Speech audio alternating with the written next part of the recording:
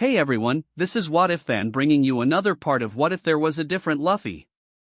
You can find the fanfic title and the original author's name in the description below. Please make sure to support the creator.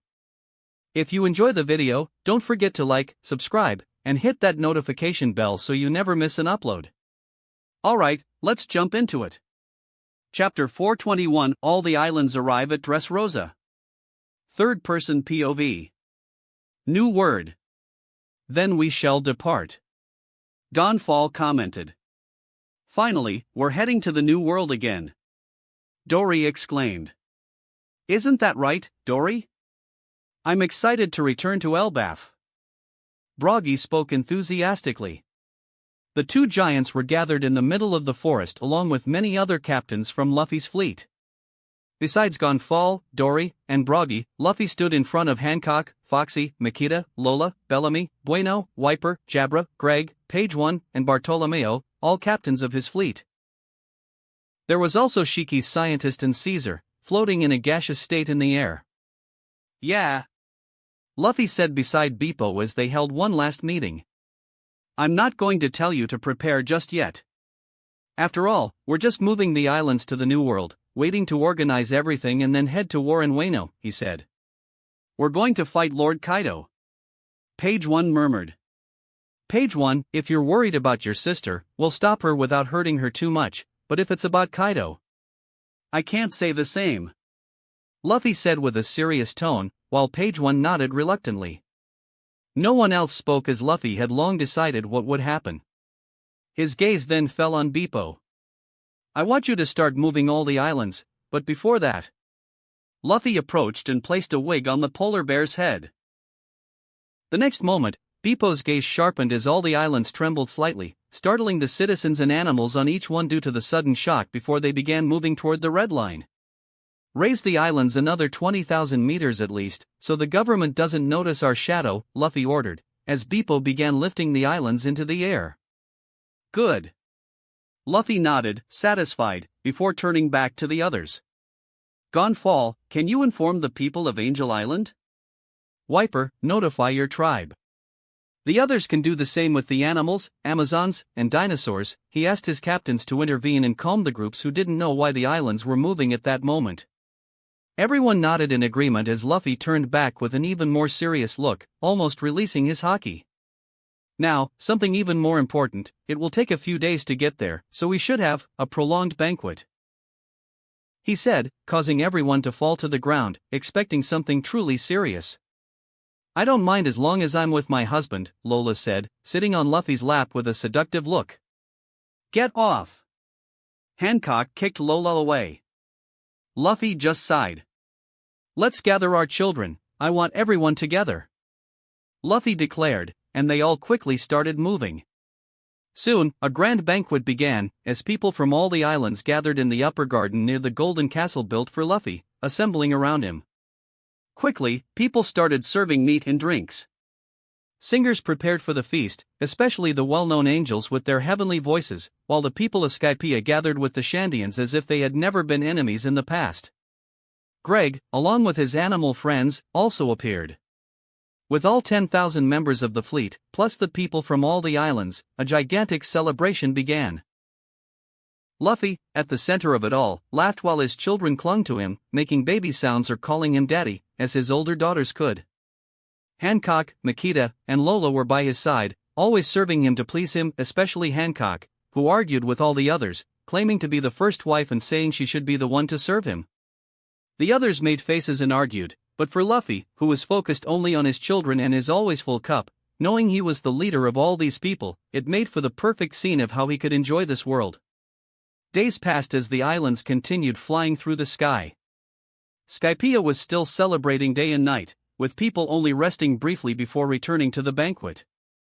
Beepo kept a serious gaze forward as he continued guiding the islands, following an eternal pulse to Dressrosa.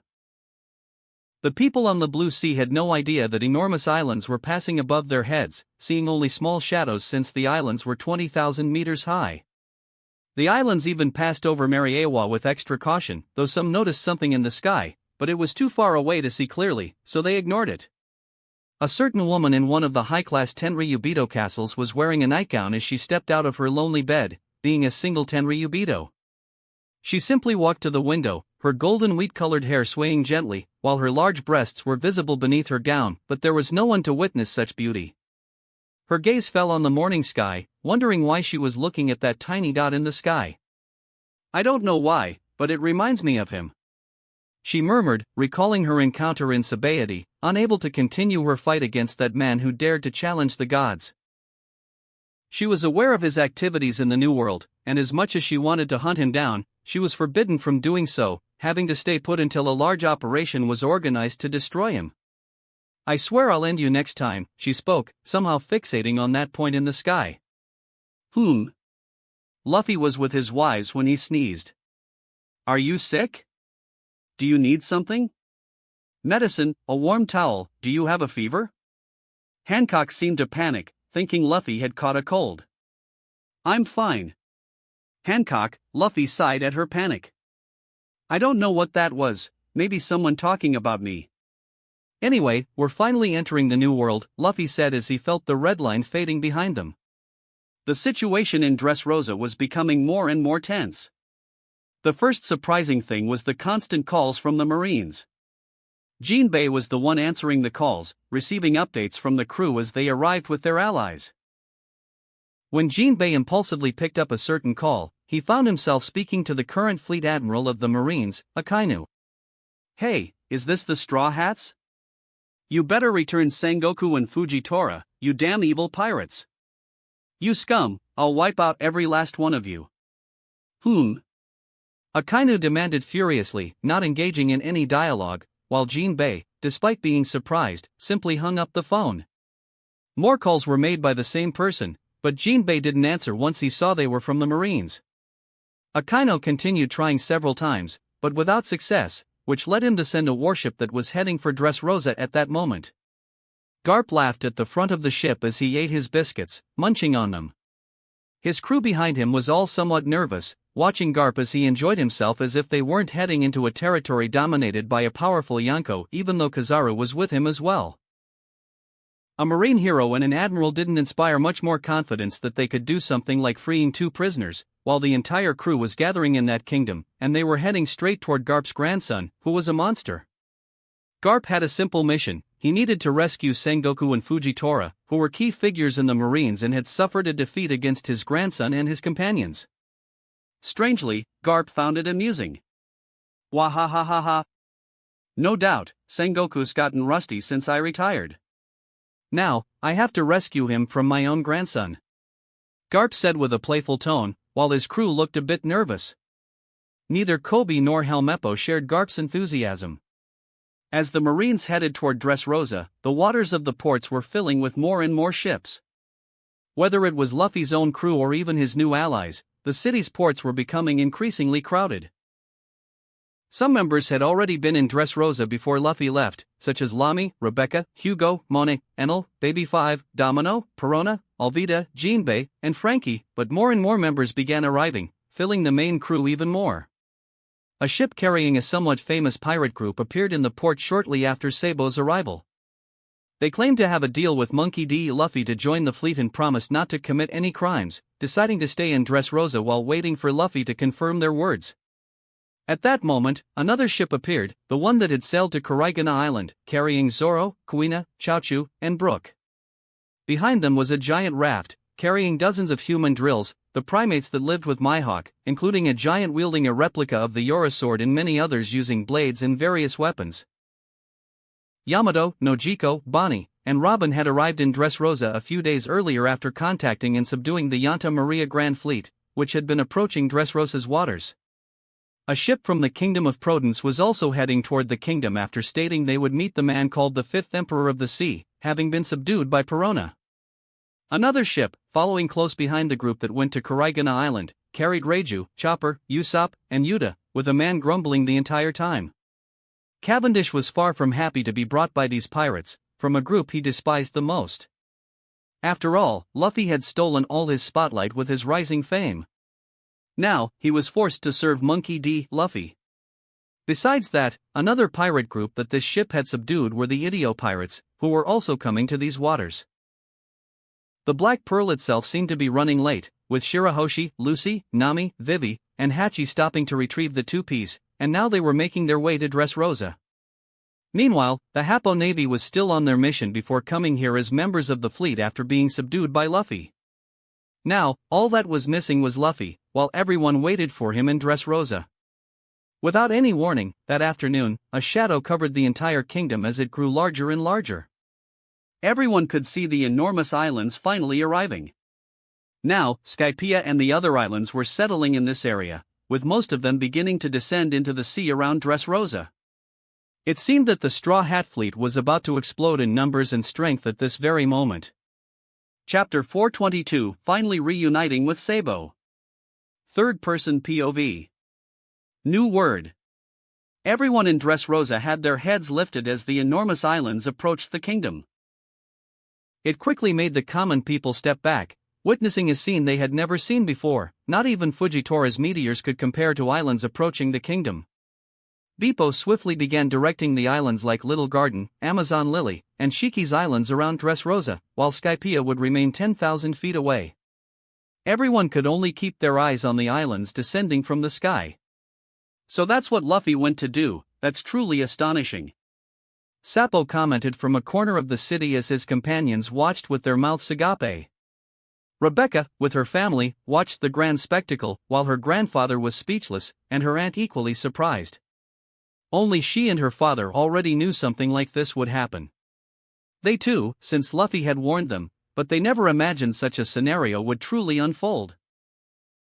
Most of the Straw Hats just observed with calm eyes, as Luffy had made it very clear that this would happen, but the sight of islands flying across the sky and descending was still incredible to some.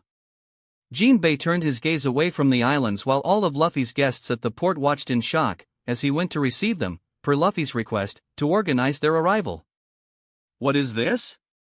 Cavendish, trapped on the ship, looked on in astonishment, watching the scene from a distance. Looks like we'll all be reunited again, Usopp commented, watching Beppo do his job from afar. Attention, command. We're observing Dressrosa from a distance, islands falling from the sky. Near those waters, a group of marine ships was gathered, watching the scene as they relayed the information back to command. On those ships were several ranks, even vice-admirals, called to these waters after the Navy's disastrous operation to capture one of the Straw Hats. Now they had to wait for major reinforcements to arrive to negotiate with the Yonko, who had made Dressrosa their current headquarters. What did you say? Akainu slammed the table in anger while on a call with the world government at the same time. Hearing about Amazon Lily frustrated him, still remembering the episode when he went after the island and was made a fool by his enemies, a humiliating experience for him when he found out the island had been removed. So, as we suspected, they removed Amazon Lily using the Fuwa Nomi. We shouldn't be surprised by this. The disappearance of Little Garden was also caused by that fruit, and we were still investigating why the island suddenly vanished. The voice of the elders was heard. Akainu couldn't say anything other than remain frustrated and command his marines to succeed in this mission, which was more of a negotiation than an actual confrontation. After all, the Navy was in a critical position, with one admiral injured and 2 captured by the enemy, even if one was retired. Meanwhile, the islands continued descending, lifting the sea as they struck the waters, beginning to stabilize after some small tsunamis caused by their additional weight in the ocean. Grand Tesoro seemed small as, on all its sides, the islands started to stabilize. Well, we're finally back, Luffy said with a smile in the Kuja Palace. He had asked the people of Skypiea to keep the island in the sky, as there was no point in having a sky island on the ground.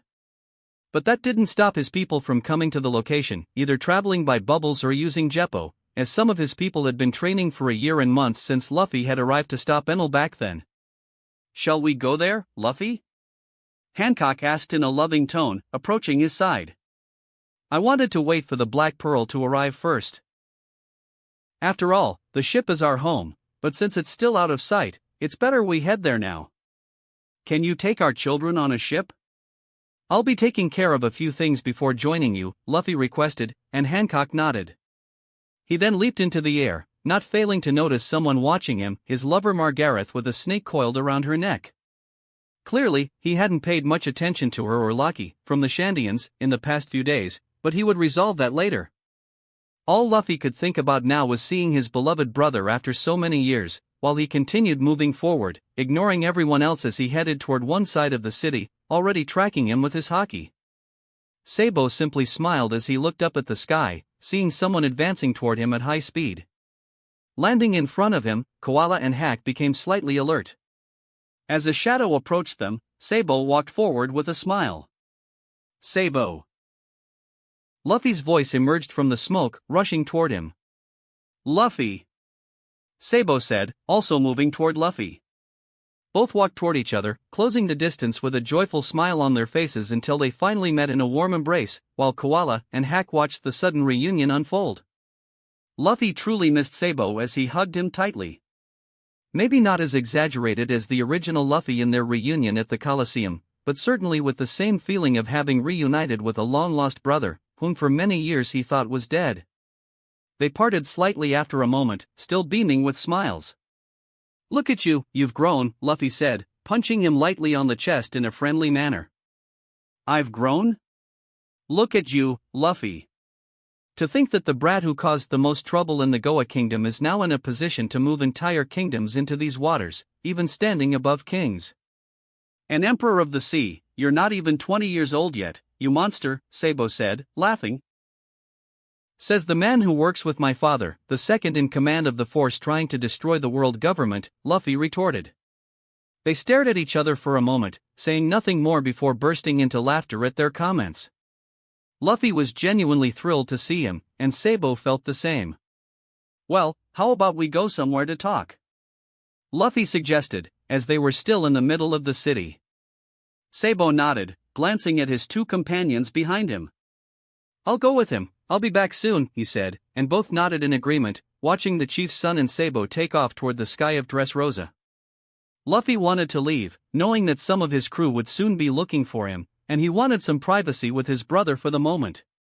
They ended up leaving Dressrosa, heading to one of the islands Bepo had just landed. One of the islands inhabited by dinosaurs that seemed to be fighting among themselves, while others watched and roared as if they were in the middle of a championship.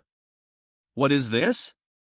Sabo looked astonished, seeing dinosaurs attacking each other almost like humans, even more surprised when they began using haki to clash.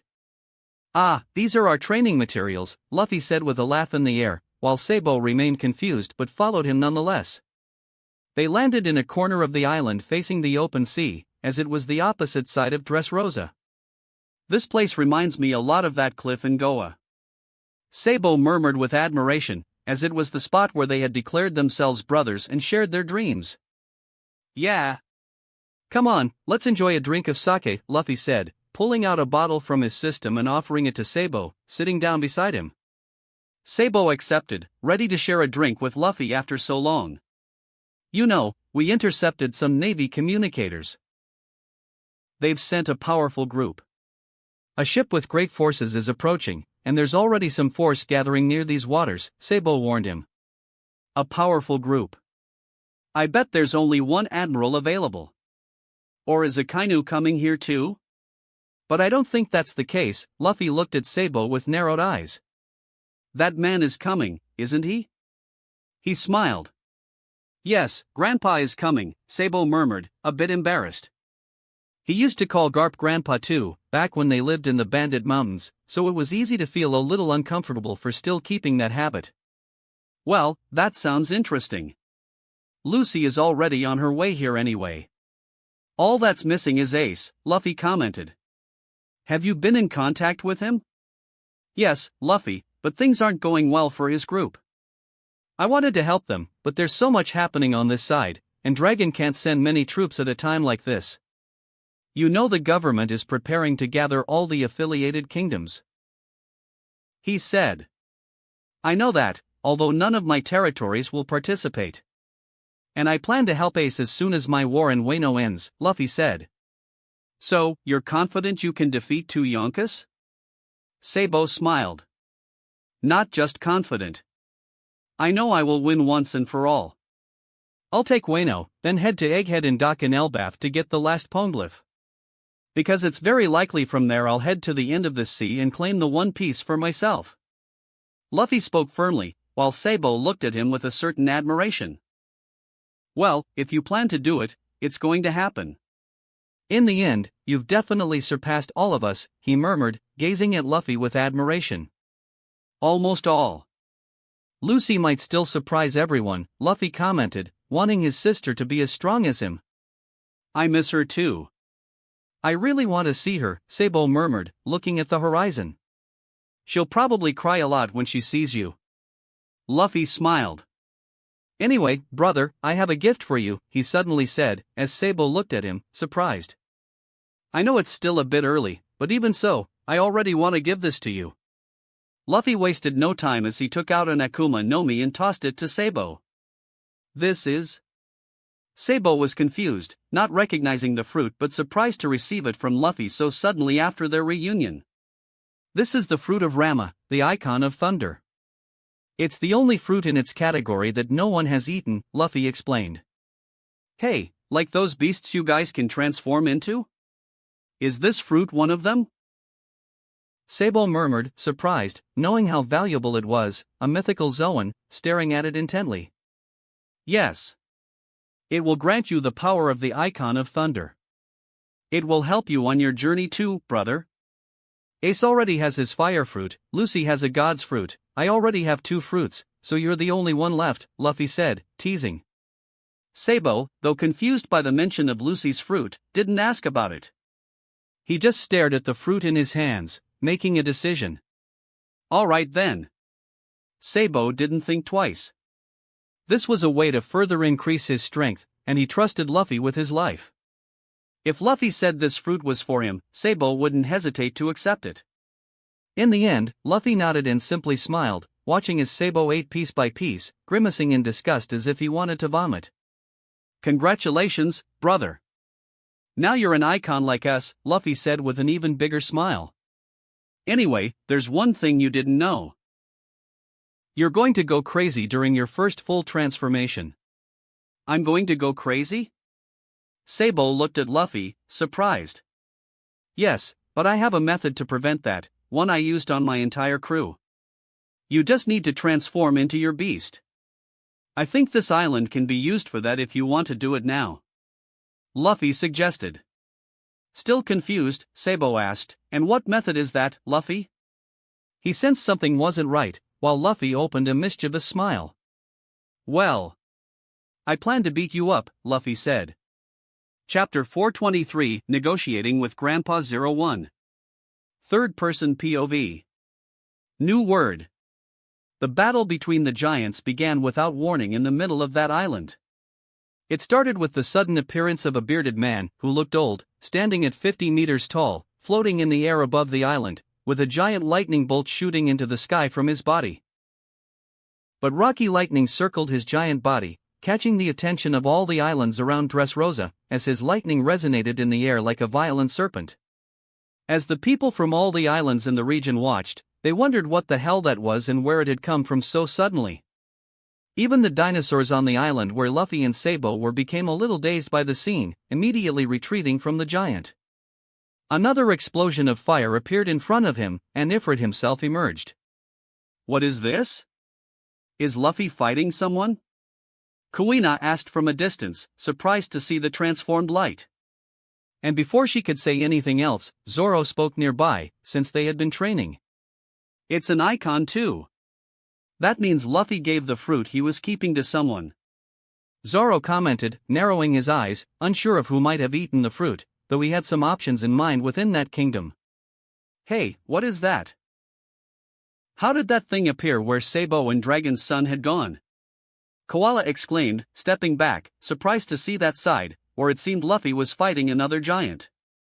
She recognized Ifrit from the photos of Marineford and other newspapers. Ifrit was Luffy transformed, but the old giant generating lightning was unknown to everyone. Who is that, imitating the power of a god?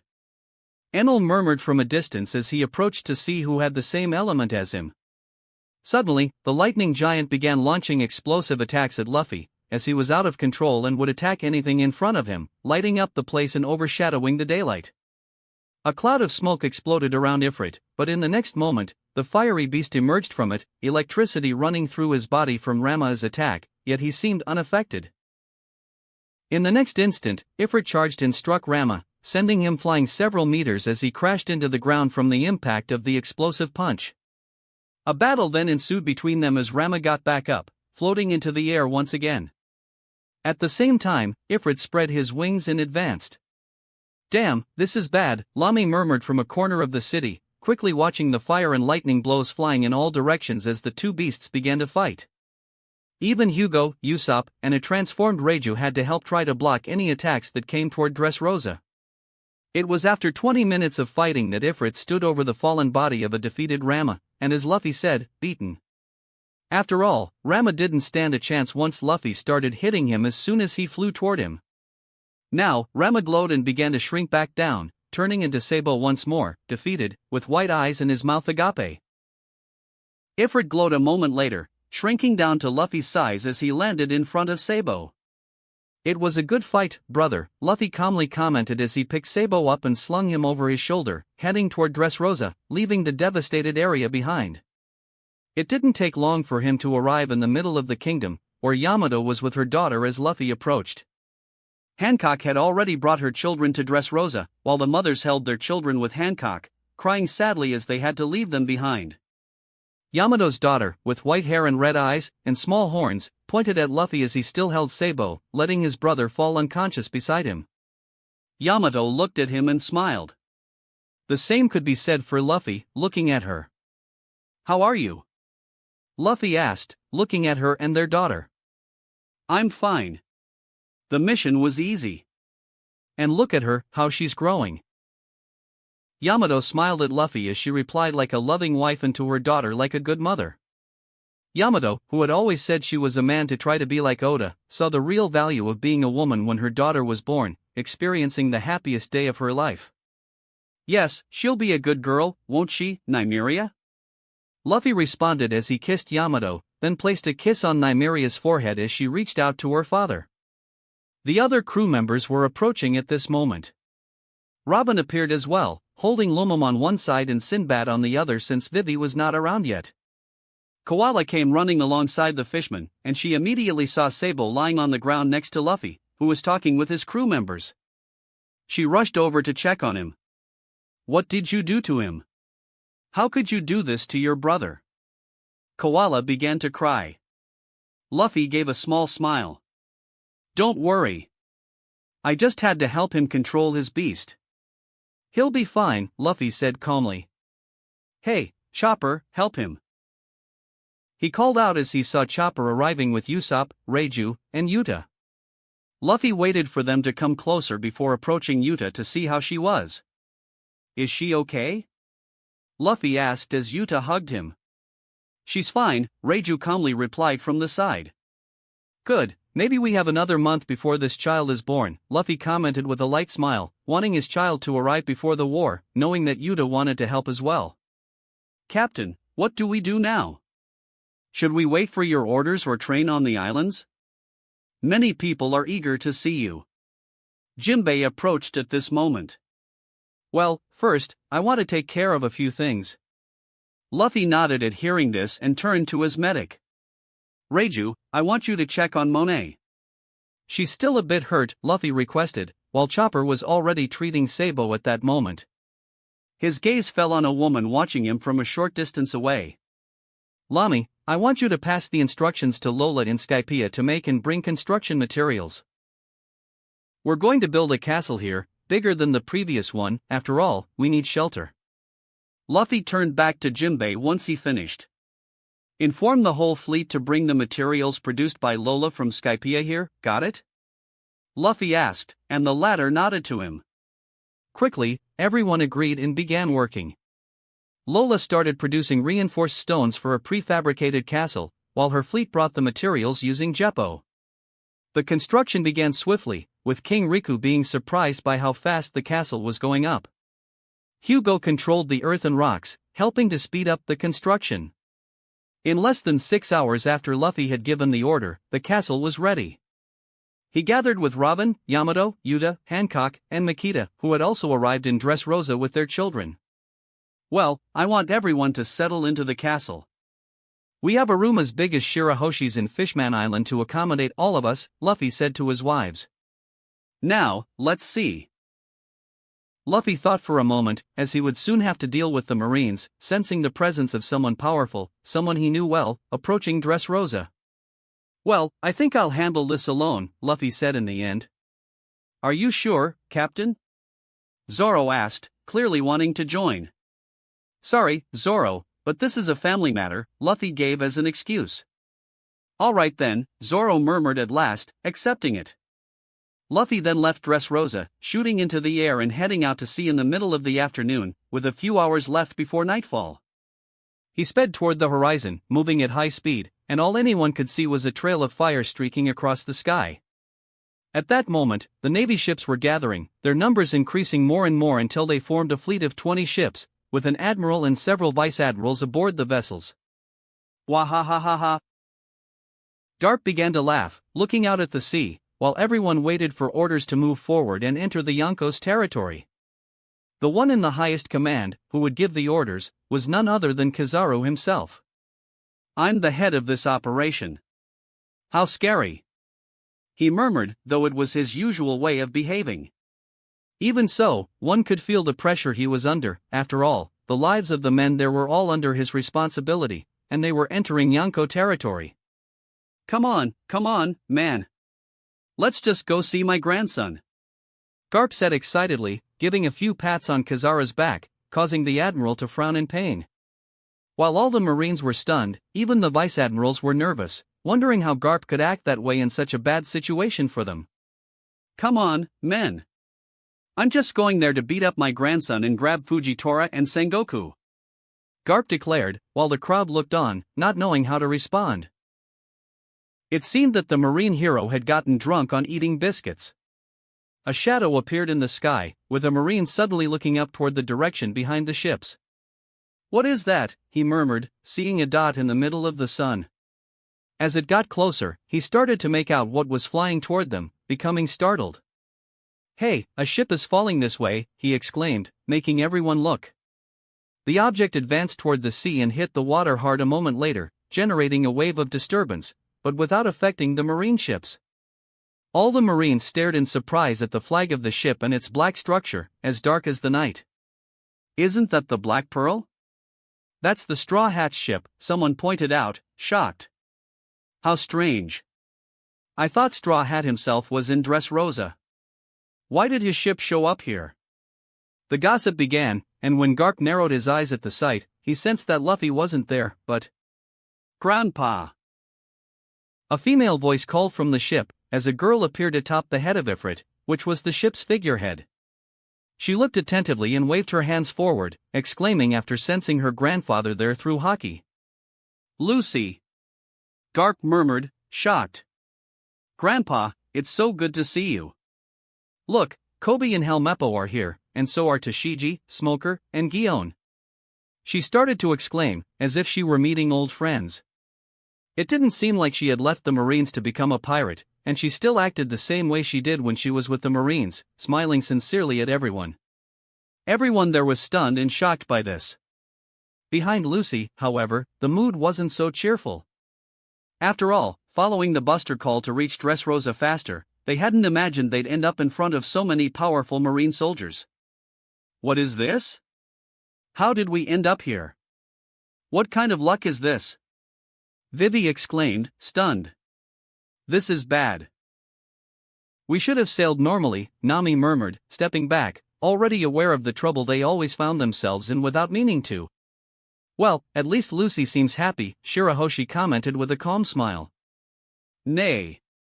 This is bad. Hachi murmured, while all the animals, Megalo, Laboon, and Karu, along with the two-piece crew, were right behind them, most of them trembling in fear. While Lucy was on the ship, visibly happy, she didn't seem to realize that at that moment, standing in front of all that Marine strength could be something dangerous. Meanwhile, far off in the sky, the air was being torn apart by the sound of flames. Well, it looks like they got here before me, Luffy murmured as he flew through the air at high speed, getting closer to them, already sensing the presence of his favorite ship through Haki, along with his sister, his wives, companions, and even his grandfather. Chapter 424, Negotiating with Grandpa 02. Third-person POV. New word. Garp took a step in the direction where the Black Pearl had stopped while maintaining a somber look as he passed by everyone on the ship, reaching the back since all 20 ships were facing Dressrosa. Lucy. Garp raised his eyes to meet his granddaughter, who was still smiling at him, clearly unconcerned that they were now enemies. Grandpa. I missed you, she exclaimed, while the crew behind her, excluding Shirahoshi, was quite cautious about the situation. Garp didn't speak as he simply crouched, his knees flexing, and shot off the ship toward his granddaughter's pirate ship. Grandpa. HM? Lucy didn't even have time to react as Garp grabbed her, startling her. What are you doing, Grandpa? Lucy exclaimed angrily as she was lifted into the air by her clothes, Garp grabbing her by the shoulder. What am I doing? I'm going to discipline my granddaughter for becoming a rebellious pirate, he exclaimed with a stern look, while Lucy tried to break free from his grip. I may be a pirate, but I still fight for my own justice, Grandpa. Lucy protested. A pirate is a pirate. Garp yelled right in her face. Even Shirahoshi was a little worried, along with the others this time, upon witnessing this scene. What should we do? Hachi murmured. We have no choice, we must fight the Marines. Vivi said with a firm tone. Hurry, let's go. Nami responded, conjuring claws in the air as she advanced. Garp looked to the side as 4 members of his grandson's crew appeared, Hachi wielding 6 swords, Shirahoshi the Sea King, Nami with her air claws, and Vivi generating wind with her devil fruit. So, you all want to fight as well, brats. Tell me, have Luffy's daughters been born? Am I a great-grandfather already, huh? Garp took the opportunity to ask something he had been curious about for the past year. Luffy's daughters? Lucy murmured, stopping her struggle for a moment as she thought about it, before smiling at her grandfather. Yes, Luffy had Aurora and Luna with Boa Hancock, which makes me an aunt. Lucy exclaimed, causing Garp to raise an eyebrow. Her granddaughter didn't stop there and continued talking. And not just them, he had 3 more children. So, actually, I'm an aunt of 5, she said cheerfully. 5? Garp's mouth dropped open upon hearing that. He knew that with Luffy being surrounded by so many women, he would eventually have more children, however, this was more than he had predicted. Yes, Luffy had 3 girls and 2 boys. And there are still 2 more on the way.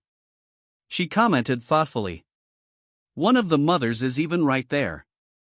She pointed to Vivi, knowing there would be no problem telling her grandfather this. But Vivi didn't like that and pointed at Lucy. Hey, don't spill things so easily and don't involve my Sinbad in this, she exclaimed, showing shark-like teeth. At that moment, Garp, who was surprised and silent, looked at Vivi and then at Lucy. Really? He asked. Yes. Lucy said, still smiling. Garp remained silent. Grandpa, are you okay? You look like you're about to cry. Lucy suddenly asked, seeing Garp visibly emotional. It's nothing, just got something in my eye, he murmured, while this confusion unfolded on the Black Pearl, with the Marines watching the scene, confused, not fully understanding what was happening, waiting for any signal of conflict or an order from Garp to resolve things. After all, it was his granddaughter there, and no one wanted to interfere in such a personal matter without the Vice Admiral's permission. What should we do, Admiral Kizaru? A Vice Admiral asked the present Admiral as he analyzed the situation. They seem to be in some sort of family dispute, how frightening, Kizaru murmured and continued, anyway, let's wait for Garp to handle this. There's no sign of Monkey D. Luffy at the moment, but I'm sure it won't be long before he shows up. After all, we're near his territory. Kizaru commented, without much hope of taking any of Luffy's crew members hostage, as the last plan had gone horribly wrong. Well, that doesn't matter now. Kizaru murmured to himself, waiting to see how things would unfold. Suddenly, Garp returned to his usual self, his serious gaze still focused on his granddaughter. Let's forget about that, and now I declare that you are under arrest, because you're a pirate," he said simply to his granddaughter, while Lucy, her eyes wide open and now worried, looked at him in shock. "Wait, you can't do this to me, Grandpa," she exclaimed, almost in despair, as if she was already being taken to impel down.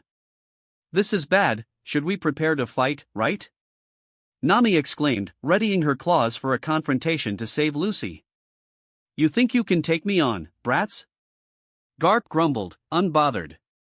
But before they could continue, Garp stopped, turning his eyes to a corner as if trying to see something behind him. Kizaru was looking at the sky, along with many vice admirals, their observation haki more refined. "It seems he has arrived after all," Kizaru commented. "You should go a bit easier on your granddaughter, Grandpa."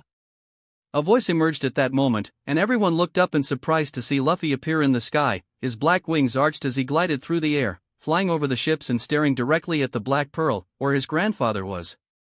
"Luffy ie!" Lucy exclaimed joyfully, while the rest of the crew looked on with a sigh. Garp turned his body toward his grandson, a small smile forming on his lips, but with the same determined gleam in his eyes. "You finally showed up, brat.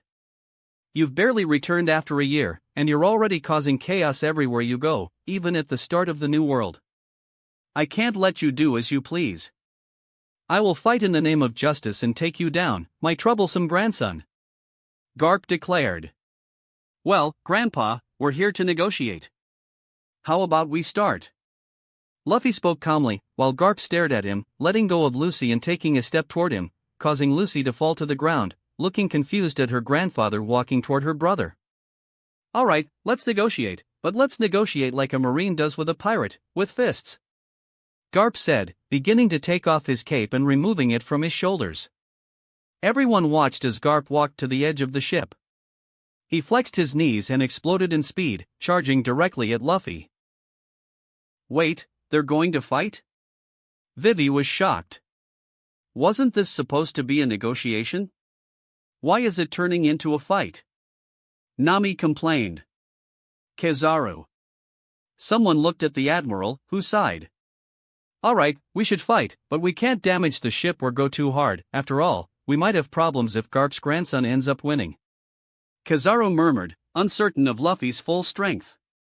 But knowing that Luffy had taken down 2 admirals and left another in critical condition, he was clearly stronger than the reports had suggested, especially since he had shown new powers from his devil fruits, making him even more of a monster.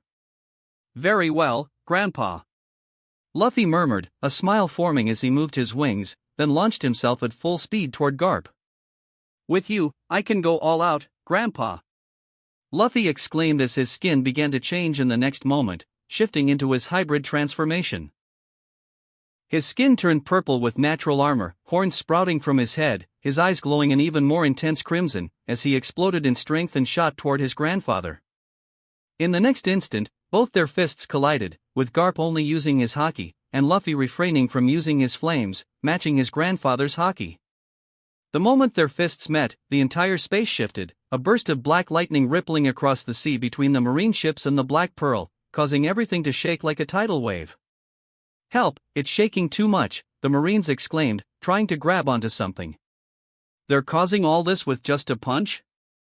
It's almost like we're back at Marineford, in the middle of those monsters, with chaos happening all around, and we could die at any moment from a stray attack," Helmeppo exclaimed next to Kobe. He was aware of how Luffy had left him in the East Blue, with fewer teeth, broken bones, while mercilessly killing his father. Even though Luffy was in a critical state, Helmeppo felt anger toward him for that, but he recognized that he could never do anything against that cruel pirate. His anger had turned into fear when he saw him again at Marineford. After all, who could deal with these monsters? Vice Admiral Garp. Luffy. Kobe murmured, watching the battle between true warriors of the sea, as his gaze shifted to the Black Pearl with Admiral Kizaru's orders. Kobe simply jumped into the air and rushed at full speed toward the Straw Hat ship. "Kobe!" Helmeppo murmured, and with no choice, he followed his companion. Lucy was watching the fight, ready to intervene, while her crewmates kept an eye on the Marines.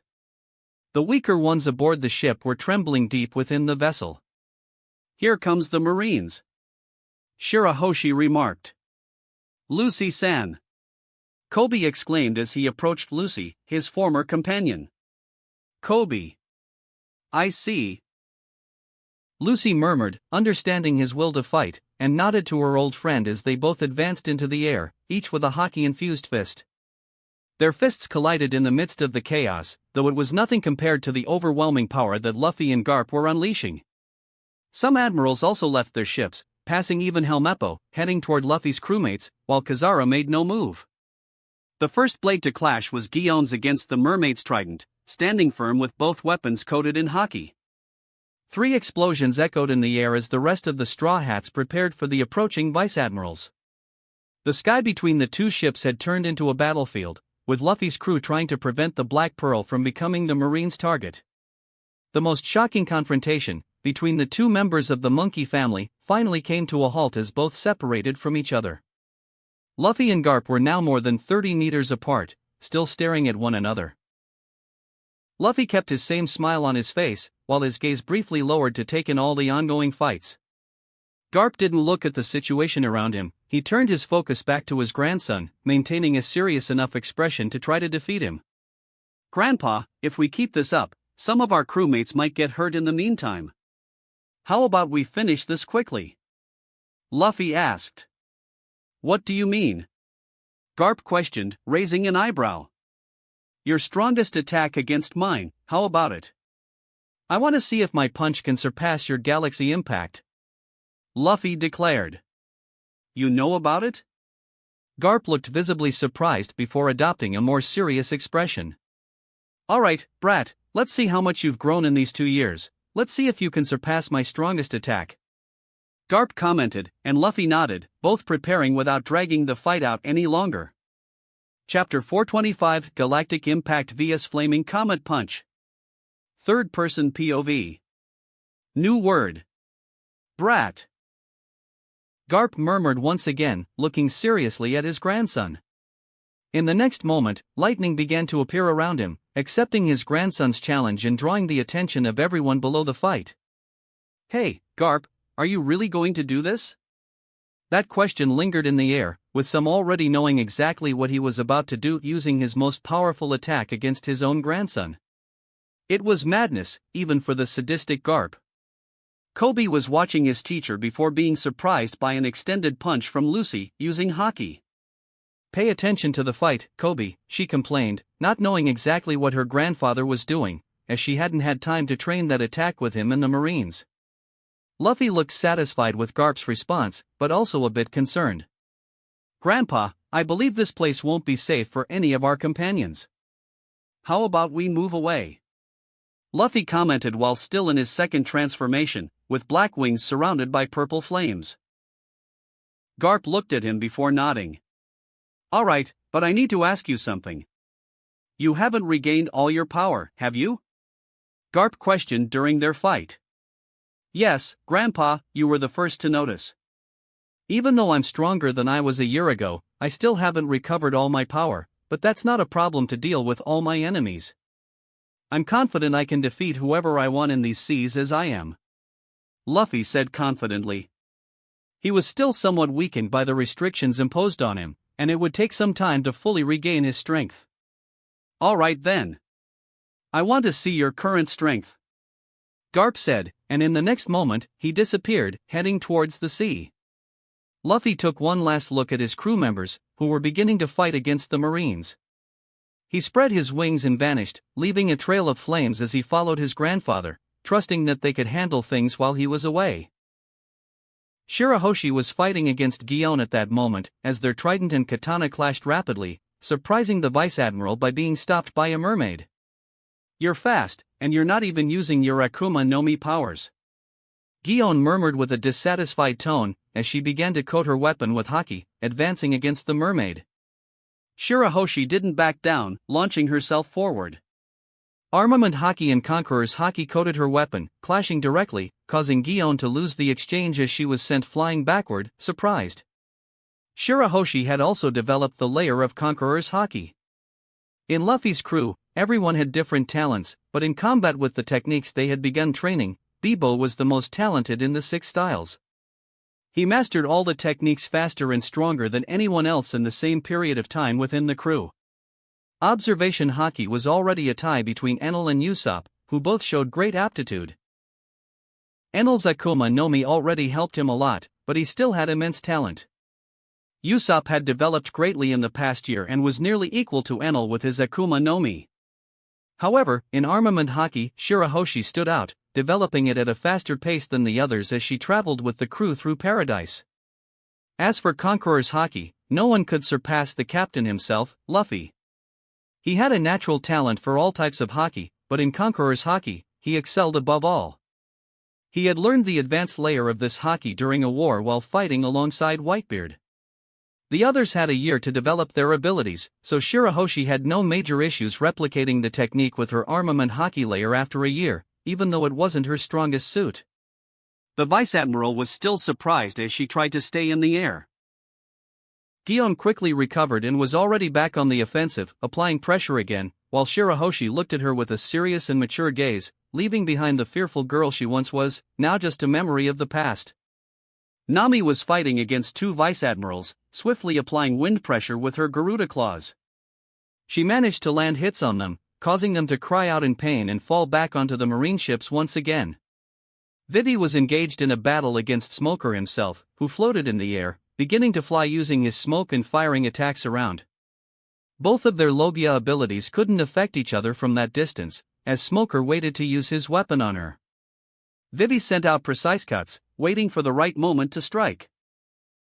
When Smoker finally got close, Vivi dashed forward, using her extreme speed, faster than Smoker himself, striking him with Haki and making him roar in pain before being sent flying onto the ship as well, while an explosion echoed across the deck.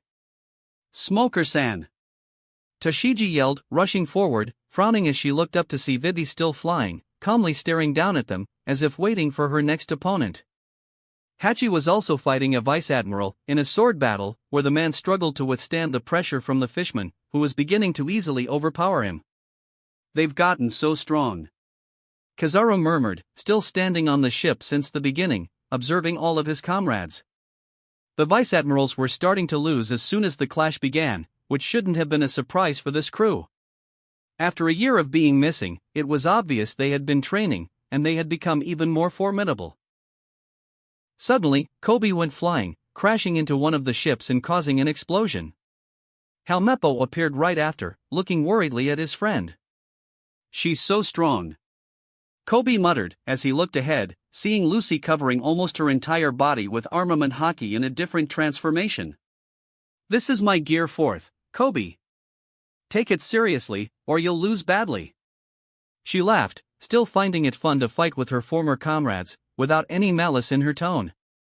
It was as if she was having a reunion, with no intention of hurting them, just for a friendly fight. "This is bad," Kizaru commented, hearing Lucy and watching her raise her fist and charge forward. Other Vice Admirals approached to stop her, but Lucy began dodging their attacks, as if she were enjoying herself, easily striking each of them. With no choice, Admiral Kizaru transformed into light and advanced. "If I don't damage their ship or seriously injure their crew, he won't get really angry, right?" Kizaru thought as he moved forward, appearing in front of Lucy and delivering a kick before she noticed. "What?" she exclaimed as her body flexed like rubber, absorbing the full impact. Kizaru raised an eyebrow since, even with Haki, she could still use her rubbery ability, something very strange. Nevertheless, she went flying, screaming, before starting to step on the air and stabilize herself again, still using Jeppo. In her Gear 4th, her body emitted smoke and was covered in Haki. Although she wasn't as large as Luffy in his original transformation, this form prioritized speed like her Snake Woman form. "You're too fast, Kizaru-san," she commented with a smile, as she launched an attack from that distance, stretching her Haki-coated arm. It veered to one side before hitting an invisible wall in the air, then changing direction like a snake. It kept advancing with each curve towards Kizaru. The Admiral decided to act then, transforming into light again. He quickly darted forward, dodging the attack with his zigzag movements, trying to reach her. Lucy saw him appear again, a blinding light before he kicked her, but she had already anticipated it. While one of her arms remained extended, her body suddenly inflated as if absorbing all the air around. Kizaru's kick landed on her belly, sinking into her rubber ball-like form. He felt the pressure and was sent flying backward without any effect this time. As he recovered, Lucy used her other arm to land a punch on him. Kizaru felt the pain as the hit landed squarely on his stomach, sending him flying a considerable distance before returning, touching the struck area and looking at Lucy with an impressed gaze. "Incredible!" Kizaru commented, preparing to continue the fight, seeing that Garp's granddaughter had truly become powerful enough to face an admiral, which was a great loss for the Marines. At that moment, as he readied himself to fight again, he felt something. And it wasn't just him. Everyone who was fighting suddenly felt the pressure, and their eyes turned toward the horizon, where Luffy and Garp were. "What is that?" the vice-admirals murmured, as the air seemed calm on that side. But if they paid close attention, they could now see the pressure in the air changing. It began to glow with a crimson hue on one side and an amethyst hue on the other, as if both colors were preparing to collide. Luffy was there, looking at his grandfather from over 500 meters away, starting to prepare his punch, which was glowing intensely, while Garp did the same, with red lightning radiating with all his might, embedding Conqueror's Haki in Armament Haki. Luffy was doing the same, starting to shine.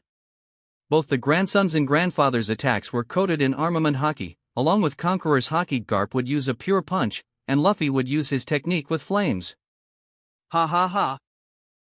Garp suddenly started laughing amidst the lightning, not knowing if it was out of joy or excitement. Luffy, on the other hand, kept his focus but felt a little happy about it. It was clear that, in that moment, his grandfather was acknowledging his strength, something he considered a higher form of recognition, coming from the hero of the Marines.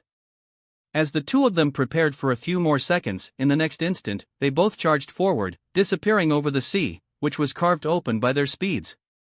They advanced toward each other, moving faster than the sea could react.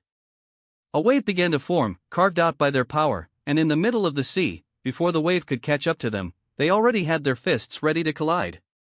Galactic impact! Garp exclaimed, swinging his arm. Flaming Comet Punch! Luffy called out, throwing his punch forward. In the next moment, everything seemed to return to normal, as both fists were connected. A vision of Goa Kingdom appeared at that moment, showing Luffy on his grandfather's shoulders, laughing, while Lucy had her arms stretched out to him, as if she were on a swing, laughing as well. Garp kept a smile on his face as he watched his two grandchildren playing. It was a strange image, but their Haki had connected them to it. There was no sign of power between them at that moment, with both fists connected without Haki or Devil Fruit powers, while the sea continued advancing at the speed they had created. Everything stayed like that for a while, with more images appearing as they stared at each other, both maintaining smiles on their faces, with that static scene. But everything would change, because in the next instant, everything exploded with an impact, sinking the sea below, similar to the pressure Luffy caused at Marineford. Conqueror's Haki, Armament Haki, and the purple flames exploded from the collision.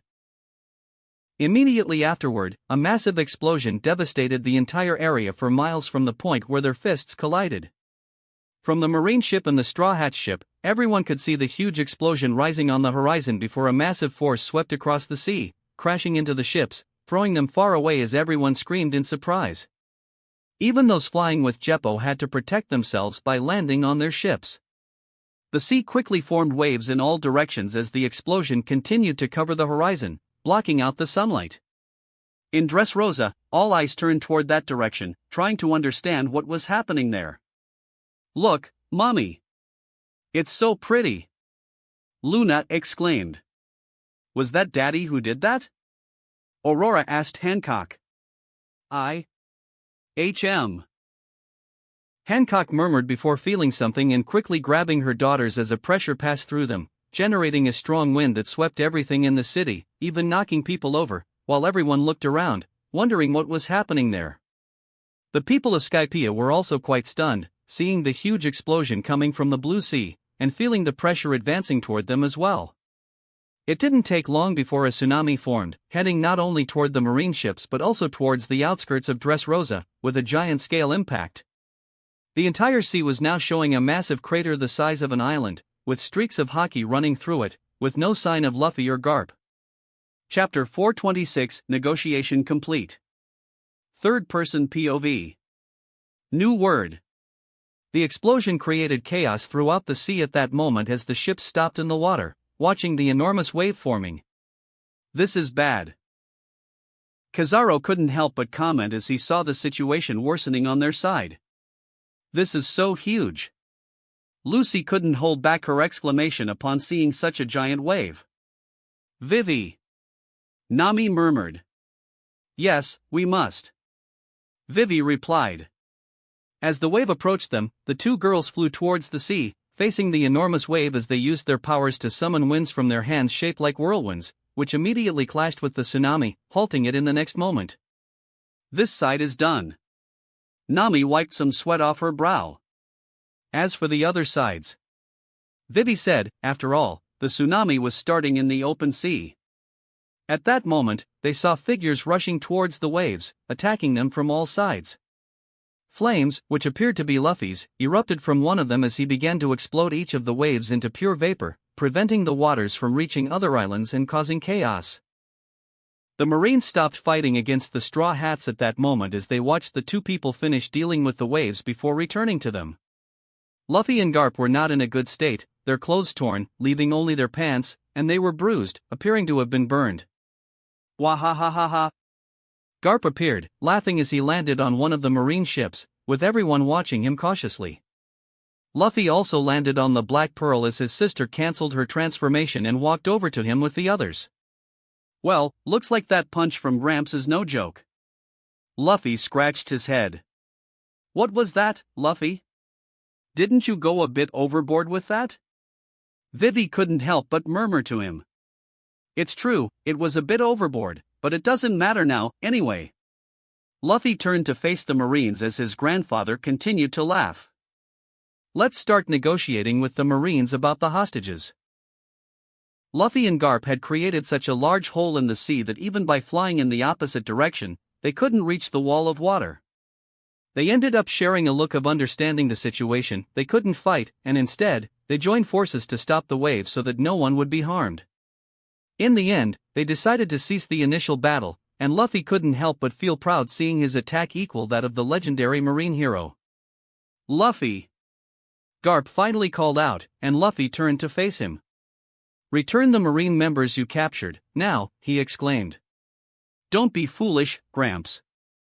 I won't return them just because you want me to, let's negotiate. Luffy crossed his arms. Fine. Garp began cleaning his nose as he walked back to stand next to Kizaru. You're the one leading this negotiation. Good luck. Wahahaha. Garp started laughing while the Admiral sighed. Alright, tell me what you want, Monkey D. Luffy. Kizaru stepped forward this time, taking a step ahead of Garp. Kizaru, it's been a while. I hope you're doing well. Luffy spoke as if he were meeting an old friend since he held no grudge against Kizaru. Along with Kuzan, they were the admirals who hadn't angered him to the point of trying to kill them. Well, you can't speak like that with me, we're enemies. Kizaru murmured softly, but Luffy was paying attention to the other members behind him. Smoker. Gion. Ha, you haven't changed at all. Not you either, Kobe, I hope you've gotten stronger. Luffy greeted everyone. Some looked at him confused, others with serious eyes, while Gion didn't seem to have a favorable expression toward Luffy. Anyway. Luffy turned back to Kizaru. I'll release Sengoku if the government doesn't interfere in the war against Kaido and Big Mom. Luffy declared. And Fujitora? Kizaru asked. He'll stay imprisoned until further notice. After all, I need to protect my territories, and he will be my hostage so you won't attack the area. Besides, I want a declaration about this in tomorrow's newspaper. After all, I don't just trust the government's words, and I want to put its credibility in check. He can chase after me if he wants, but will people trust the government as much after that? Luffy asked calmly. Originally, they interfered in the news about Doflamingo being dissociated from the Shichibukai program to help him deal with Luffy and the others, but at the same time, it sowed the seeds of doubt among the people, proving that the government could manipulate information as they saw fit. Actually, that's exactly what I want. Luffy hoped the government wouldn't fulfill its part, as he needed the people's trust in them to be a little shaken. This would weaken their foundations enough so that someday he could completely destroy them. After all, he couldn't just be someone who destroys. He needed to show the world why he wanted to destroy the government and how that would impact people's lives in this world. At least in the battle in Wano, they could hold back while he kept Fujitora under custody. Well, I'll have to talk to my superiors about your demands, Kizaru commented. Then feel free. I'll wait here with my crew. Luffy turned his back on the marine ship as everyone watched him walk back to his crew. Kizaru ended up having to handle 2 Den Mushi while Fleet Admiral Akainu and the 5 elders discussed Luffy's demands. Akainu didn't like it at all, not hesitating to raise his voice to his superiors. In the end, other members of the Marines saw this. While aboard the ship, Monkey D. Luffy threw a banquet with his crew as they laughed and chatted about everything, showing how shameless the pirate was, behaving like this in front of such a powerful Marine force with complete nonchalance. That damn Luffy, Garp said with some frustration, watching Luffy having fun right in front of him, while his subordinates didn't know what to say. In the end, Kizaru stood up and approached the edge of the ship. Monkey D. Luffy, the government accepts your demands. You must hand over Sengoku, and we'll seal the pact, but you must release Fujitora after the war, Kizaru said in a lazy and slow voice. Well, looks like everything went well. Luffy got up with a piece of meat in his mouth, smiling at the admiral. I accept your conditions. Let's head to Dressrosa with just 1 marine ship following the Black Pearl. You can leave her with your companion, Luffy said, and Kizaru nodded. Unsurprisingly, it was Garp who was chosen for this, as they made way for the Black Pearl to pass. Goodbye. Luffy gave a small smile to Gion on one of the ships, while the woman seemed very uncomfortable with his interaction with her. The ship with the dog figurehead quickly followed the Black Pearl as they left those waters behind and sailed toward the horizon. It didn't take long for them to reach the islands surrounding Dressrosa, with some still floating in the sky at a little over 1,000 meters, encircling the area to accommodate all the territories. So, this is the Brat's territory. Garp couldn't help but cross his arms, looking with some admiration at the scene before him. He had never seen so many islands in one place, not even Big Mom had this. And Luffy had only put the islands there a few hours ago. He hadn't even started organizing them yet, intending to bring more kingdoms here with Bippo's help. Incredible, are they suspended in the air thanks to the power of the Fuwa no Mi? Kobe couldn't help but murmur in awe. Yes. That's why no one could find him this past year. The Brat was hiding in the sky the entire time. Bwahaha, Garp said before starting to laugh. The Black Pearl finally docked at the port as all the members disembarked, with Nami and Vivi sighing, Lucy and Shirahoshi smiling, while Laboon and Hachi were excited. On the other hand, Two Piece, Karu, and Megalo still seemed quite frightened by everything that had happened at sea. We've finally arrived. Luffy was pleased that the castle was finally ready and his crew was back together. Luffy, why is your grandfather here? Yamato approached Luffy at that moment, carrying Nymeria in her arms. We're returning a prisoner, so he's here to escort him. Luffy shrugged as he approached his daughter, patting her on the head. Where are my great-grandchildren? Garp's voice rang out at that moment as he jumped off the ship, not caring about appearing in enemy territory as long as he could see the next generation of his bloodline. He finally appeared in front of Luffy and his crew, gathering at the front of the ship as he saw the white-haired girl with red eyes and horns, standing between Luffy and Yamato. This is my great-granddaughter. He approached, still dirty and bruised from the fight, while Luffy just watched as his grandfather picked up his daughter. Nymeria didn't cry at the sudden grab, even though she was just a baby, but she looked confused at Garp. The Marines took Nymeria. Lucy exclaimed from the other side, startled and ready to confront her grandfather to rescue her niece. Wahahaha. It's good to see the monkey family getting bigger. Wait, is she the daughter of Kaido's daughter? Garp laughed and looked at Yamato with a furrowed brow. So she's also Kaido's granddaughter. What makes me part of that bastard's family? Luffy, go to Wano and punch him for me, saying I'm the best grandpa. Garp exclaimed. Luffy didn't know what to say to his grandfather's declarations as he saw Garp smiling at Nymeria while lifting her as high as he could. The little girl seemed to enjoy it, making baby sounds. "I've decided," he exclaimed while everyone looked at him cautiously. "I'm going to make her the strongest marine." Garp's statement made everyone look at him as if he were an idiot, even the members who had come with him on his ship. "Wahahaha! You think you can just take my daughter like that, you bastard?" Luffy roared before starting another fight with his grandfather. The two admirals were in their cells when the door opened, revealing Luffy standing in front of them. "Monkey D, Luffy," Sengoku murmured through clenched teeth, while Fujitora remained silent. "Well, Garp is here to pick one of you, and you'll be sent with him, Sengoku," Luffy stated. "You're keeping an admiral," Sengoku growled, not pleased with the idea. "You could say that. I'm trying to protect my people, and besides, you were the ones who started all this trouble, now I'm taking measures against it." Luffy spoke in a neutral tone. No one said anything else. "Let's go now, your ship is waiting outside. As for you, Fujitora, we'll talk later. I'm sure your stay in this kingdom will be quite interesting," Luffy said, while the admiral remained silent once more. Sengoku stood up, still wearing the sea stone chains, as Luffy locked the cell again. They headed outside towards the port, arriving at the location where Vivi appeared in front of them with a worried look. "Luffy, you have to stop your grandfather," she declared as Luffy turned to see the scene before him. Luna and Atora were having fun, calling Garp Grandpa, with Hancock looking worried. On his shoulder, Sinbad clung to his clothes, laughing along with his half-sisters. "You're not babies anymore, how about joining the Marines like your grandpa, huh?" Garp asked with a smile at the older girls, while Sinbad remained stuck there the whole time. "Yes, Grandpa. Marines, Grandpa. Mustang." Luffy's daughters didn't help with these declarations, meeting their grandfather for the first time and finding him quite amazing, while Sinbad spoke his first word, which was the name of the car Luffy had built for him. "That damn, wait right here."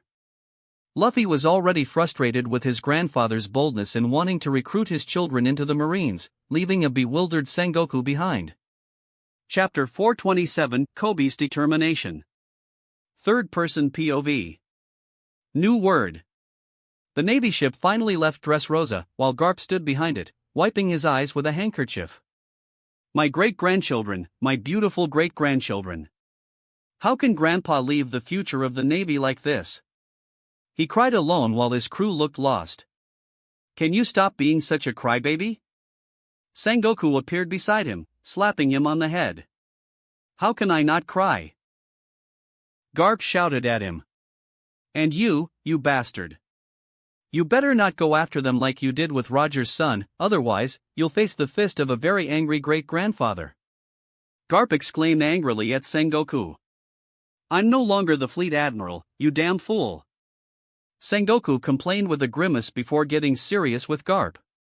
"Even so, if they became criminals when they grow up, I would certainly execute them," Sengoku said with a serious tone. "What did you say, you bastard?" Garp began releasing his conqueror's haki.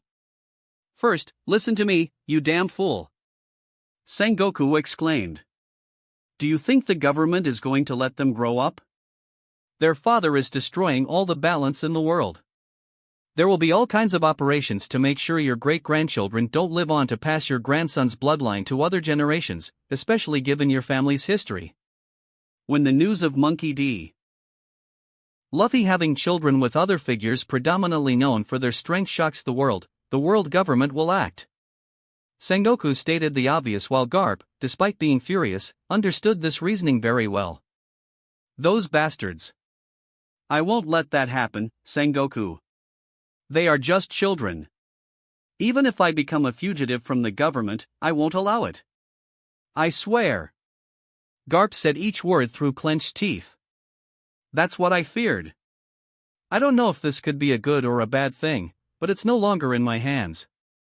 Anyway, your grandson just took a Marine admiral hostage. Let's just hope the government finds sacrificing Fujitora more advantageous than trying to eliminate your great-grandchildren, otherwise, they won't be able to do anything," Sengoku replied.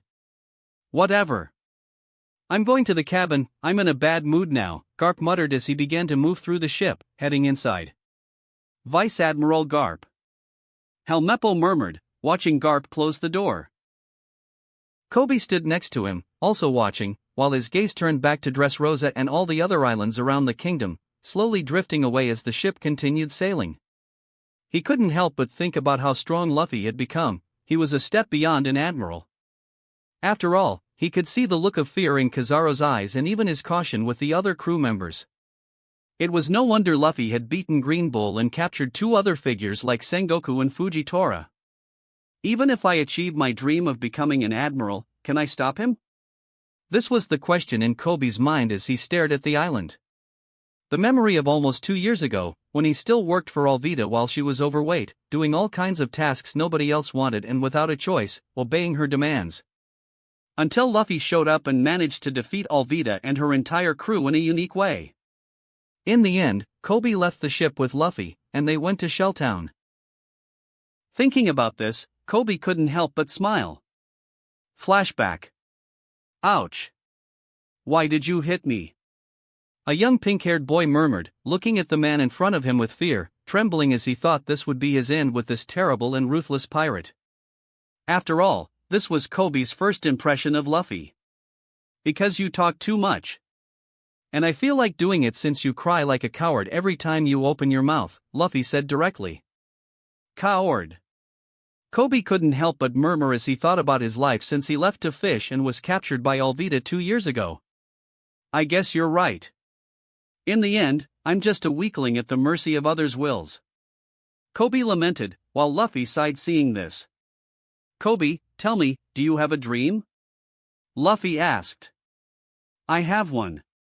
But I don't know if I'm worthy. He said without much confidence. You're already starting off wrong, Luffy said, gaining a curious look from Kobe, then continued, you don't have faith in your dream, so you'll never achieve it, Luffy concluded simply. Faith in my achieving it? Kobe murmured as they were in the middle of the ocean, now without any ships in sight. Look, Kobe, if Alvida's dream is to be the most beautiful woman in East Blue, then it'll happen if she has unwavering faith in it. You might be surprised by her the next time you see her, Luffy spoke seriously, and before Kobe could say something like, that's impossible, he continued. Just like I'm the man destined to conquer all the seas. Even if I die pursuing my dream, I won't give up believing in it. Luffy said, placing his straw hat on his head to show the seriousness of his words. Even if you die pursuing your dream. Kobe was captivated by the words of this man, even though he was quite intimidating with his bad boy demeanor. Kobe gained a new determination in his gaze, and with a clenched fist, he said. You're right, Mr. Luffy. I'll join the Navy. I'll become an admiral and capture all the pirates in the world. Poff ouch. That hurt, why did you hit me again? Kobe, who was finishing his heartfelt words, felt another flick on the side of his head. Don't say you're going to catch all the pirates in front of a pirate. Luffy tried to instill some common sense into the boy in front of him. I guess you're right. Wait? You're not laughing at my dream? Kobe asked, looking at Luffy's stoic face. Tisk, why would I laugh at someone else's dream? Luffy asked, scoffing. Remember, Kobe, in this world, people's dreams have no end. Luffy spoke seriously. End of flashback.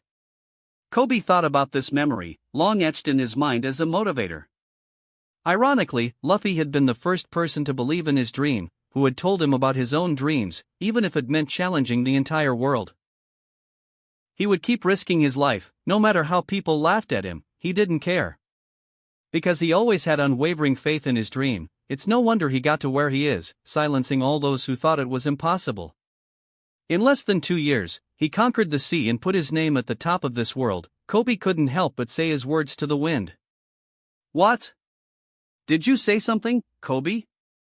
Helmeppo couldn't help but ask beside him, but Kobe didn't bother to respond as his eyes were fixed on Luffy. You're right, Luffy, even though I'm following my dream, it's still not enough. Even if I become an admiral, maybe that's not enough. I need to reach a new level. One that can rival a Yonko. Kobe couldn't help but feel a flame igniting in his heart.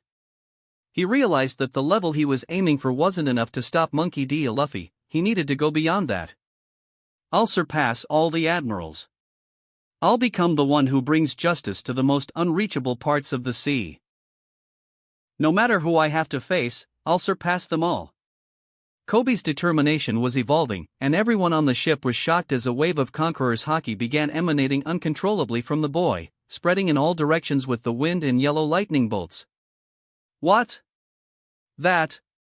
Sengoku, who was near the ship's bow, quickly turned to look at the source of the haki, shocked to see it coming from one of Garp's protégés. Kobe. Garp, who was in his cabin with his hands on his forehead deep in thought, quickly lifted his head, sensing the conqueror's haki awakening from someone he never imagined, causing even the old marine hero to lose his composure.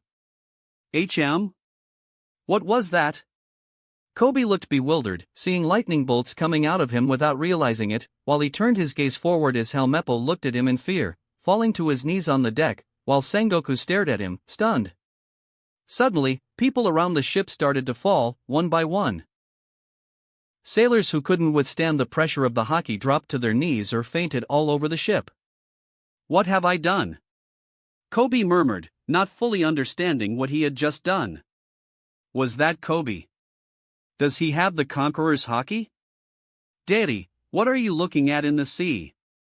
I can't see anything.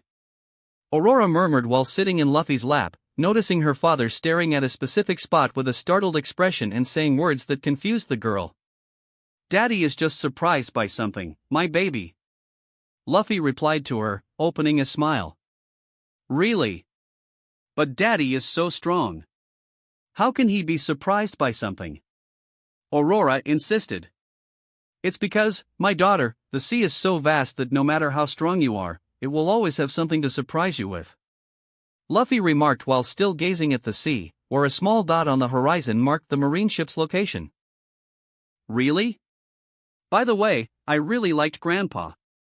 When is he going to visit us? He already left.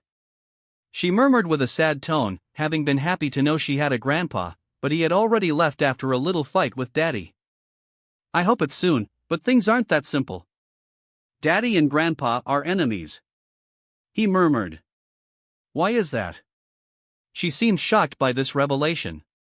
Daddy will explain later. Anyway, let's go see the others, Aurora. Luffy simply kissed her forehead and moved on to where everyone was. I hope you make the seas more interesting, Kobe. I hope you surpass even my grandfather. Luffy couldn't help but think, genuinely wishing for the Navy to have a powerful soldier who could surpass even the admirals. Luffy returned to organize everyone's stay in the new castle. He would stay with his wives, and his children would be in a room next to them when not sleeping with them.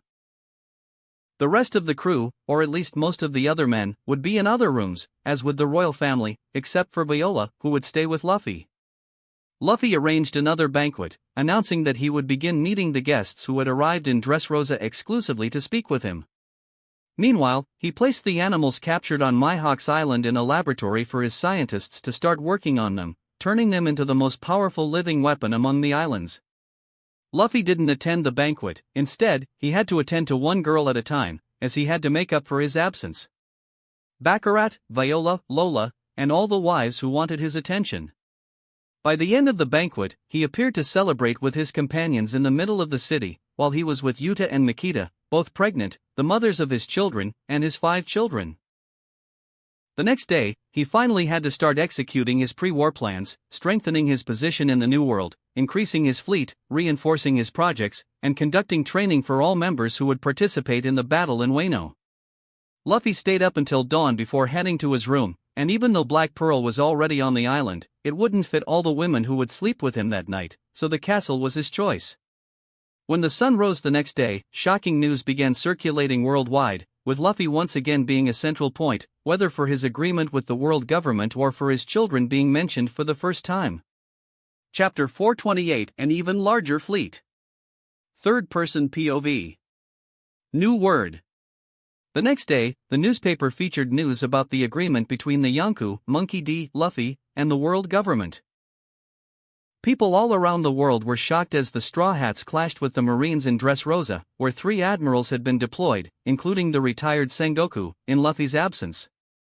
However, when the Yonko himself appeared, the tide of the battle turned against the Marines.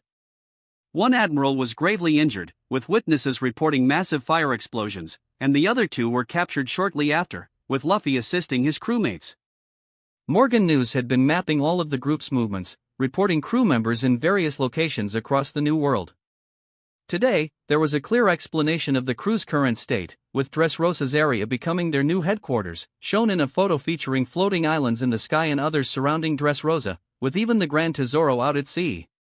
People were wondering how a Yonko had turned Dressrosa's territory into such a formidable force, and what would happen in the New World with the impending war.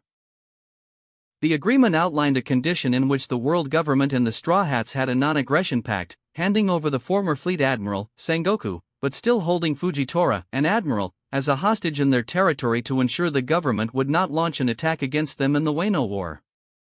Those who were beginning to regain faith in the Marines after what had happened a year ago were left in shock at this moment, for in a short time since Monkey D. Luffy had returned to the sea, 2 admirals had fallen, one severely injured, recovering, and another being held hostage by what people believed to be the most dangerous pirate group in the world at that moment.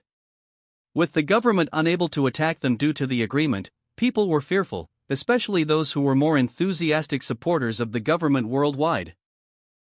In addition to the non-aggression pact and the islands around Dressrosa, another page in the newspaper emerged, showing some children around Luffy with the headline, "The Monkey D. lineage continues." The article claimed that Luffy already had 5 children. Luffy couldn't hide this information, no matter how much he wanted to, as he would never cease to be present as a father to his children, something he himself didn't have in his childhood, just like Ace and Lucy. Naturally, this information would be easily noticed by the government, so Luffy wasn't too concerned about having his children in the newspaper, it was only natural. However, for the world, it was quite shocking that Monkey D. Luffy already had 5 children. People who feared him, worried about safety and stability in the world, began to wonder what this era and the next would be like, especially since the mothers of these children were also very powerful. Would the world government let these children grow up? After all, the government had already failed to kill Roger's own son. Damn pirates! Curse them, shouted a man in a place far from Dressrosa, crushing the newspaper page in anger. I swear I will destroy them. Even you, Lucy, joined this crew. What a disappointment, Zephyr exclaimed, staring at the newspaper that also reviewed some information about the pirate crew, and there was a picture of Lucy, a young woman who had trained enthusiastically with the Marines, only to end up becoming a pirate in the midst of the war and turning her back on the Marines. Well, that doesn't matter anymore, he murmured at the end, staring seriously with eyes gleaming behind his glasses. We'll have to destroy them, he said, with a clear plan to start intervening in the New World, ready to set it into motion. Pirates from the New World were also reading the newspapers and reacting in different ways. Some simply turned their ships and headed to Dressrosa, as they owed a debt to that Yonko. Others began formulating plans to destroy them, while some stayed on their islands, unconcerned, thinking of ways to draw Luffy's attention. In Wano, Big Mom had finally arrived, and with her entire family, she was preparing for the war with the Beast Pirates. They were discussing what they had read in the newspaper. Soon he'll come here, and that bastard, Kaido muttered, angrily. Is that Yamato's daughter? He saw the photo of a little girl with horns who resembled his daughter, making the world's strongest creature clench his fists. Well, I'll take my granddaughter after killing her father, he concluded, determined. Mama, it's a shame I have to kill him. He would have made a good son-in-law, Big Mom said, looking at the newspaper next to Kaido. She was also thrilled and eager to have Luffy's lineage within her family, maybe even forcing him to procreate as she had done with other daughters before killing him or stealing his soul, unaware that Lola was already one of his lovers. Meanwhile, in Dressrosa, Luffy flipped through the newspaper and set it aside, not caring much, as a pirate group stood before him. He was sitting once again in the newly built throne room of Dressrosa, holding audiences with various visitors brought by his crew and others who had come on their own. Luffy-senpai. There's a group here saying you gave them a challenge more than a year ago, and they survived the seas of the New World and managed to make a small name for themselves. They're here to claim a place in the fleet. What should I do with them, Supreme King of the Universe? Bartolomeo shouted. Just captain is enough, no need to overdo the titles, Bartolomeo. And yes, I remember them very well, I also sensed their presence on the island. You can let them in, Luffy said calmly, while Bartolomeo nodded with stars in his eyes before leaving.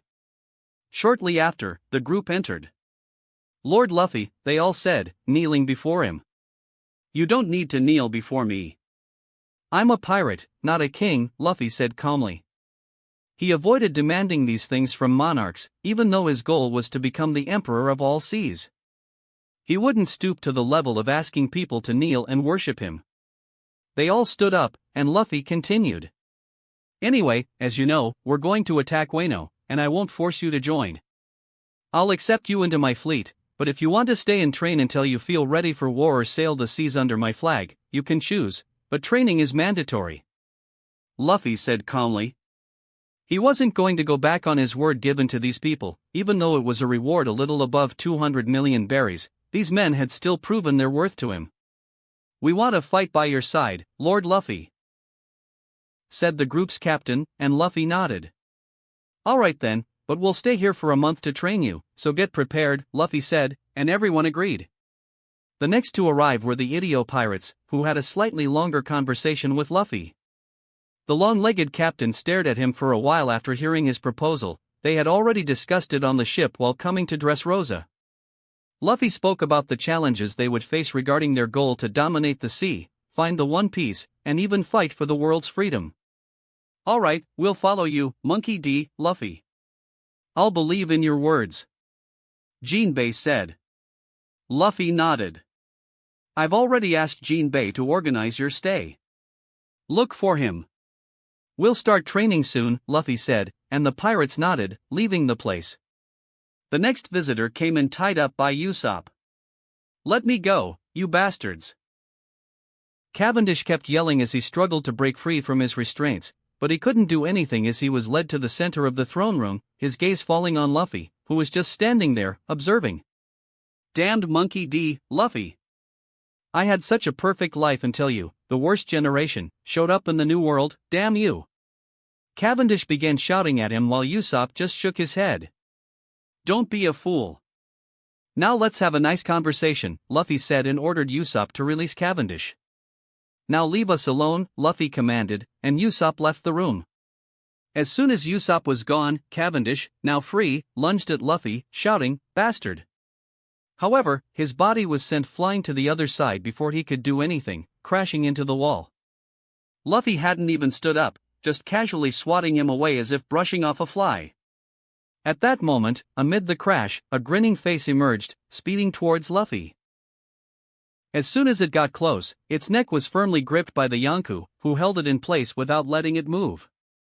You know, I still don't understand how this transformation works, but you are really fast.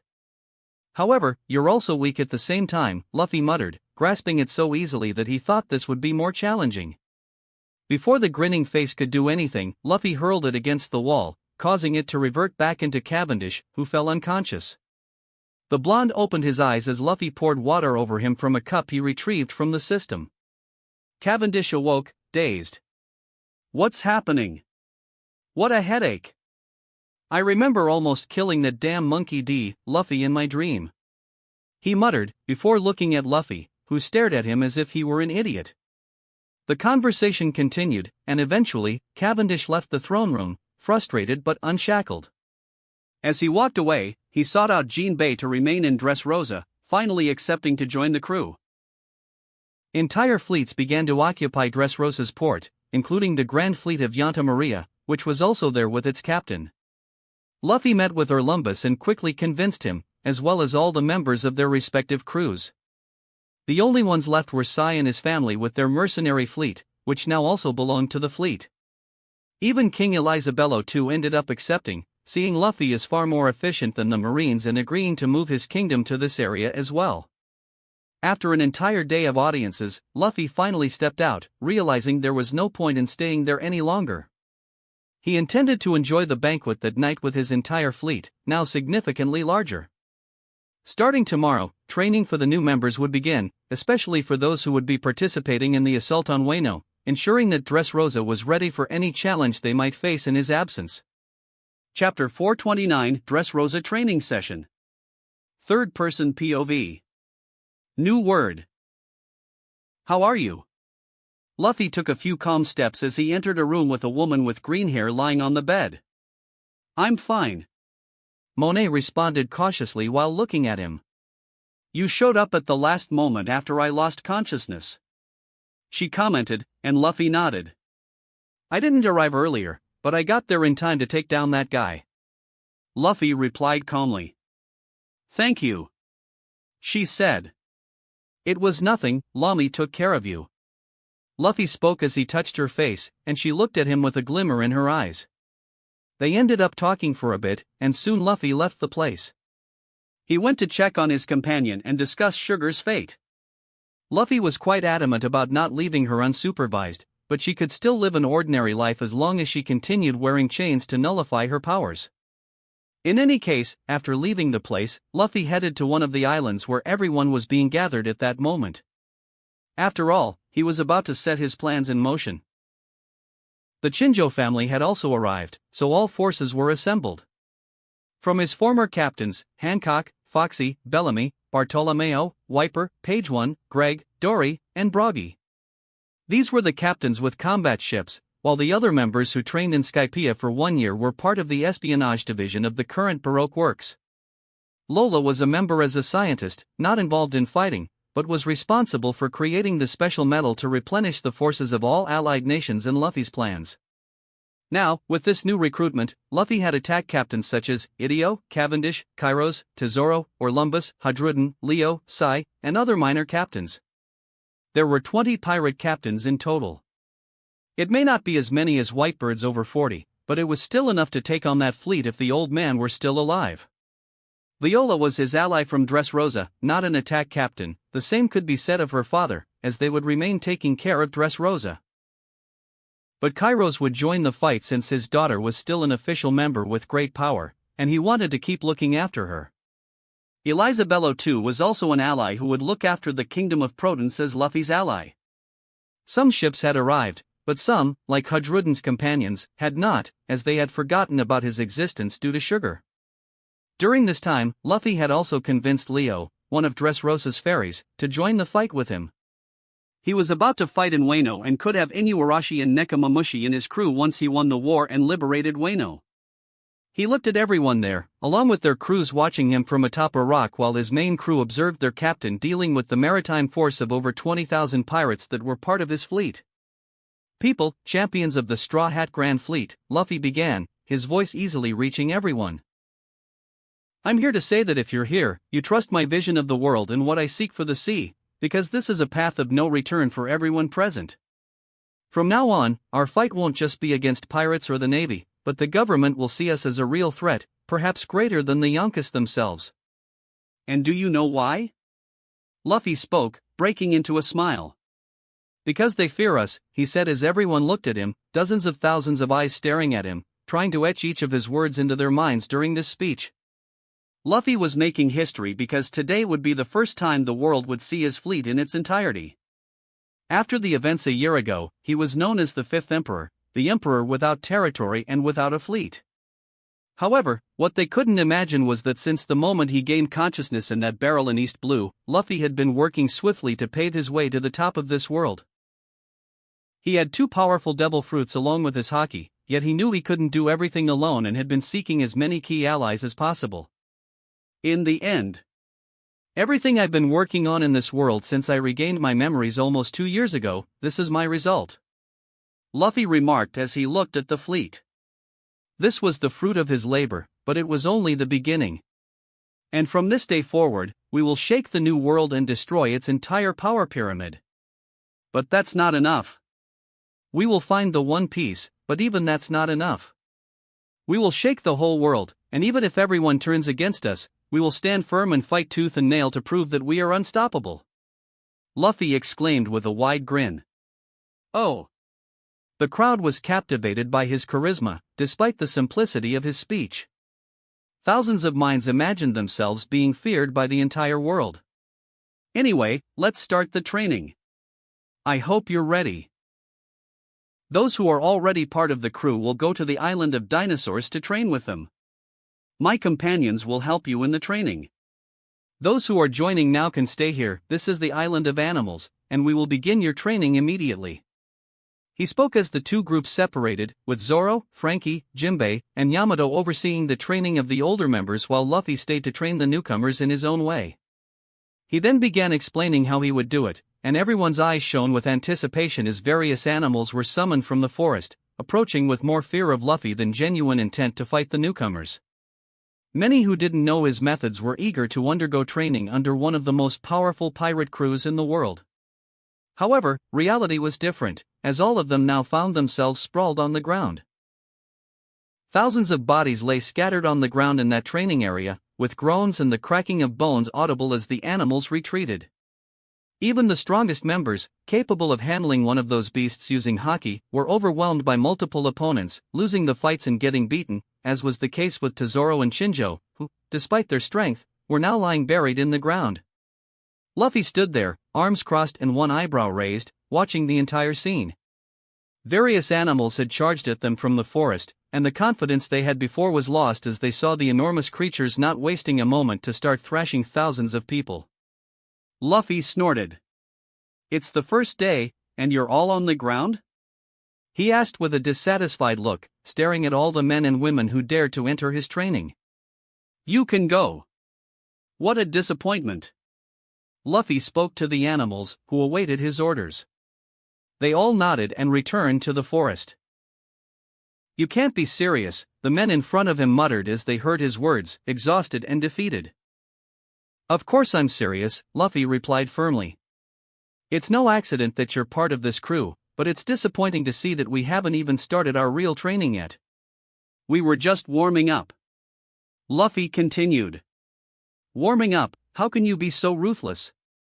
Baccarat, lying on the ground, murmured from the other side, not understanding how he could be so harsh, even with her, who was his lover. Meanwhile, nearby, Vivi was holding Sinbad in her arms, observing the commotion. She merely sighed as her son shifted in her embrace, raising his hands as if reaching for his father, laughing at Luffy's words despite not comprehending them. "He's not going to stop, is he?"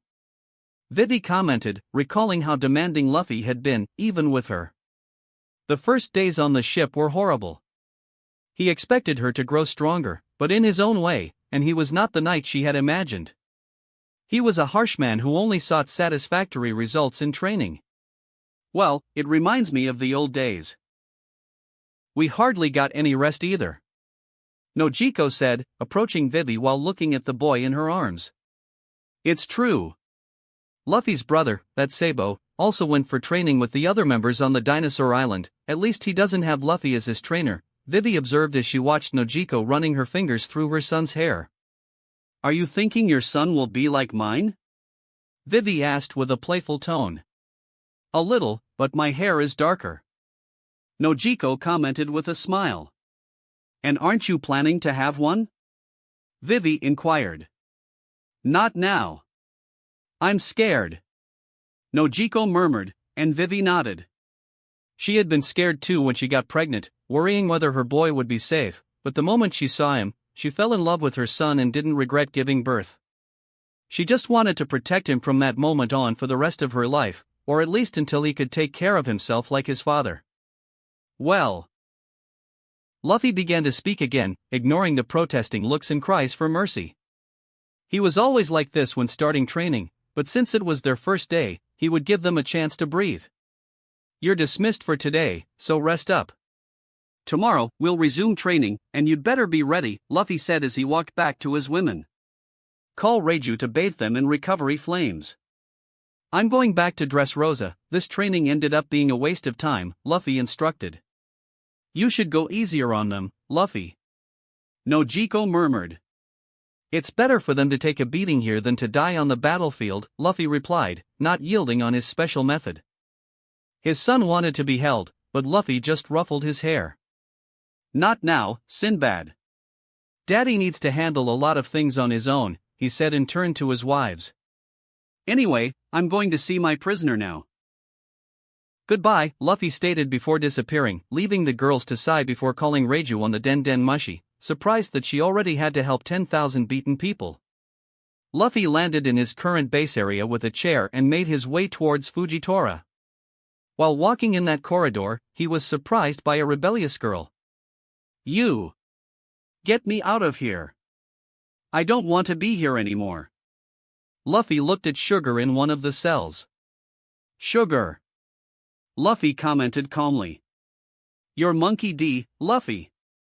Please, get me out of here," she exclaimed, and Luffy knew how deceitful she was and shook his head. "I'll deal with you later. Even with a childlike appearance, you're over 20 years old, so don't try to fool me with some act. I'll see you later." Luffy completely ignored her and continued on to the next cells. Lami had left her there after getting annoyed with the girl, which was why Luffy had been surprised to see her. Fujitora was keeping his breathing controlled, seeming to be meditating when Luffy appeared in front of him. He merely lifted his head slightly, as if looking into Luffy's eyes, despite being blind. "Hello, Fujitora? How about we step outside and have a chat? After all, Dressrosa was your home for a while," Luffy said as he unlocked the cell. Chapter 430, Talking with Fujitora. Third-person POV. New word. Monkey D, Luffy. Fujitora murmured, feeling the powerful presence of Luffy before him as he unlocked his cell with a snap. "Let's go outside, we have some things to discuss." "Fujitora," Luffy said, and the man, unable to resist, stood up from his meditative position, beginning to leave the cell to follow Luffy, though his hands remained bound in sea stone. And so, they stepped outside the prison in silence.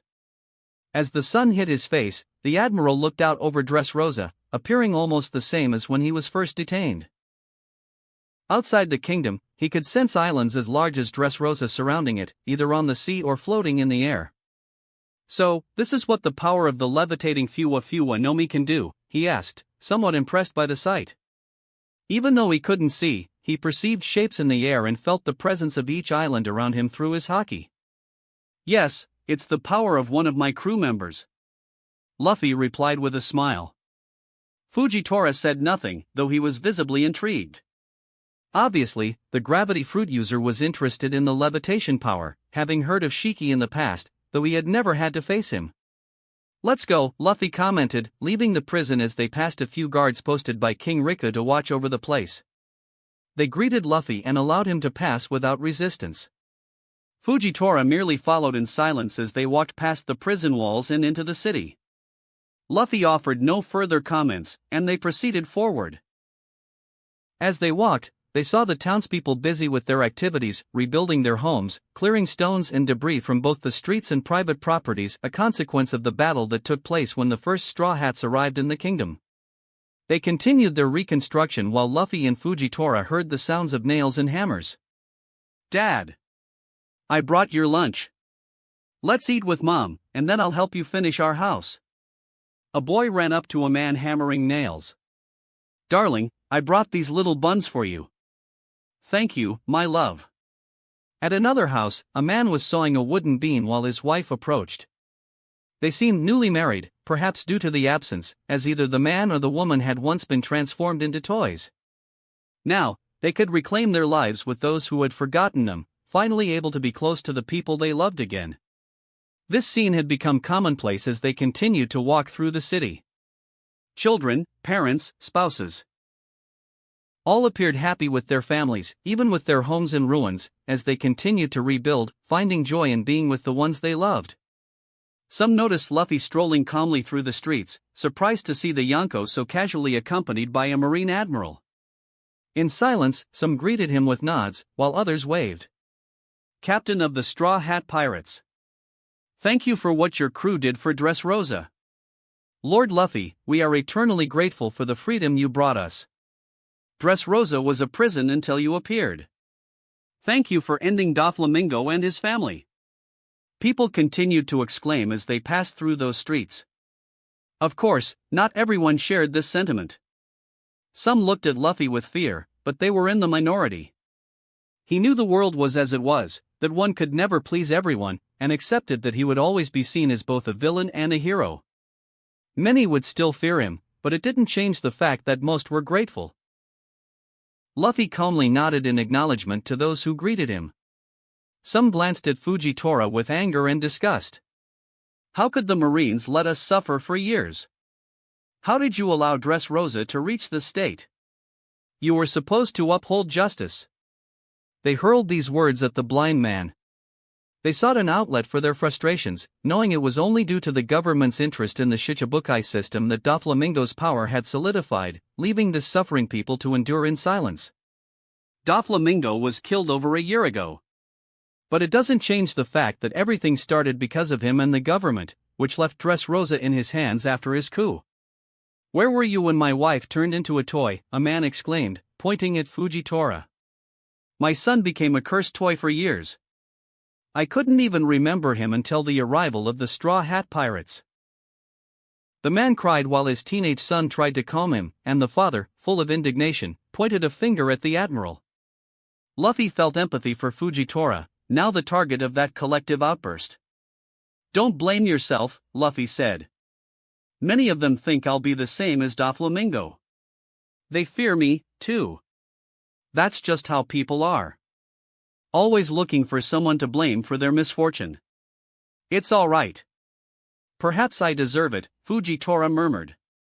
You had nothing to do with what happened here. You're someone who only recently joined the Marines. I don't think you should be responsible for something that happened years ago in this country. Luffy replied, reasonably. To him, there was no reason to blame Fujitora for it as these people were doing.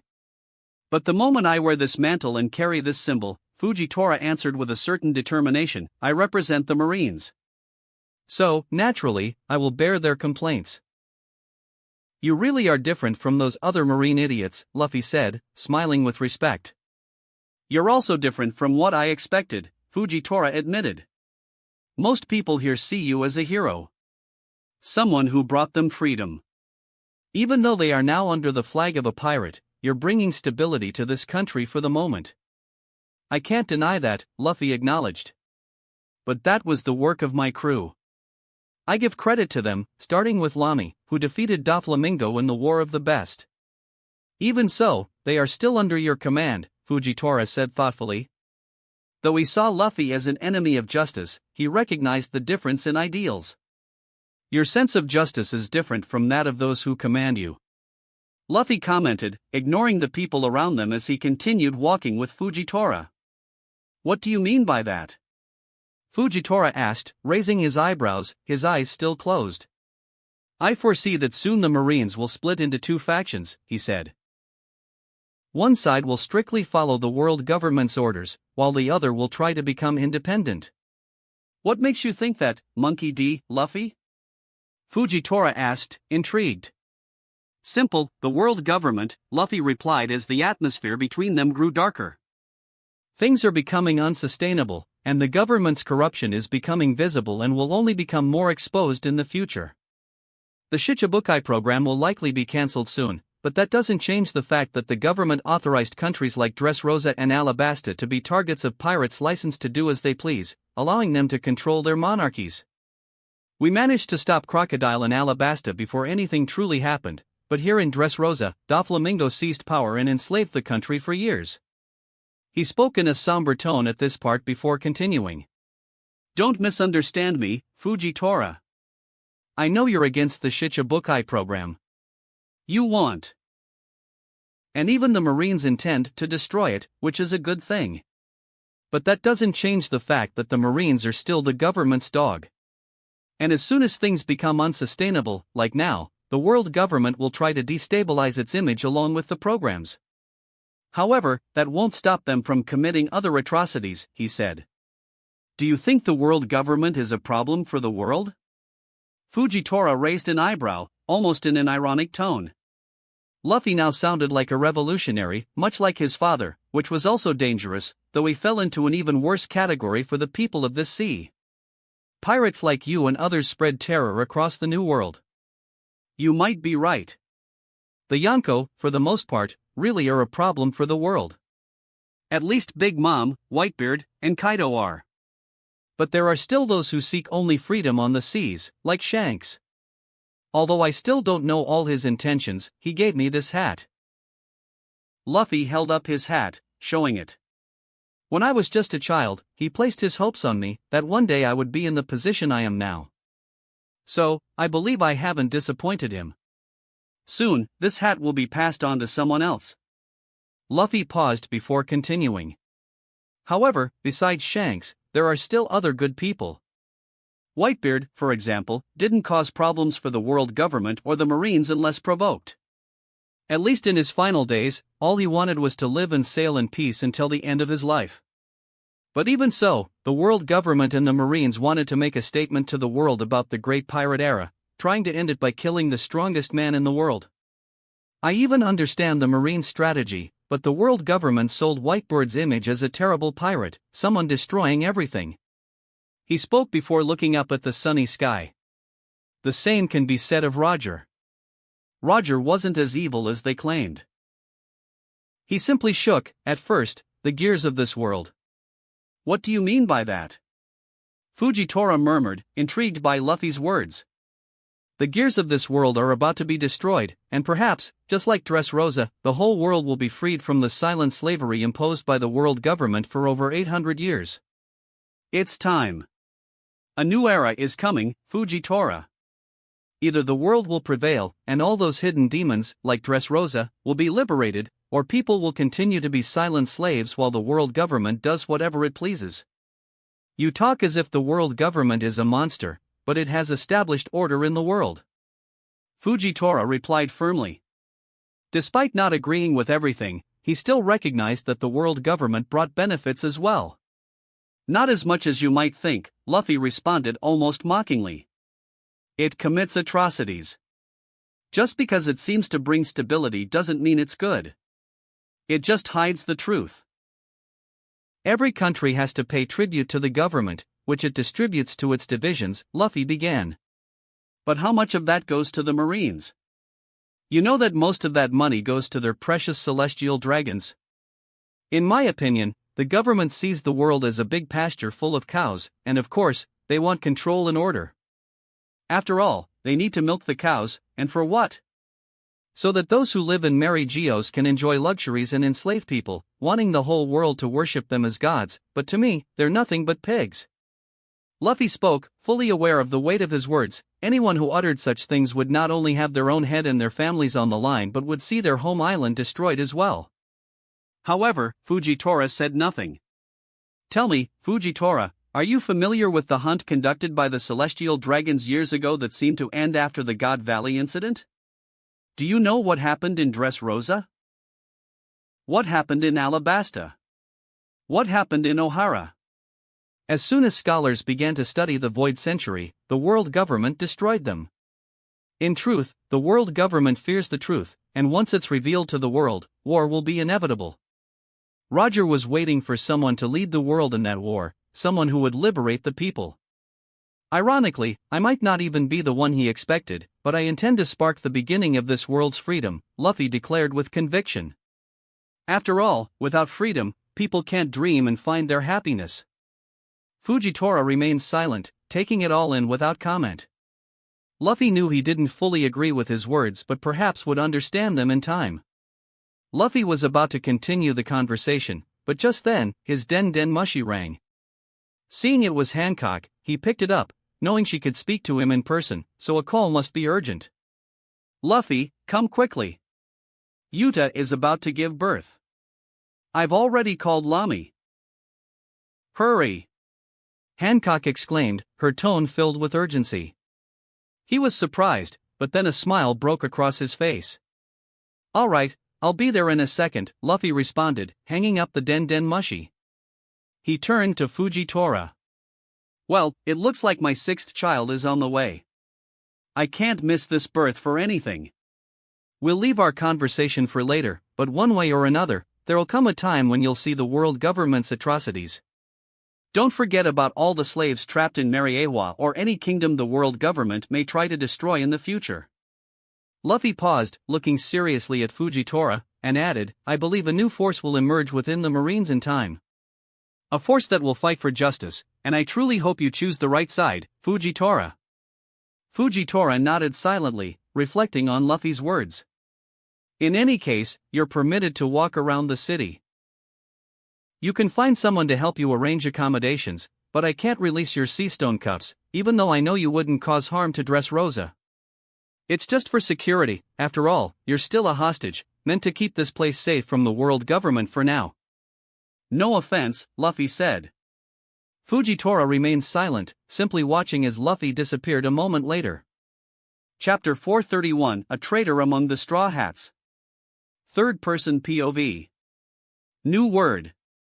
The cry of a baby boy finally echoed in a room in the middle of the castle.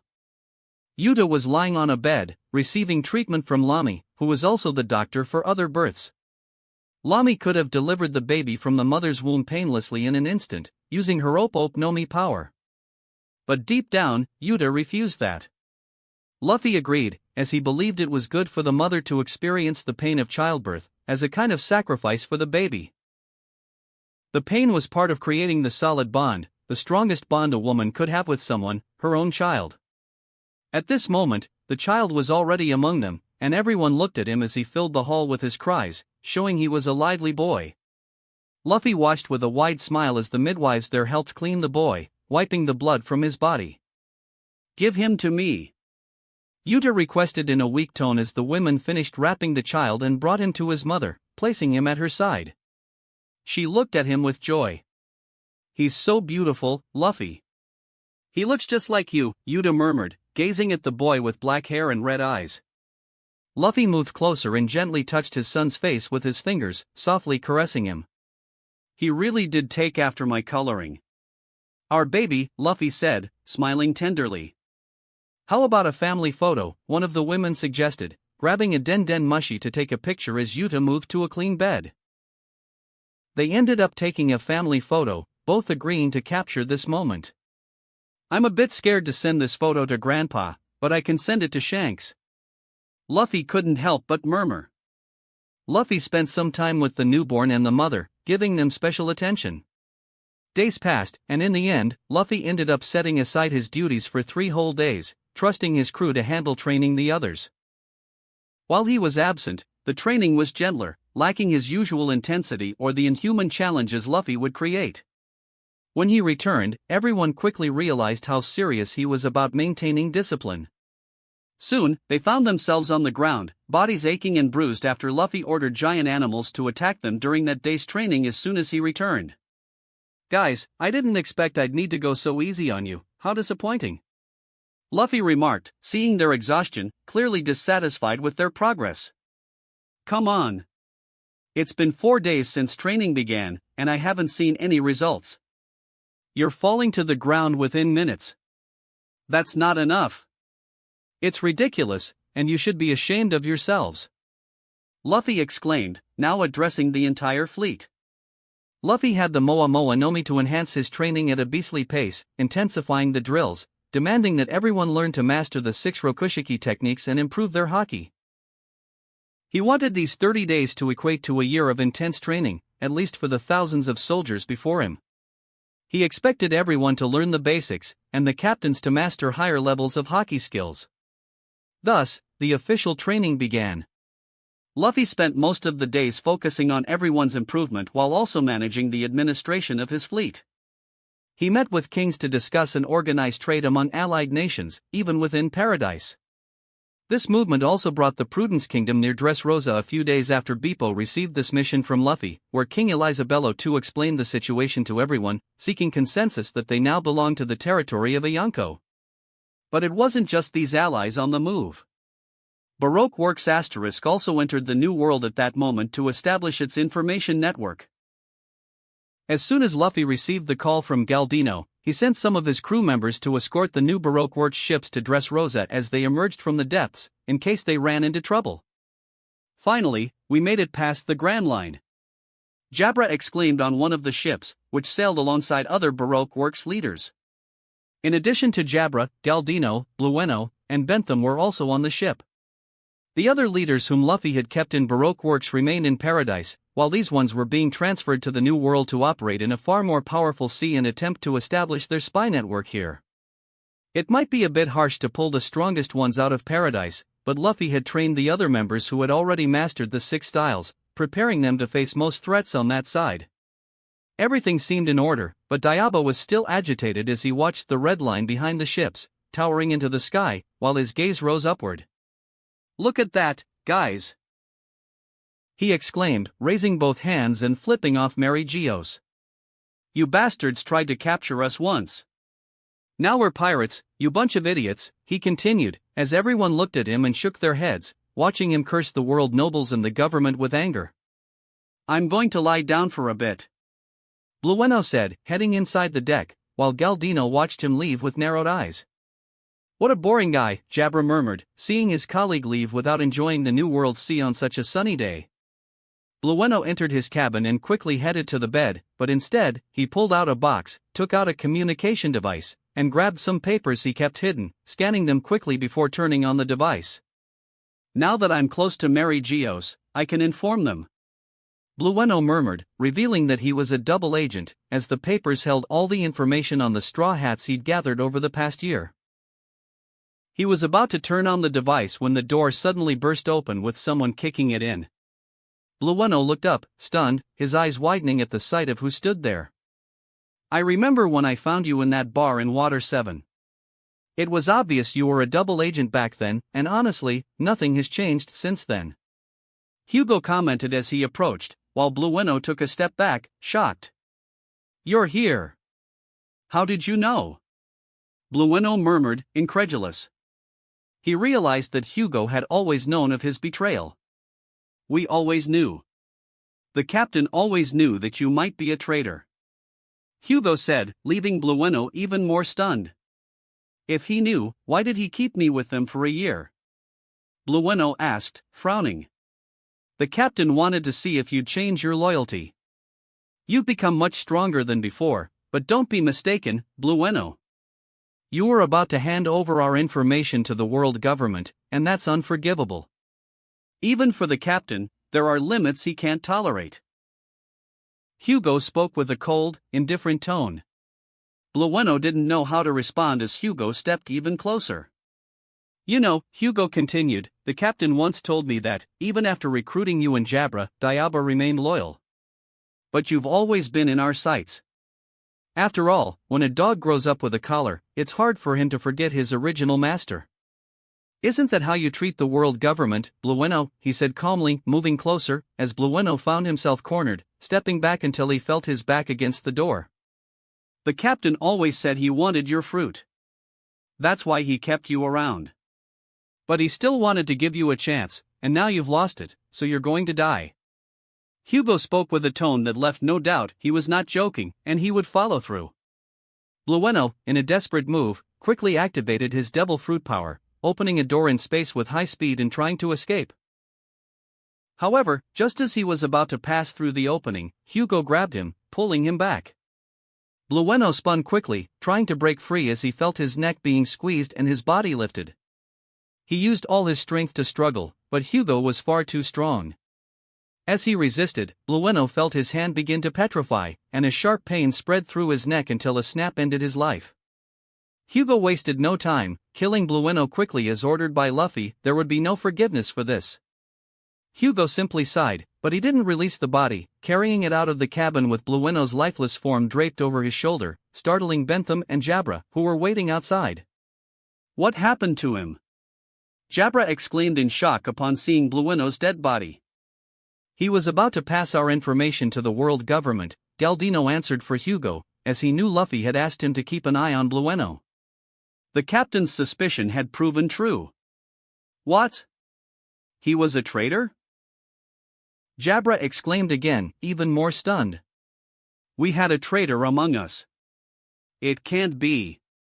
Bentham murmured, crying both for the loss of his friend and the possibility of his betrayal. "Yes, the captain was right. Either way, we've eliminated that rotten apple, and now we must head to Dressrosa," Hugo said. Shortly after, another crew member appeared, Usopp, who had also been selected to escort the fleet, along with 2 other crew members. Then, the 10 ships set sail for Dressrosa along with Baroque Works. Meanwhile, Luffy was monitoring the system at that moment with a Den Den Mushi in his hand. "Understood," just come back here. Luffy spoke in a tone void of emotion. He wasn't happy to have to kill someone from the fleet, but what choice did he have? The bastard was a traitor, and his gaze fell on the store system after Hugo confirmed and hung up the Den Den mushi. The door fruit had now appeared in the inventory. Well, it seems that in the end, I'll have to use this power in a different way, he said, considering that the door fruit was too valuable to be wasted. He decided to keep it in his stock and choose a new user for it in the future, purchasing it at that very moment. Setting aside the matter of Blueno, Luffy turned his attention back to the fleet, which was training hard at that moment. Even though they were battered, everyone continued to push themselves to their limits, growing stronger each passing day. After all, each day was worth 10. Anyway, let's focus on training these guys.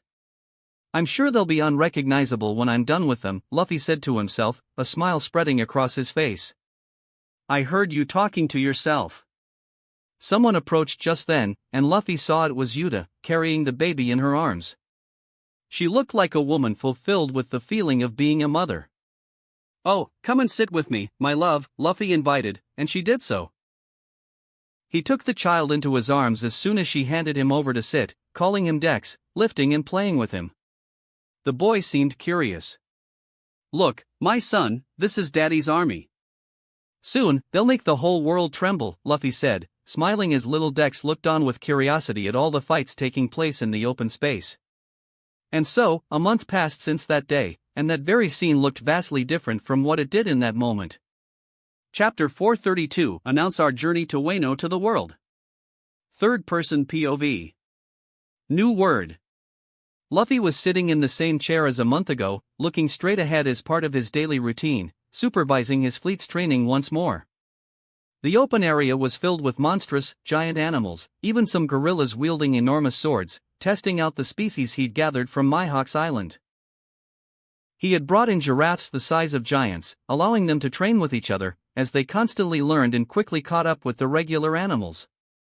Some could already use haki, and soon they would surpass the dinosaurs, given that the intelligent gorillas had the potential to become far stronger than the other animals.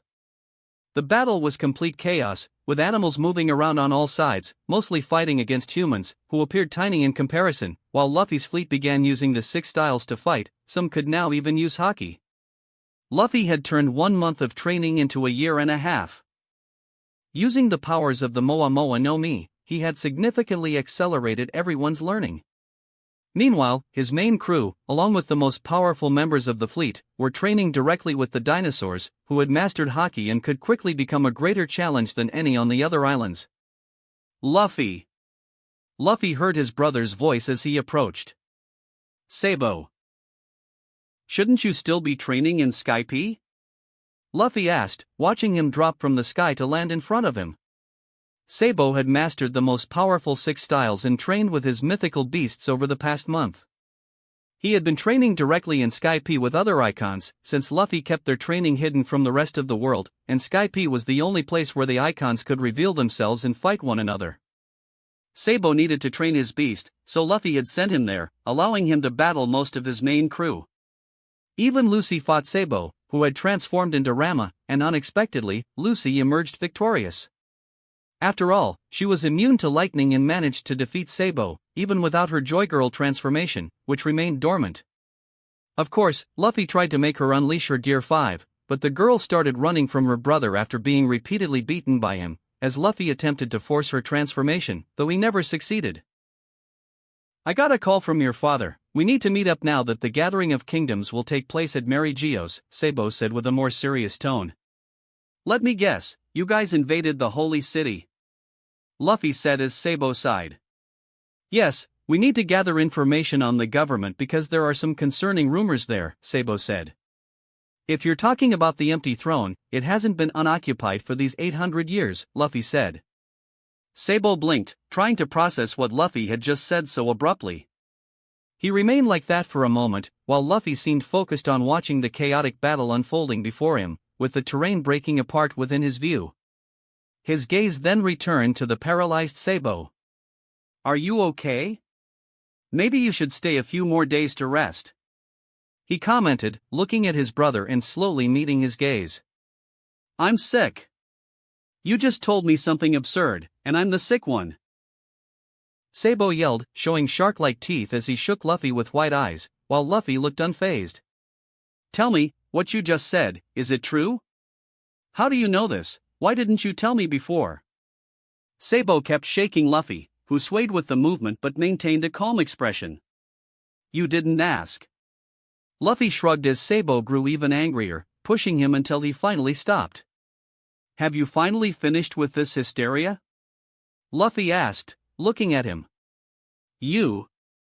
Sabo murmured in frustration, but held back. Do you realize what you just told me? Are you certain of it? He asked, looking at him seriously. I'm telling the truth. There's someone the world government keeps hidden, someone above the celestial dragons and the 5 elders, the one who is the true king of the world and has controlled it since the Void Century. Emu. Luffy said with a serious tone. How do you know all of this? I mean, even Dragon wasn't certain about it, although he had some suspicions. Murmured Sabo, incredulous at Luffy's words. I can't say, but you should be careful in Mary Geos. Luffy replied, knowing that Sabo would go regardless. However, he couldn't reveal more, as he needed Sabo to head toward Lelougia, forcing the world government to destroy the kingdom, where his plans would begin. Sabo regained his usual composure, and they began to talk about other matters. It was in the middle of their conversation that Luffy's Den Mushi rang. I'll wait for the others and start getting ready to leave, Luffy, Sabo informed him, and Luffy nodded. Alright, stay at least tonight. I'm sure Lucy will be happy to have one last party with her brother, Luffy said, and Sabo nodded with a smile before leaving, while Luffy answered the Den Mushi. Boss, that bird is approaching again. Came Enel's voice. That guy just doesn't know when to quit. Luffy muttered with a sigh. Should I kill him? I can do it in an instant, Enel offered, but Luffy shook his head. No, leave him to me. Until I give the order, he isn't to be harmed, no matter how annoying and persistent he is, Luffy instructed, ensuring Enel wouldn't kill him at any moment. The Den Mushi call ended, and Luffy sighed, scanning the space above the island before forming black wings on his back and blasting off like a rocket, leaving the island behind. Morgans was once again trying to infiltrate the Straw Hats' territory, frustrated by his lack of success over the past few months while they maintained a low profile. Meanwhile, in Wano, 2 Yonkos were preparing to face the Straw Hats, yet no news had made it into the papers. Morgans was growing increasingly frustrated, eager to obtain some real information about them. After all, his newspapers were selling like never before, and the prospect of a Yonko war was unprecedented, anticipated for months. Not even the meeting of kings at Mary Geos garnered as much attention worldwide, with everyone's eyes set beyond the red line, waiting to see how this conflict would unfold.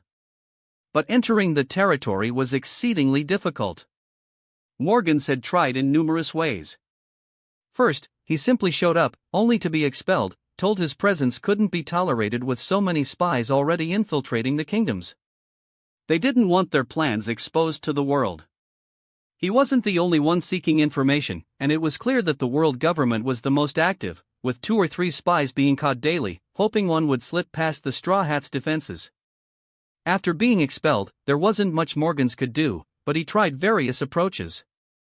He posed as a merchant on a commercial ship, only to be intercepted by members of Luffy's main crew upon arrival at the island.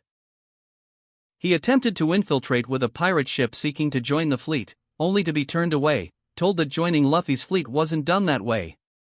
Morgans even tried dressing as a woman, claiming to be Luffy's wife, only for Luffy himself to knock him so hard at the port that the journalist was sent flying to the horizon. Now he was trying from the air, attempting to get closer without being detected. Spotting some explosions in the distance, he was about to head that way when suddenly, Monkey D. Luffy appeared in front of him, wings flapping to halt himself, generating a gust of wind in the air. What? They already found me! Morgans exclaimed, fear flashing across his face as he found himself face to face with the Yonko, who stood there, calmly staring at him. You really think you can get close without anyone here detecting you, Morgans? Luffy mocked, staring him down. Morgans gulped, remembering the last punch he took from this guy. It had left him bedridden for days. He was fast, but this man was a monster no one could control. Don't look at me like that, I'm not going to hit you today, at least as long as you don't cross this line. Luffy began, while Morgans remained silent. Suddenly, Luffy's face broke into a grin. Anyway. Morgans. I want you to make a publication about me, Luffy said. A publication? Morgans was surprised, watching the Straw Hat Pirate hovering in front of him. Yes, it's time to make a move. I want you to announce that in the coming weeks, we'll be heading to Wano, Luffy said. Really? Morgans was astonished, pulling out his notebook to jot things down. Exactly. I want Big Mom and Kaido to know I'm coming, and I also want the world to know that we're finally going to bring those guys down, Luffy said calmly. This is huge, a major scoop. Morgans exclaimed, excited. Whatever, can you do it? Luffy asked. Of course. Is there anything else I need to know? Maybe something like you all went through rigorous training last month and are now ready to face one of the world's strongest forces, who've joined together to destroy the Straw Hats. That sounds incredibly interesting, he began to shout. That wouldn't be wrong. We did go through some training, so, yes, you can say that. Just make sure Kaido and Big Mom know that we'll be setting out soon, and that they'll feel the wrath of the Straw Hats before they fall, Luffy said. That's it. I'll put it on the front page of tomorrow's newspaper. Morgans looked thrilled. One more thing. Can you publish this photo in the paper? I want the kid's grandfather to see her for the first time, Luffy said. This is? Morgans murmured, looking at the photo. Shank's daughter, the red-haired, and my wife, Luffy said. Morgans already knew Luffy was married to this woman, but he had never imagined such a connection. Incredible! I'll do exactly that. These papers are going to sell like crazy. He was practically bouncing with excitement, while Luffy nodded and stepped closer. All right, you can go now, goodbye. Luffy didn't have Shank's contact, so he planned to tell the entire world. Morgan suddenly felt a hard kick on his backside, sending him flying out as Luffy no longer needed him. Hope he doesn't bother me again today. Luffy shrugged, his gaze returning to the battles below. Now, let's go see how the training's going. Luffy said, moving closer as he heard explosions in the distance. Chapter 433, Fleet Status. Third-person POV. New word. After Luffy left Morgans in the space above his territory, he returned to oversee the rest of his fleet's training. Battles continued with destruction all around that part of the island where they were, as the native animals and gorillas attacked their adversaries. Unlike a month ago, everyone kept fighting in an intense struggle. Thousands of people fought together, forming groups to try to halt the beasts' advance, which also numbered in the thousands, covering the entire area. The main battles involved hockey, with the fights primarily against the lead captains. Tesoro, now clad in dark and golden armor layered with hockey, charged forward with a giant golden fist to strike at an elephant that was also using hockey on its trunk. Both launched their attacks simultaneously, but after a fierce struggle, Tesoro lost, flying backward like a rocket, digging into the ground before reappearing and returning to attack the animal. Soon, another explosion of hockey clashed between the two as Tesoro sought a rematch. Idio was also fighting nearby, facing off against a giraffe. He used his legs to try to hit it, but the giraffe's tough skin reinforced with armament hockey made the fight extremely difficult. Even with his own hockey, the giraffe could predict his movements, showing it had observation hockey. The great leader of the Yanta Maria Grand Fleet, or Lumbus, was also in action, a bit further away in the middle of thousands of other soldiers fighting against the animals, using his fists against his opponent. He wasn't as powerful as the main crew, but he certainly possessed immense strength, standing above most others. Moria could launch objects from a distance at high speed. Focusing, he picked up a massive stone from the ground and hurled it at a lion that was charging to attack him. As the lion saw the huge stone hurtling towards it, it used its roar to emit a shock force due to the sound, causing the ground to explode with the impact and the stone to shatter before it even got close. Sai, along with his brother and grandfather, was also fighting against a group of giant beasts. "These monsters are strong," exclaimed Sai. He was already powerful but was struggling to face so many monsters at once. "Stop whining and fight." Shinjo retorted, not wanting to see his grandson discouraged as he started facing more beasts than his grandsons could, showing the Shinjo family had certainly grown stronger. Both brothers had learned to master a new level of haki, but even so, the pressure was immense. Sai continued using his spear to defeat some of the monsters with firm blows. But Shinjo stood out, growing even stronger than before, advancing against several beasts using his haki-infused punches and even his head to defeat them. This only paused when a hippo appeared, and the two exchanged blows with headbutts. "This one's tough, very well, let's see if you can keep it up," Shinjo said in challenge after they both stepped back with no clear winner. After these words, he and the hippo charged at each other to fight once more. Cavendish, on the other hand, was also fighting. He defeated several smaller beasts in an instant, moving at high speed, with a twisted expression on his face. Luffy was interested to see if Cavendish would learn to control that second personality of his and had spent the last year pounding him whenever he transformed into that assassin to help him master the strength. The training worked, and now Cavendish could control his power better, stepping forward with a fierce face, facing many beasts that most people in front of Luffy struggled to handle. The members of Zou, Carrot and Pedro were also in the battle. They fought several beasts, transformed into their Sulong forms, but their opponents were even stronger, as they included the intelligent gorillas taken from Mihawk's lands. As they fought, these gorillas were developing their own techniques. All the members of Zou had already mastered the 6 styles and were learning to use haki at a more advanced level than other animals, but the same could be said for the gorillas. Even in Sulong form, Koala and Pedro continued to learn to develop and control their abilities, fighting tirelessly. Other members, such as pirates that Luffy had hired and some he ended up accepting, were present, fighting this month. Luffy had placed his trust in them to carry his flag out to sea. These included prisoners from the Grand Tesoro whom Tesoro kept imprisoned due to debts, as well as those who had been transformed into toys by Sugar and even those who had made promises to Luffy or came seeking to serve under his flag. All of them were also growing stronger.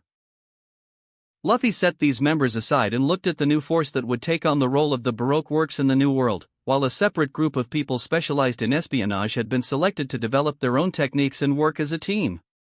Nearby were the giant pirates, who had come after Hadrudin a few weeks prior. They joined Luffy's fleet after their captain decided it was so. The giants demanded to challenge those who would lead them as soon as they knew, resulting in knockouts with every punch Luffy landed on them, unable to do much as they became part of the fleet. Additionally, many groups of fishmen were there, organized by Jinbei at Luffy's request. He had asked for many inhabitants of Fishman Island to train, including one of Shirahoshi's brothers. Around 2,000 fishmen were training in the 6 styles and fighting against other animals, with some even developing haki. They would be used not only to strengthen the Straw Hat territory under the sea, but some were also destined to become members of the Baroque works due to their infiltration capabilities in the sea and high-speed maneuvers in the waters of the New World. Others would serve as support in the fleet, filling up to 3 ships with captains. The fleet was growing significantly stronger, and even the other subordinates of the captains, like the main crew, were growing a lot. Luffy could see Baccarat alongside the other main members of the Grand Tesoro fighting against a beast and defeating it, as well as the other crews. But these were just the recently added members of the fleet. There were also those who had been training for more than a year, stationed on the Dinosaur Island with a formation led by Page 1. Thinking of all the fleet captains made Luffy smile as he watched the battles taking place on the other island. "It's not as large a number as Whitebeard's, who had 43, Luffy commented. But I've just arrived in the New World and already have 25 captains with naval forces, and this number could double soon," he said calmly. He knew that now, with the downfall of the Yonko from their posts, his fleet could grow exponentially as his name reached even the highest in the New World. Luffy sat down again, letting the Moa Moa no Mi take effect over everyone there. As he observed the action, Luffy picked up a small fruit that had returned to its normal size. He found it hidden in his pocket. It was the Dor fruit. This fruit should be given to someone trustworthy, Luffy thought. "It will be one of the most useful fruits for our missions from now on," he remarked, thinking that the fool Blueno might have left the world government, but he seemed more marked than Luffy could have imagined. Either way, it was over, and he had just hired the fugitive CP9, thanks to this fruit. The battles continued for a while longer until Luffy decided to bring it to an end. "Stop, that was great training for today.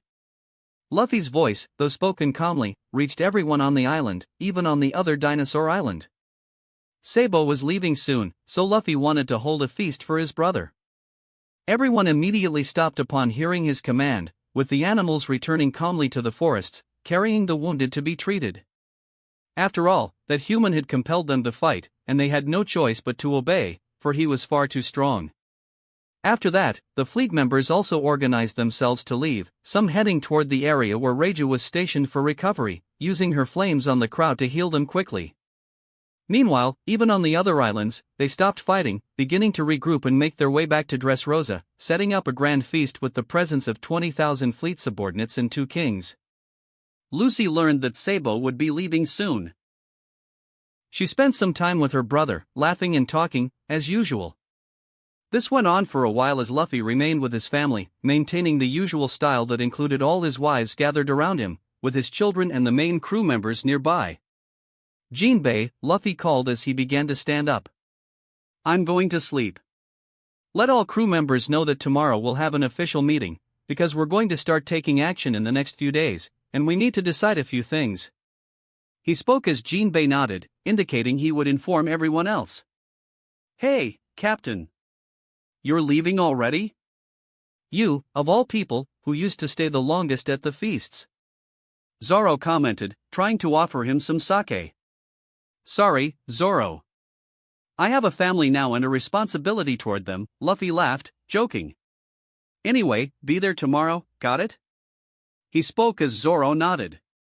Luffy then returned to the castle, knowing he'd have to wake up early.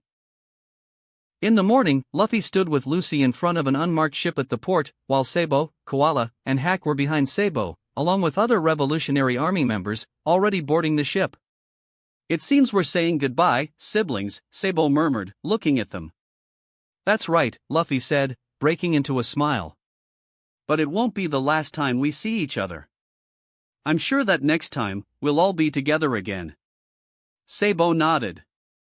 Yes, exclaimed Lucy beside him. Next time, Ace will be with us too, and we can finally toast with sake again.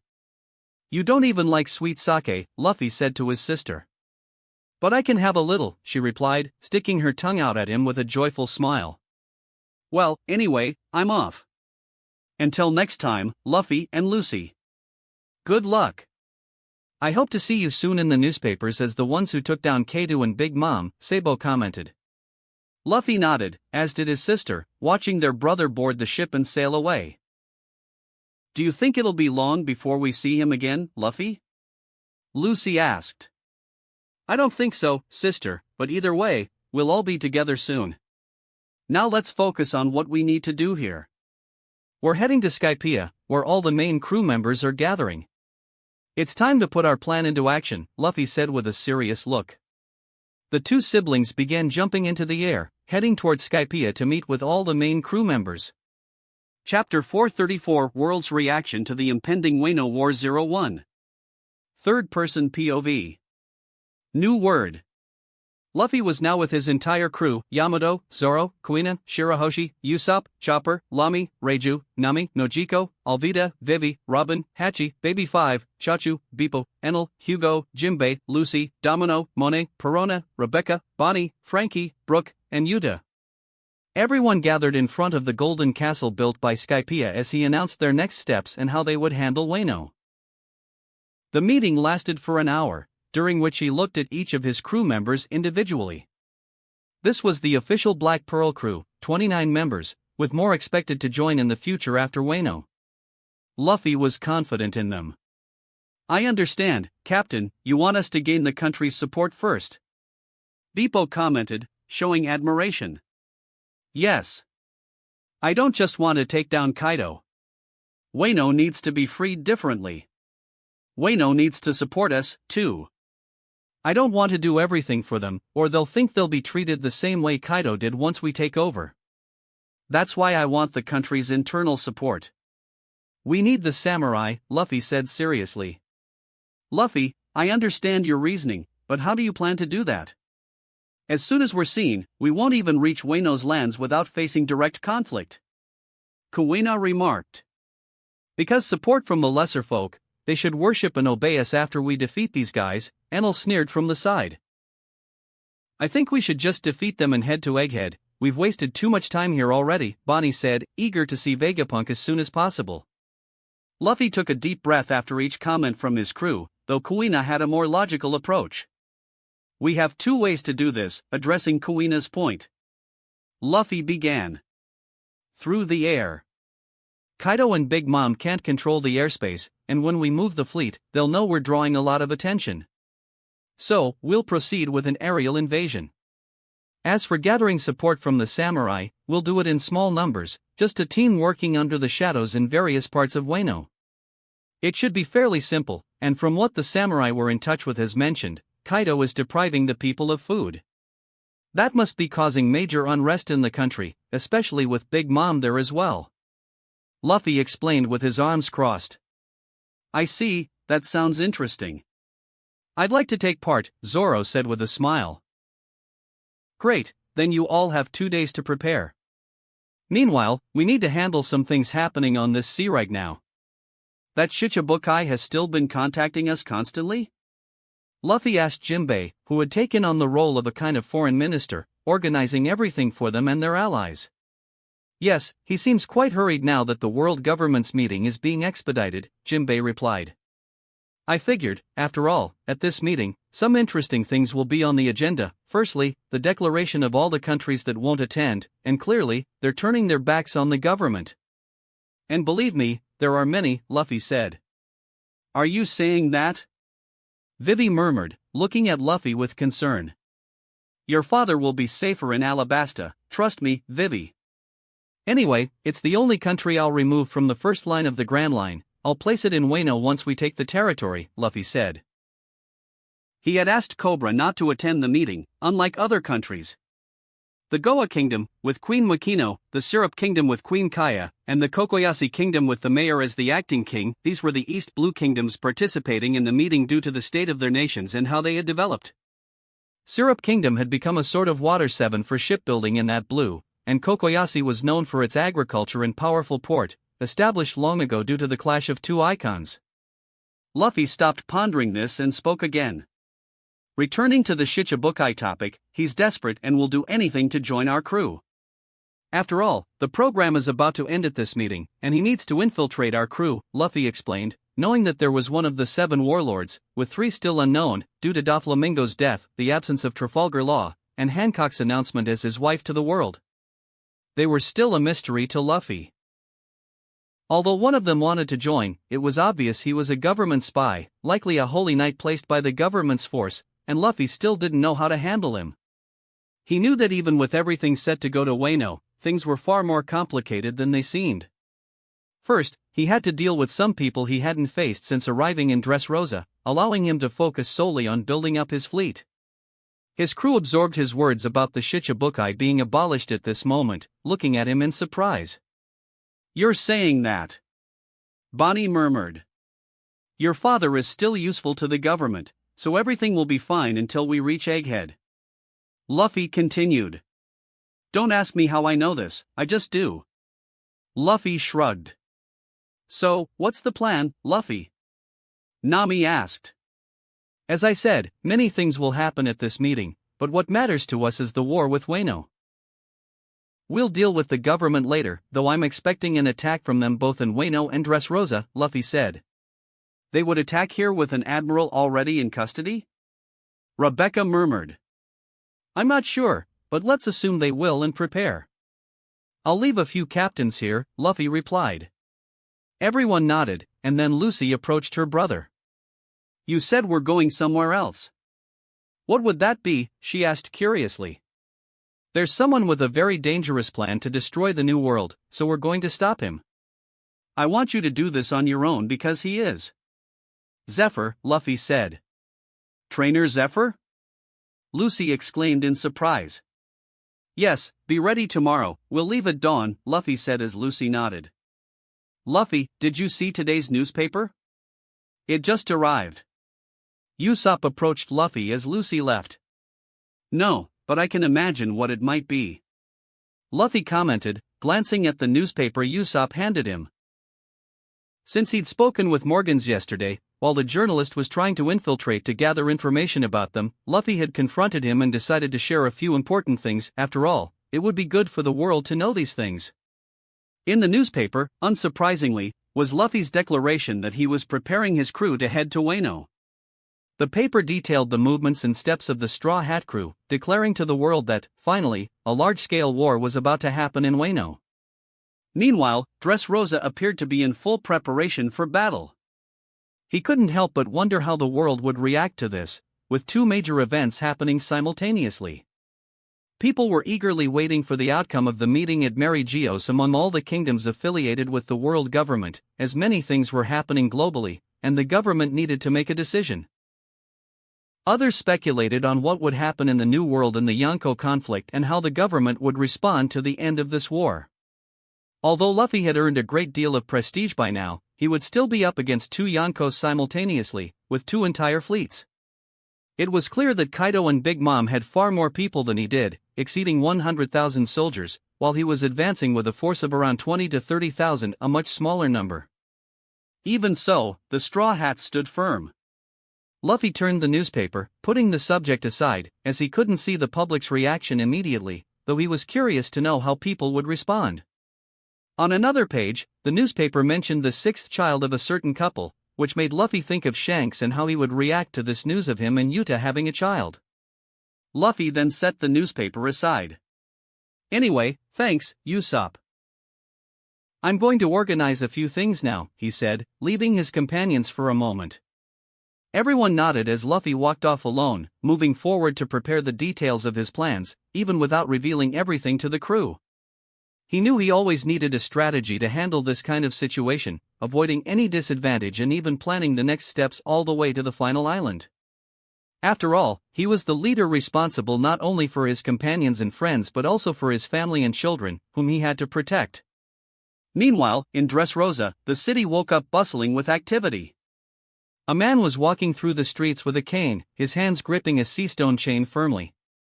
This had become a daily routine for him, as ever since Luffy declared that he liked him, he hadn't kept him in a cell and had even given him a house on the condition that he wouldn't harm the country or attempt to escape.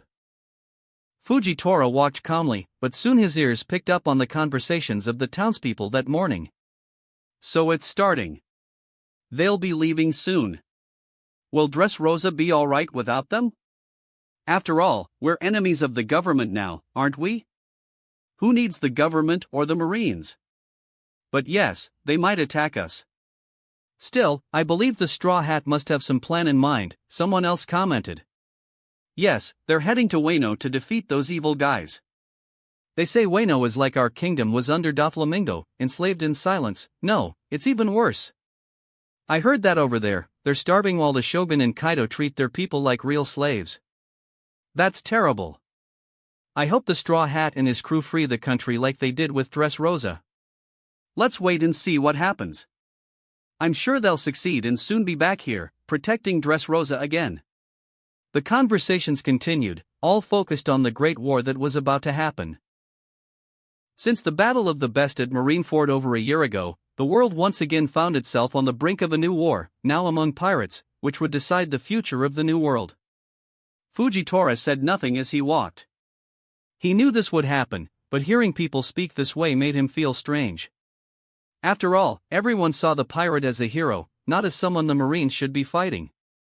In a way, Fujitora thought this perspective made sense, considering the Marines hadn't done anything to change Dressrosa. It took a pirate to transform this kingdom into what it is today, and now Wano would likely go through the same. I hope he succeeds. These people seem quite happy with the way things are, Fujitora murmured to himself as he entered a betting establishment he frequented daily. He could go there as long as he earned his own money, something he managed by doing various jobs. He was quite kind to the locals, who found it curious how an admiral behaved and didn't complain. "You came," a voice sounded from a corner as Fujitora approached. "Yes, I'm here, and this time, I'll beat you," he replied. "Good, that's great. More money for me and a way to ease my boredom," the mysterious man responded, while Fujitora nodded in silence. This man was extremely powerful, as his haki sensed, perhaps as strong as he was, or maybe even stronger, even without using his devil fruit. This mysterious opponent he had met while betting had been in Dressrosa for a long time, saying he was there for Monkey D. Luffy. He had even managed to enter the country, but Luffy always said he would talk to him later. And so, the man had spent a month in Dressrosa, gambling and enjoying what the kingdom had to offer, as if on vacation, waiting for the day he could fight Luffy, as the young pirate had proposed since they met in Impel Down. Chapter 435, World's Reaction to the Impending Wano War 02. Third-person POV. New word. Once again, the world learned about the Straw Hat through the news publications. After a month of silence, with no updates from the outside, the world's eyes were on them. They had isolated themselves within their territory following a bomb incident, which led to a negotiation between the crew, the Navy, and the government. Beyond the government's public statement about a non-aggression pact, it was revealed that the Yonko's lineage lived on through 5 children, a fact that somewhat shocked the world. These children might possess as much potential as their father and even their mothers, casting a veil of uncertainty over the world for those who deeply feared Luffy's power. This morning, the news the world had been waiting for finally broke. The war in the New World was underway, and speculations were arising from every corner, reaching even the Blues. In a kingdom in the East Blue, newspapers were in the hands of the citizens of Goa, each reading with their own thoughts. There were those who supported Luffy and those who didn't. To some, he was seen as a tyrannical pirate who entered their kingdom and killed the former king, without them fully understanding what had actually happened. However, they were a minority in the kingdom. Nevertheless, they did not despise the queen, who was managing the kingdom exceptionally well with the help of her ministers. Despite their misgivings, they couldn't deny that Monkey D. Luffy was one of the world's most powerful pirates, now returning from an entirely different kind of battle. Thankfully, he hadn't just killed a king in cold blood. Throughout the kingdom, debates filled the morning air, both in the capital and beyond. In Goa's palace, the queen sat on her throne, reading the newspaper. "Luffy, I hope you're safe," Makino smiled softly as she read the article. It had been nearly 2 years since she last saw Luffy, from the time he left the kingdom of Goa, embarking on his adventure to Lode Town and beyond. He had since ventured across the Grand Line. Every time he appeared in the newspaper, she and others eagerly absorbed every detail about his journey at sea. And now, after a year of absence from the headlines, he was back, dominating the New World, recruiting kingdoms, and even establishing a headquarters with all those islands floating in the Dressrosa region. She read about it in the papers, marveling and wondering how Luffy and Lucy were doing. "Luffy, if you don't beat those guys in the New World, I'll have to kick your butt myself," Dayton declared, smoking a cigarette and wearing a uniform of the kingdom. Tears were in her eyes as she read the news, an obvious sign of concern for Luffy facing off against 2 major New World pirates, with photos of Kaido and Big Mom splashed across the same page. She had become quite capable over the past year. With Luffy's absence at sea, some pirates believed the kingdom of Goa harbored treasure from his crew and tried their luck invading. But Dayton, possessing the chain fruit, defeated them with ease. Even the queen, wielding the sound fruit, a gift she had received from Luffy, had grown incredibly strong. She was no longer the harmless bar girl anyone could easily intimidate while she just smiled. Now, after Makino wished to become strong enough to face the challenges Luffy encountered at Marineford, she trained tirelessly. The other ministers present weren't as strong as the queen herself and Dayton, who was training an entire royal guard from her bandits. Dayton had turned her life around, from isolated mountain living to a more luxurious life within the palace, while ensuring the kingdom's safety. The kingdom was thriving, with Luffy supporting their growth economically through alliances with other kingdoms. Free trade among them with minimal taxes boosted the economy and attracted many people who opened businesses there. Of course, Luffy still maintained control over all major decisions, and one of his direct orders was to clean up the dump along the walls of Goa's capital within a year. He knew well the suffering people endured there, and the result was that now, not only was the area cleared of trash, but a small town was beginning to rise there. This expansion of the kingdom offered substantial tax breaks and incentives from the court for anyone willing to invest. Now, those same people who once had to scavenge for their food in the dump could have a chance to build a life and sustain themselves. Back at the palace, as the court gathered with the topic being Monkey D. Luffy, one of the ministers stepped forward, concerned about the time. "My queen, we can't afford to delay any longer. We have until noon to start leaving the kingdom. We must reach Mary Geos before the world government meeting begins. The minister spoke in a more urgent tone. All right. Luffy will be fine in the new world. I'm sure he's going to have a great time. She smiled. My queen, I don't think a fight between Yonkos will be fun. It will be a bloodbath, perhaps worse than what we saw at Marineford. One of the ministers said, attempting to correct her. But Luffy always has fun. I'm sure he'll do just that, now that he's with Lucy too, she replied, still smiling innocently, while the ministers simply sighed, knowing they couldn't change their queen's mindset. In the end, they began preparing as Makino was seen packing her bags with the help of the castle servants. Despite their protests about the queen doing such things herself, Makino never minded and quickly packed her bags. Only as she was leaving did a minister rush up to her with an urgent tone. My queen! The ship is ready, but there's a marine ship approaching on the sea. He exclaimed, as Makino raised an eyebrow and descended the stairs with the minister, arriving in the throne room with a balcony outside, where the kingdom's high-ranking officials were gathered. In the port, they could see their ship waiting for them, richly adorned with Goa's emblem, a gift from the Syrup Kingdom by Queen Kaya herself. But at that moment, the ship wasn't what caught everyone's attention, it was the marine ship cutting through the sea toward them. That flag!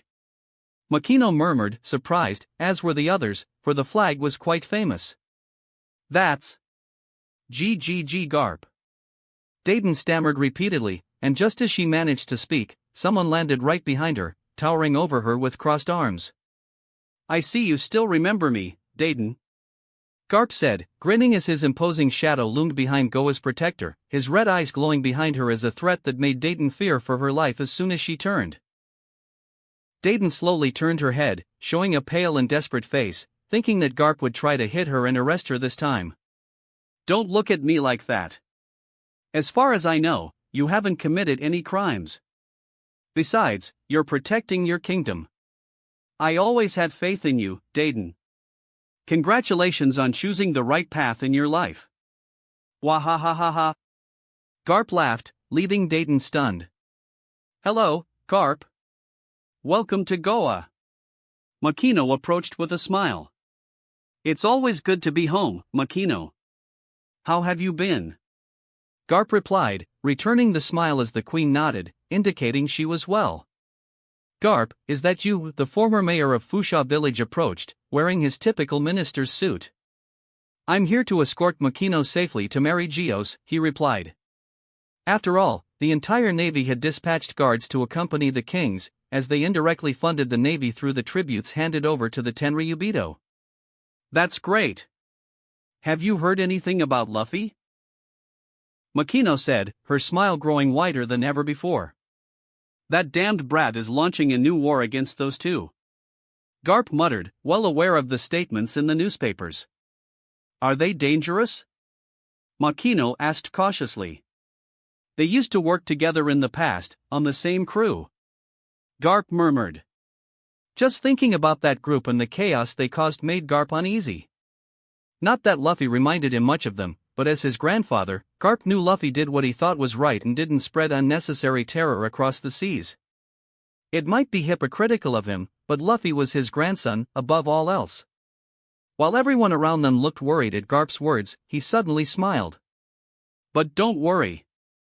Luffy knows what he's doing. I hope to teach him a lesson myself once this whole war and the world government meeting are over.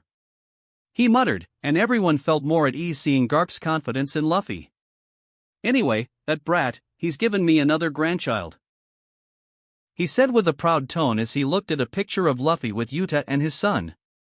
I should recruit him into the navy before he becomes a pirate like his father, he said with determination. Isn't he just a newborn baby? Dayton exclaimed, unable to believe Garp could be so shameless. This is Shanks's child. Does this make our queen a grandmother? A minister asked, still firmly believing that ever since Luffy had announced Makino as the wife of Shanks, the red-haired pirate.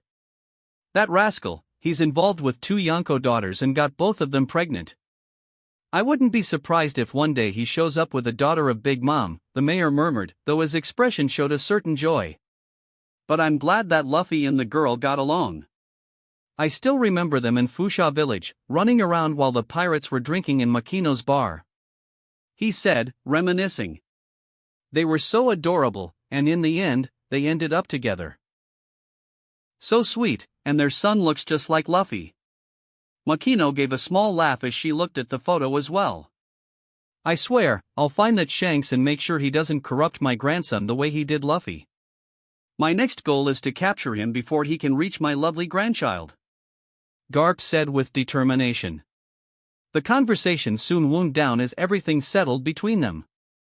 They made their way to the ship, while Vice Admiral Garp's ship was already alongside, waiting. Kobe wasn't on board, as he had gone elsewhere to escort another king.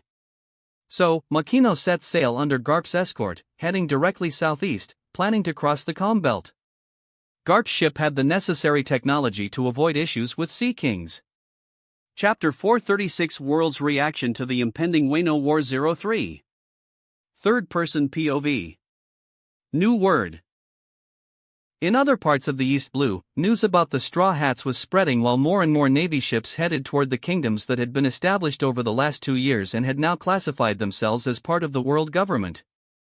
While everyone had their own comments, in syrup, Queen Kaya carefully read the headlines in the newspaper. "I hope you're okay, Usopp," she murmured, seeing the photo of her husband among Luffy's crew.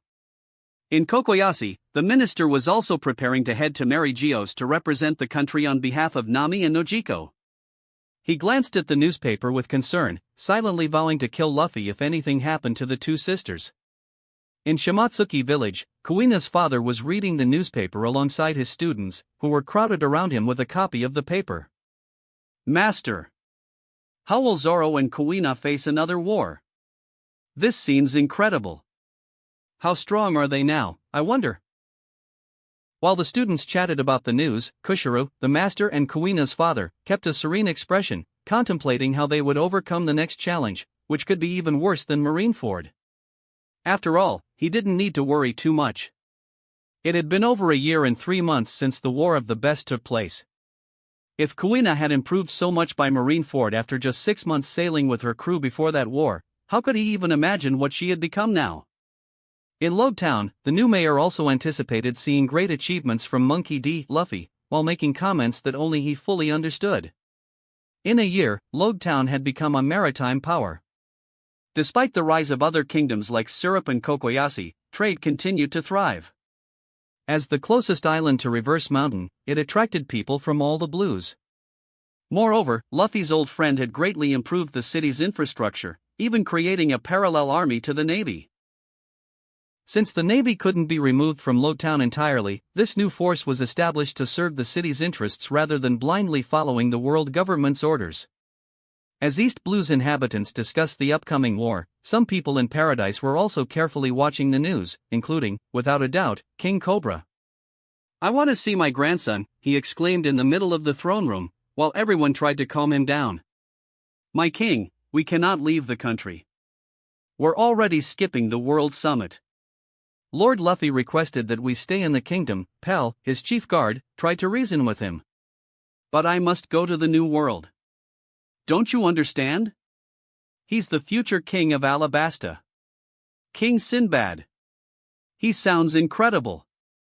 Cobra began speaking with the pride and joy of knowing his lineage would continue, and that the throne would one day pass to his grandson, at least, he hoped so. He hadn't seen any pictures of him this year, despite asking Vivi repeatedly. Due to a lack of communication, only Pell could describe the boy to the king after returning from training with Luffy in Skypiea, alongside Baroque works and members of various other kingdoms. This was the first time Cobra saw his grandson in the newspaper, among an article describing all of Luffy's children. He desperately wanted to see his grandson as soon as possible but understood he would have to wait until, as Luffy said, a base was established in the New World. People in Paradise were also discussing the war. While Luffy's territories cheered for him, other islands feared how the conflict might affect them. Kings from all blues continued departing their kingdoms and being escorted to Mary Geo's. The New World wasn't much different. Like Alabasta, Dressrosa and Prudence also refused the world government's summons and had ceased communication, even as the government and navy attempted to reach them. Meanwhile, Blackbeard was reading the newspaper, a sinister grin forming on his face on his island. He began summoning his entire crew and contacting those battling the remnants of the Whitebeard pirates. Meanwhile, Ace received a call from Sabo that same day, saying he was leaving Dressrosa and sharing how his meeting with Luffy and Lucy had gone over the past month. "You received a fruit from him, that's certainly good." Ace was happy that Sabo had also gained a mythical beast. "Yes, now I'm heading somewhere else while they've set off for the war," Sabo commented. "Yes. I wish I could be with them, after all, I have some acquaintances in Wano." Ace murmured, but he couldn't abandon his responsibilities here, being attacked by the Blackbeard pirates all the time. "I understand that you can't abandon this territory, and Luffy knows that too." "Don't worry, Luffy will appear in the newspaper as someone victorious," Sabo said confidently. "I think you're right," Ace said finally as they continued talking about other things. Meanwhile, in Wano, the newspaper had finally arrived in Onigashima. Kaido's men quickly approached, entering the main hall that morning, bringing the newspaper in their hands as they showed it to their leader, who was drinking beside Big Mom. She, in turn, was eating sweets, constantly served by her toy soldiers. "Lord Kaido," they announced their presence with an urgent tone. "What is it?" Kaido asked grumpily, having just woken up and being interrupted as he tried to cure his hangover by drinking more. Meanwhile, his crew was by his side, watching calmly. Big Mom's crew was on the other side, equally attentive. "The Straw Hats. They're going to attack us soon. They announced it in the newspaper," said the man from the Beast Pirates, handing over the newspaper. Kaido stopped drinking immediately, and even Big Mom halted her meal, surprised. "Let me see that," Kaido ordered quickly. The man placed the newspaper in front of him and ran off, unable to withstand the oppressive atmosphere with 2 Yonko. "So the brat is finally coming? I thought he wouldn't come anymore. I'll capture Yamato and his granddaughter as soon as he shows up," Kaido declared, laughing with a mix of fury and satisfaction. Mama. Your soul will be mine," Big Mom stated with a sinister tone, while everyone around seemed confident now, with the 2 Yonko united against the crew. King, Jack, and Queen stood motionless beside Kaido, analyzing the situation. It was then that Altai, near anger, commented, "I hope Page 1 is still alive. Otherwise, I'll blow the head off that raptor brother," she exclaimed with hatred. Altai was clearly worried about her brother, who had been in the hands of enemy pirates for over a year, wondering how much he had been tortured, not imagining that now, Page 1 worked for Luffy as a dinosaur captain. "Finally, we're going to fight. I was getting bored," said Smoothie, looking at Katakuri. "Yes, the time has come. We'll finally get our revenge, right, Cracker?" Katakuri commented. Cracker nodded slightly. He seemed nervous. He knew well the capabilities of that crew and knew more than his siblings what the Straw Hats could do.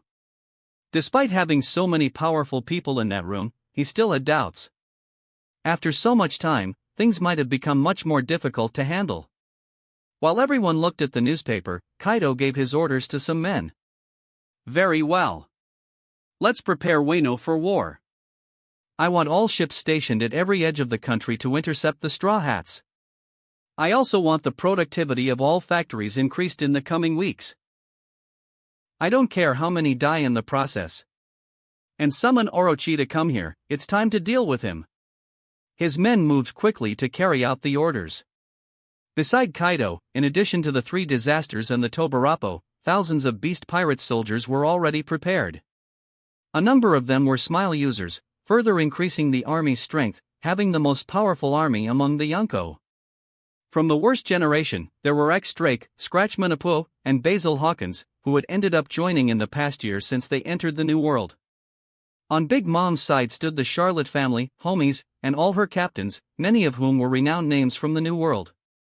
Among them were Sanji and his family, Germa 66, who had settled in her territory after being defeated by the Straw Hats and escaping with Cracker.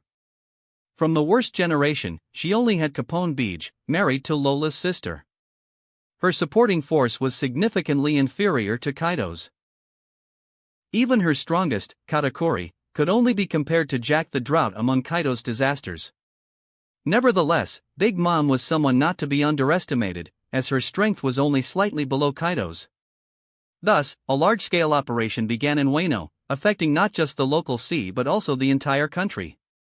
The pressure on its people and inhabitants increased more than ever. Out at sea, Kid was sailing on his ship, glaring at the newspaper with rage. His face, full of scars, and his missing arm bore the marks of the battles he had fought over the past year. He was frustrated. Despite having achieved a bounty of over 1 million berries, everything he did to match the Straw Hats still seemed insufficient. Looking at the newspaper only fueled his frustration further. "What are we going to do, Captain?" Killer asked, his expression serious. "We're going to Wano," Kid replied, determined to prove his position in the new world. Elsewhere, another towering man was also staring at the newspaper, crushing it in anger. "He doesn't come looking for me. And now he's going to fight Kaido? So be it. I'll find him there too," he declared firmly, pushing his small ship toward Wano. Even if he had to fight Kaido and Monkey D. Luffy himself. Near Elbaf, Shanks was stationed on an island after a banquet, reading the news with a cautious look. So, this war is finally going to start. "Look, Captain. Luffy has 13 giants under his command," one of his crewmates exclaimed, surprised. "I knew he had 2, after securing them for his Paradise campaign, but it seems he's gathered 11 more giants. That's truly impressive." Shanks gave a faint smile. "I wonder what will happen from now on." Lucky Roo, one of his crewmates, grabbed the newspaper while munching on some meat. He flipped through it calmly, scanning for more news until he suddenly froze. "Something wrong, Roo?" Ben Beckman asked, noticing his unusual behavior. "Shanks. Yuta is in the newspaper," Roo said hesitantly. "What?" Shanks' tone changed instantly. "What's in the newspaper?" "Yuta. She's in the newspaper," Roo repeated. The crew fell silent. Yuta had never been part of the Straw Hat crew, so Shanks was unaware that she had left the island of music. He had not been in contact with the man who frequently asked about her over the past few years. She hadn't participated in the War of Marineford, and her pregnancy had kept her out of the headlines. However, now, with her child, something new had made the front pages thanks to Luffy's exposure. Shanks snatched the newspaper from Roo like lightning, reading it rapidly. "What is this?" "She had a child with Luffy. And he's already born," Roo replied amid the silence. The initial quiet turned into collective shock. Shanks stood frozen for a moment, utterly stunned, before his eyes widened. "What?" He immediately pulled the newspaper closer, scanning it frantically to see if there had been a mistake.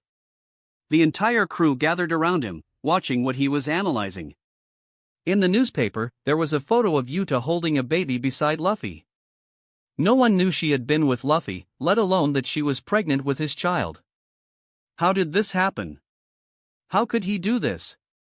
That bastard touched my daughter. Shanks roared, his face contorted with fury as red hockey began emanating from his body. He glanced at the newspaper once again, a third time. The entire crew remained silent until, in the distance, a furious scream echoed from the island they were on. Red lightning shot into the sky, turning it dark, reflecting Shanks' overwhelming rage and shock. Chapter 437 Protection of Dressrosa. Third-person POV. New word. While the world continued reacting to the war between Yonkos and Dressrosa, not even an hour had passed since the two old men had met at the betting house. As they played calmly, someone entered the establishment. At that moment, the betting house manager looked surprised at the new visitor and quickly approached the newcomer. "Lord Luffy, it is an honor to have you here. If I had known of your presence, we would have organized a reception worthy of you." He seemed eager as Luffy entered, but the latter merely shrugged it off. Many people treated him this way now, and it was often irritating. "You don't need to be so formal. I'm just passing through. I want to talk to one of my guests," Luffy said calmly as he walked forward, stopping in front of the two men betting, who seemed deeply focused on the game. "Mr. Luffy, it's good to see you here. I hope you bring me some luck," Fujitora murmured with a smile, not even glancing at Luffy, who kept his attention on the game. However, beside him, his opponent threw an unsatisfied look at Luffy, seeming to think he might use Conqueror's haki to intimidate him. Luffy merely smiled at this, unconcerned that before him sat a monster, even greater than Fujitora. The man observed Luffy's silence and said nothing as well, returning to the game while it continued. It was a card game, poker. Chips clattered onto the table continuously as they played on. Both eventually laid down their cards after trying to bluff each other in a particularly tense round. They each aimed to outwit the other until, in the end, Fujitora lost after revealing his hand. "Tell me, Mr. Luffy, did I lose?" Fujitora asked, a glimmer of hope in his tone. "You could have spoken directly to me, Fujitora. I don't think I'm petty enough to cheat a blind old man out of some gold." The man in front of Fujitora spoke in a stern tone, also casting a displeased look, seeming offended at the insinuation of dishonesty in gambling. "Our guest is right, Fujitora. You lost," Luffy said, as the result was clear. "That's unfortunate. It seems I'll have to work for the rest of the day to earn some money and play again tomorrow," Fujitora remarked in conclusion. Luffy raised an eyebrow. That man simply worked to rebuild Dressrosa, helping the other citizens, earning money just to gamble against that opponent and, invariably, lose. Although he sometimes won, the truth was that Fujitora always ended up at a loss, playing until he had nothing left. This guy. How can he be a Marine Admiral like this? Luffy couldn't help but think as he watched Fujitora begin to stand and leave his chips behind with a sorrowful expression. Luffy merely sighed as Fujitora departed and turned back to the man still seated, now gazing at him. "Is it alright if I play with you?" Luffy asked, ignoring Fujitora, while the other man narrowed his eyes at him. "Fine. It'll just be more money for me, considering you've been ignoring me for a month," the man said with some irritation. "Don't take it the wrong way. I told you, I've been training my crew. And I'm a new father, I had to give some attention to my family and relax a bit. I need a vacation too, don't you think? After all, you've lived a long life. We young folks need to enjoy ours as well," Luffy said calmly, while the man stared at him with emotionless eyes for a moment. "May I sit?" Luffy spoke again after the silence, taking the seat Fujitora had vacated and facing his new opponent. Meanwhile, he addressed the manager standing nearby, beginning to pull several sacks of gold from his pocket. "Take this and exchange it all for chips," he said, as the man widened his eyes and scrambled to catch the sacks tumbling onto him, falling flat to the floor under their weight. "Lord Luffy, I don't think we can accept this from you," the manager murmured hesitantly. After all, Luffy stood above King Riku and was the hero of this country. Luffy shook his head. "Don't give me that talk. I might be a pirate, but I'm not a thief who steals from my own people in my territory. Take this and get me chips, no complaints," Luffy said in a serious tone. The manager quickly nodded, standing up even more flustered, and rushed off with all the gold to exchange it for a sack full of chips. "You actually know how to be fair," the man in front of Luffy commented with a wry smile. "I do. I'm not a thief either." "Not the kind of Yonko who enslaves and robs," Luffy shrugged. "No wonder Fujitora said what he saw in you was different," the man replied. "Anyway, enough talk, let's play," Luffy said as the manager returned at that moment with the sack full of chips, beginning to place them on the table. His opponent took the initiative, picking up the cards and starting to shuffle them before dealing them to himself and Luffy. The game quickly began. Both players analyzed their cards in silence. The nervous manager watched from behind. He didn't recognize who this other man was but was worried about Luffy. He had never seen him here before, and now Luffy was playing against a customer who always seemed to win frequently. What the manager didn't know was the kind of battle taking place at that moment as the two men stared at their cards. Despite appearing to be just a card game, it was a duel of observation hockey. Both were using their abilities to predict each other's future moves, making the game extremely complex. Each thought generated a whirlwind of possibilities and consequences, causing hesitation before every play. "Damn, this is so difficult." "You're worse than Fujitora," the man muttered with a frustrated tone. "I've never played against someone this fast with observation hockey." It's certainly irritating, Luffy admitted as every move he considered seemed to open up new sequences of complex futures. They continued the game, always looking for the least harmful way to advance, until the man decided to break the silence with a new topic. Tell me, why have you been stalling me for a month? I thought that when you came to challenge me and Impel Down after helping to free me, we'd fight as soon as you saw me. Instead, you've been dragging this out. Were you serious back then? The man asked, laying his cards on the table while Luffy analyzed, thought again, and saw multiple futures before making his move and drawing new cards from the deck. You're right. I still want to fight you, but things are a bit complicated. As much as I want to face a legendary pirate like you, I'd like to ask for more time, Luffy said calmly, preparing another move and placing his cards on the table. And you want to leave me here, waiting? The man asked simply, his tone serious. Luffy had to flash a more apologetic smile this time. Sorry about that. But I'd appreciate it. After all, the government will attack us as soon as we start the war. But I need someone strong enough to hold the line here, Luffy said calmly. The man didn't respond, continuing to make his moves. I bet my chips, Luffy said, beginning to place chips on the table. The man did the same, matching the amount and then adding more. I'll double it, he said before returning to their previous conversation. Why do you need my help? I thought you could protect your territory. The man asked again. I have children. I have 6 kids in this place. I can't leave them without protection. I need to make sure they're safe while their father faces a new challenge at sea. Their mothers will be with me, and I need all the strength I can gather to face 2 Yonko at once. Luffy explained. He had a protection plan, but with this guest's help, he'd be even more certain of his family's safety. You're asking a lot of me. You know that, don't you? The man raised an eyebrow before returning his focus to the game. I know that very well. And I even apologize for asking something so inconvenient. But I promise, we'll fight as soon as things are resolved, Luffy said as the man seemed lost in thought. He pushed more chips onto the table, raising his bet, and Luffy matched it. This continued for a while until the table was overflowing with chips, both on and around it. All of their chips were now in play, turning it into an all-or-nothing round. Despite Luffy having a lot of money, the man managed to match all of Luffy's chips, accumulated from his victories against Fujitora. Alright, I'll do it, the man finally said, though his voice carried a tone of dissatisfaction. Luffy's grin widened more than ever as he watched the man lay all his cards on the table. Looks like I lost, the man murmured at last. As predicted, Luffy advanced his cards, revealing a better hand than his opponent.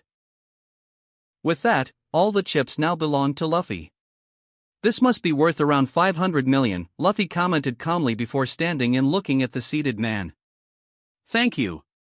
Don't worry, keep all this money. After all, I don't want you to go unrewarded for the service you'll do for me.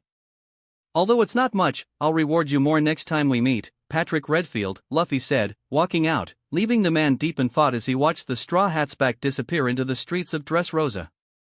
Well, looks like I don't have a choice, the man murmured, letting a smile escape his lips. Luffy was satisfied he had managed to convince him. He had arrived over a month ago, and Luffy hadn't wanted to face him then. The idea of using him for protection had come just a few days ago. In Dressrosa, Luffy had already ensured protection against any government attack, but having Patrick Redfield would make things even better. He didn't know exactly what the government would do, but he knew they wouldn't use Uranus to destroy his kingdom. After all, Dressrosa and the other allied kingdoms were under the world's watchful eye at the moment. An attack of that scale would damage the world government's reputation. It's still morning. Now, let's see how the others are organizing for tomorrow's departure, Luffy said at last before disappearing into the skies over Dressrosa. Meanwhile, his crew and fleet were scattered across various islands and kingdoms, preparing themselves to finally march to war. Chapter 438, Departing for War 01. Third-person POV. New word.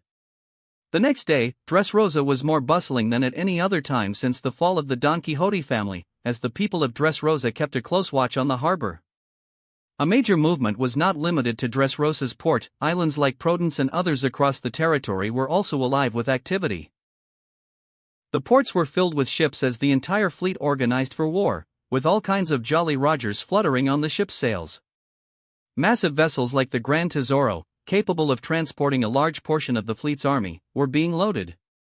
As more and more men boarded, not only were people embarking, but weapons of all kinds, crafted with Luffy's special material, were being stored in preparation for battle. Lola had been producing more and more alcohol metal for the entire fleet over the past month, while the factory in Skypiea operated at full capacity with Shiki's former crew working tirelessly. Not only that, but Luffy had also taken over the Don Quixote family's factory and repurposed it, further increasing production. Meanwhile, Lola kept working non-stop, saying she'd do anything for her husband, while he had to play his part nearly every day. In addition to the ships used by all the captains, the animals also had their own ship prepared. Buran, Luffy's shoulder monkey, served as captain of the common animals. They had a ship island custom built for navigation with the help of Frankie and Shiki's scientist. Page 1, on the other hand, was the captain of the dinosaurs.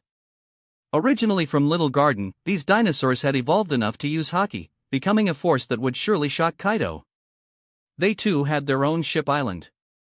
Luffy could barely imagine Kaido's face when he saw his former subordinates now working for Luffy, with an army of haki-wielding dinosaurs, a true beast crew made of dinosaurs and animals, without the need for smile fruits to create them. This activity continued for hours as the ships prepared, outfitting themselves with pirate crews and weaponry. Luffy was overseeing everything from the Black Pearl and Dressrosa, with several members of his crew and fleet aboard the ship, though not all of them. It was at that moment that lightning struck from the sky in their direction, as Enel descended toward the ship. Luffy, who had been reviewing reports, set them aside to look at Enel appearing before him. "It's done, demon. All communications in Den Den Mushi in the region have been blocked," Enel reported, fulfilling Luffy's request to prevent any communication that could report his fleet's movements to the world government. "Alright, just prepare to depart soon," Luffy responded in a neutral tone. "Can't I come with you, Luffy?" Viola approached, leaving her niece behind as she stood by Luffy's side. "You've certainly grown much stronger over the past year, but it's still not enough for this fight," Luffy stated calmly, being honest with her. "But..." She hesitated, reluctant to miss the chance to fight alongside Luffy. "You're more important here. You know that. I need you to monitor everything on the sea, below it, and in the sky. We can't afford to be caught off guard if the government launches an attack. Understand?" Luffy spoke seriously. After a moment of silence, Viola nodded, understanding what Luffy meant. "Luffy, everything is ready. Jinbei, Usopp, and Frankie have prepared the ship for departure," Nami said as she approached, holding a map of the New World, trying to plot a trouble-free course to Wano or at least partway through the sea. "That's good. But we still need to wait for the others," Luffy replied as Nico Robin and Nojiko passed by his side. "Captain, so I'll be staying with you?" Sai asked, approaching Luffy. "Yes. I need you to use your new Akuma no Mi in Wano. When we arrive, I'll give you instructions," Luffy said. He left Sai behind and looked toward a corner of the ship, spotting Usopp, Chopper, and Bippo together, talking and watching the harbor activity as the other ships made their preparations. "Usopp, I want you to prepare the wig." "Understood?" Luffy said as Usopp looked at him and grinned. "Of course, Captain." "Bippo will be ready when the time comes," he replied, while Luffy nodded. Bippo, however, looked confused, as he would soon be wearing the wig for an important mission involving the entire fleet. "Finally, I'm excited to set foot in Wano again," Yamato remarked as she boarded the ship alongside Vivi, Reiju, and Lami. "Master, I brought some things to help you organize the fleet. They boost concentration," Baby 5 said, approaching with a tray of cookies. Luffy unconsciously picked one up and ate it, only for it to explode in his mouth. He remained unfazed, continuing to focus on the map. "Captain!"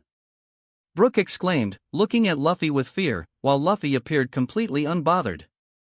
"I wouldn't eat that even if I had a mouth." "Ya ho ho ho." Brook chuckled at his own joke. At that moment, Zoro, Hugo, Alvida, and Kuina climbed the gangplank and boarded the ship. Luffy picked up a Den Den Mushi and began talking to members aboard other fleet ships. "You seem a bit anxious," Shirahoshi observed, addressing one of the pink-haired girls. "I'm a little nervous. I want to get to Egghead as soon as possible," Bonnie said, crossing her arms beside Shirahoshi and Rebecca, as Violet returned to speak with her niece. "Luffy, we've organized all the paperwork in your cabin," Monet said as she approached with Domino by her side. "Great. You can settle in on the ship," Luffy replied after hanging up the Den Den Mushi. Once they left, his gaze shifted to a woman carrying a baby toward him. "I want you to speak to our son one last time," Yuta said as she approached the father of her child. "Of course," Luffy said, taking the baby, who would remain in Dressrosa. "Captain." "Everything is ready," Jinbei said, approaching with Hachi and Frankie after they inspected the ship's interior to ensure it was ready to set sail. "Great. Take your positions," Luffy instructed. "Sir Luffy."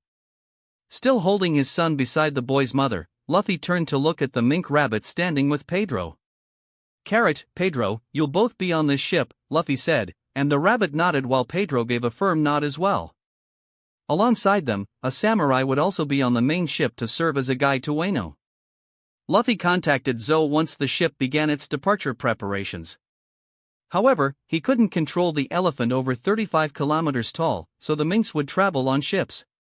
Luffy had a plan for this: they would pass through Zou and add the minks to the fleet, at least those who would fight alongside them. Luffy spent some time with his son while everyone got settled. He eventually handed the child back to Yuta, who needed to place him with the others. It was at that moment someone landed on the deck, displaying pink hair. "There are so many pink-haired people in my life," Luffy couldn't help but mutter, thinking of all the women with that hair color who were connected to him. "Humph." A scoff came from Perona, floating above the ship with her ghosts. But it wasn't her Luffy was referring to, nor was it the person who had just arrived. Instead, it was Lola, who appeared with her bright smile and an appearance reminiscent of Big Mom in her prime, equally stunning as Yamato, Shirahoshi, or Boa Hancock, among the most beautiful women. "My husband!" Lola exclaimed, jumping on Luffy and pressing his head into her chest, burying him in her embrace as she squeezed his head. "Stop that, Lola." "I'm organizing things," Luffy demanded, grabbing her arms and pushing her away, too busy with his immense responsibilities to entertain her antics. "Don't act like that, my husband," she said, flashing a mischievous smile. "So, you're coming with us?" Luffy asked, changing the subject as he gave her a serious look. "Of course I am. I'd like to see my family." "You said my twin sister is married." "I want to show off my husband after 4,500 rejected marriage proposals," she said with the same smile. "You really shouldn't treat that as a joke," Luffy said, frowning at her humor before his expression turned serious again. "All right, you'll come on the ship with us," he declared, and she smiled brightly. She settled onto the ship, placing a suitcase and Luffy's in his wife's quarters, when her Den Den Mushi began to ring. "Fleet Admiral."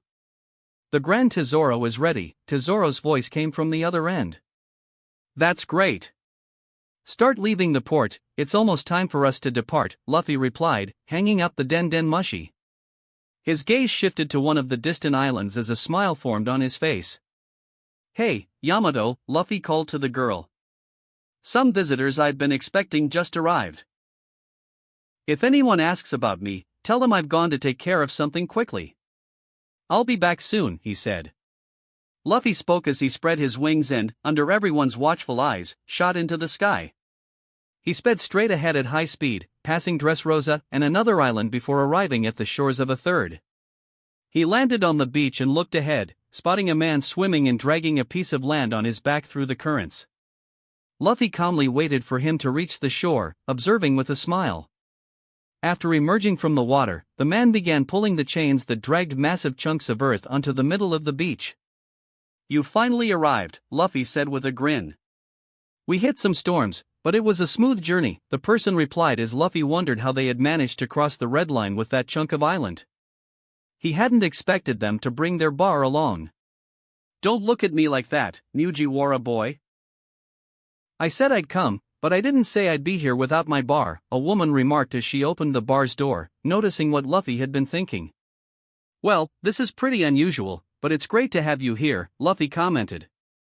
After all, Rayleigh had come at Luffy's request to protect the kingdoms while Luffy went to the war in Wano. With Rayleigh, Patrick Red, and a few other crew members and fleet allies, Dressrosa would be safe under such powerful protection. After all, the world government couldn't launch a major attack while the Reverie of Kings was underway in Mary Geo's.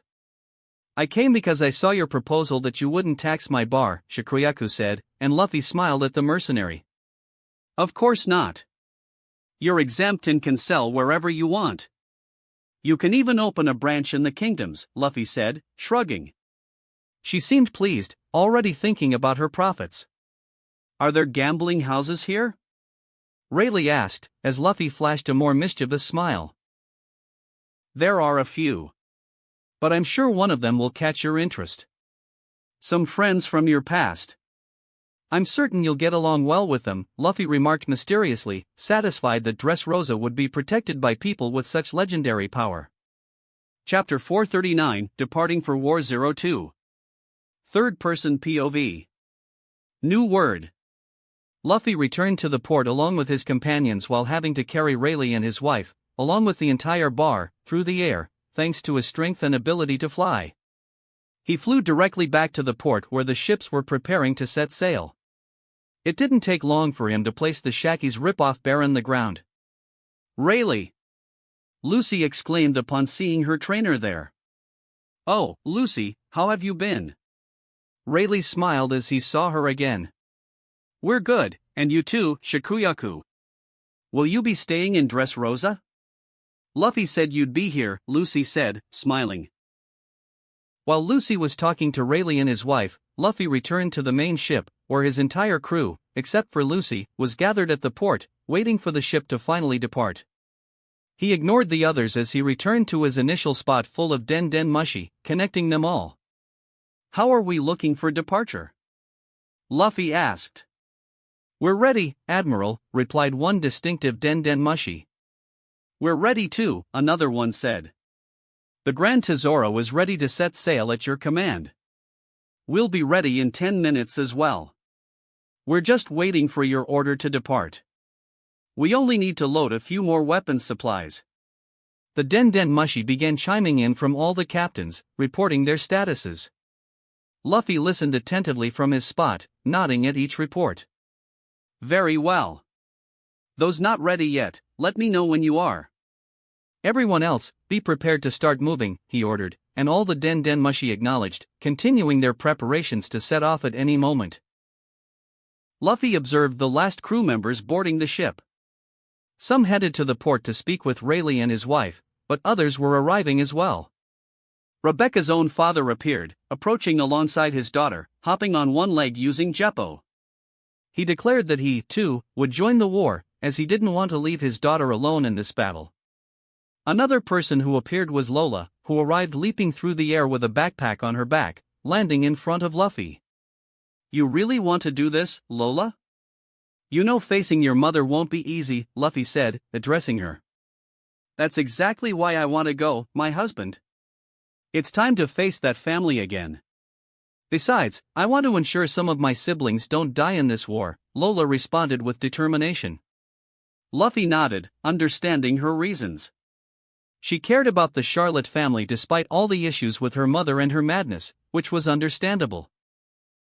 After all, having a mother like Big Mom didn't seem healthy for any child. It was curious to observe Lola, who resembled Big Mom in her prime before aging and gaining weight. This resemblance would surely impress her siblings, and in addition, her strength was remarkable, perhaps not as powerful as the three strongest in the family but still superior to the rest.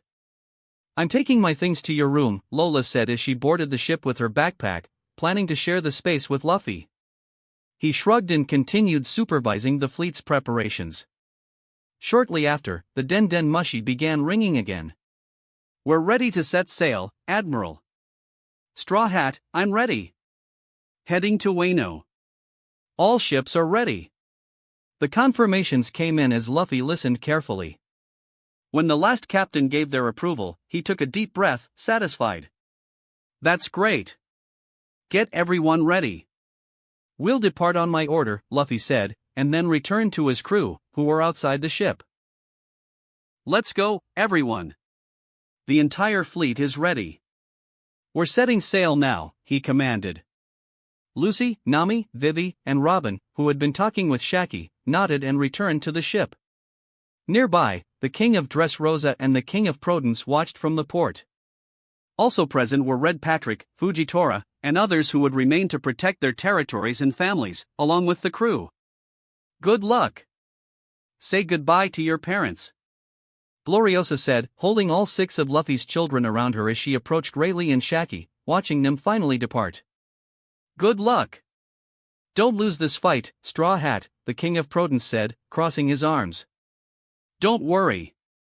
From now on, we won't just face Kaido and Big Mom, but we also won't lose a single fight, Luffy replied with a smile, then turned back to Gloriosa. Goodbye, my children. Daddy will be back soon. Luffy said as the mothers on the ship and others nearby waved their farewells as well. He now set that aside and gave his final instructions to his crew. Well, let's get started, then, he said, watching everyone board the ship and prepare. Those with specific tasks rushed to adjust the sails, prepare the helm, and check the ship's overall condition and route. Attention, everyone! We're departing now. Luffy ordered his crew and the Den Den Mushi connected to the fleet. Quickly, a flurry of activity began at the port of Dressrosa and across the islands in the territory. The ships began moving, heading out to sea under the watchful eyes of everyone present. Ah, finally! Lucy exclaimed, running to the bow of the ship and sitting on Ifrit's head on the Black Pearl, as the main ship moved away from the port. More and more ships began to follow them, all sailing toward the open sea. The atmosphere was vibrant with excitement about finally facing a new challenge after the war. Luffy also approached the bow, standing behind Lucy. He looked back and saw a massive fleet of ships following them. These weren't just from Dressrosa but also from other places, small, medium, large, and even giant ships. There were also floating island ships and the Grand Tesoro, standing out as a golden floating city. His expression showed satisfaction as he observed an entire fleet advancing into the sea with full force. Hancock was aboard the Kuja pirates ship. Although she wanted to sail on the same ship as Luffy, she still had responsibilities to her own crew. As they moved forward, the Serpents pushed their ship, and her crew was fully prepared for combat after more than a year of training. The fleet was divided among several ships, and Luffy had the records of all of them in his papers as he continued to observe the vessels. Fleet Crew 1. Captain Boa Hancock. Captain's Bounty 1-659-000-000. Main members Boa Sandersonia, Boa Marigold. Crew name, Kuja Pirates. Crew size, 120 Amazons. Number of ships, 1. Crew abilities. The 6 most powerful combat styles. Haki. Some had awakened Haki before the 1-year training period, and now they are skilled in the use of observation and armament Haki, capable of surpassing high-level pirates in the New World. Fleet Crew 2. Captain, Marguerite. Captain's Bounty Frowny Face. No bounty recorded. Main members, Ran, Daisy, Sweet Pea, Aphilandra. Crew name, Second Ship of the Kuja Pirates. Crew size, 80 Amazons. Number of ships, 1. Crew abilities. The 6 most powerful combat styles. Haki. Proficient in the use of observation and armament Haki, capable of surpassing medium-level pirates in the New World. Specialize in combat with spears and arrows infused with armament Haki. Fleet Crew 3. Captain E. Foxy. Captain's Bounty 24000000. Main members Portia, Hamburg. Crew name, Foxy Pirates. Crew size, approximately 500 members. Number of ships, 1. Crew abilities. The 6 most powerful combat styles. Haki.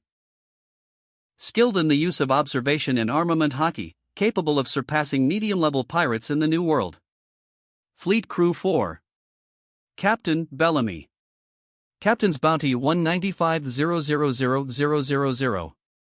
Main members Sarquis, Eddie, Rivers. Crew name, Bellamy Pirates.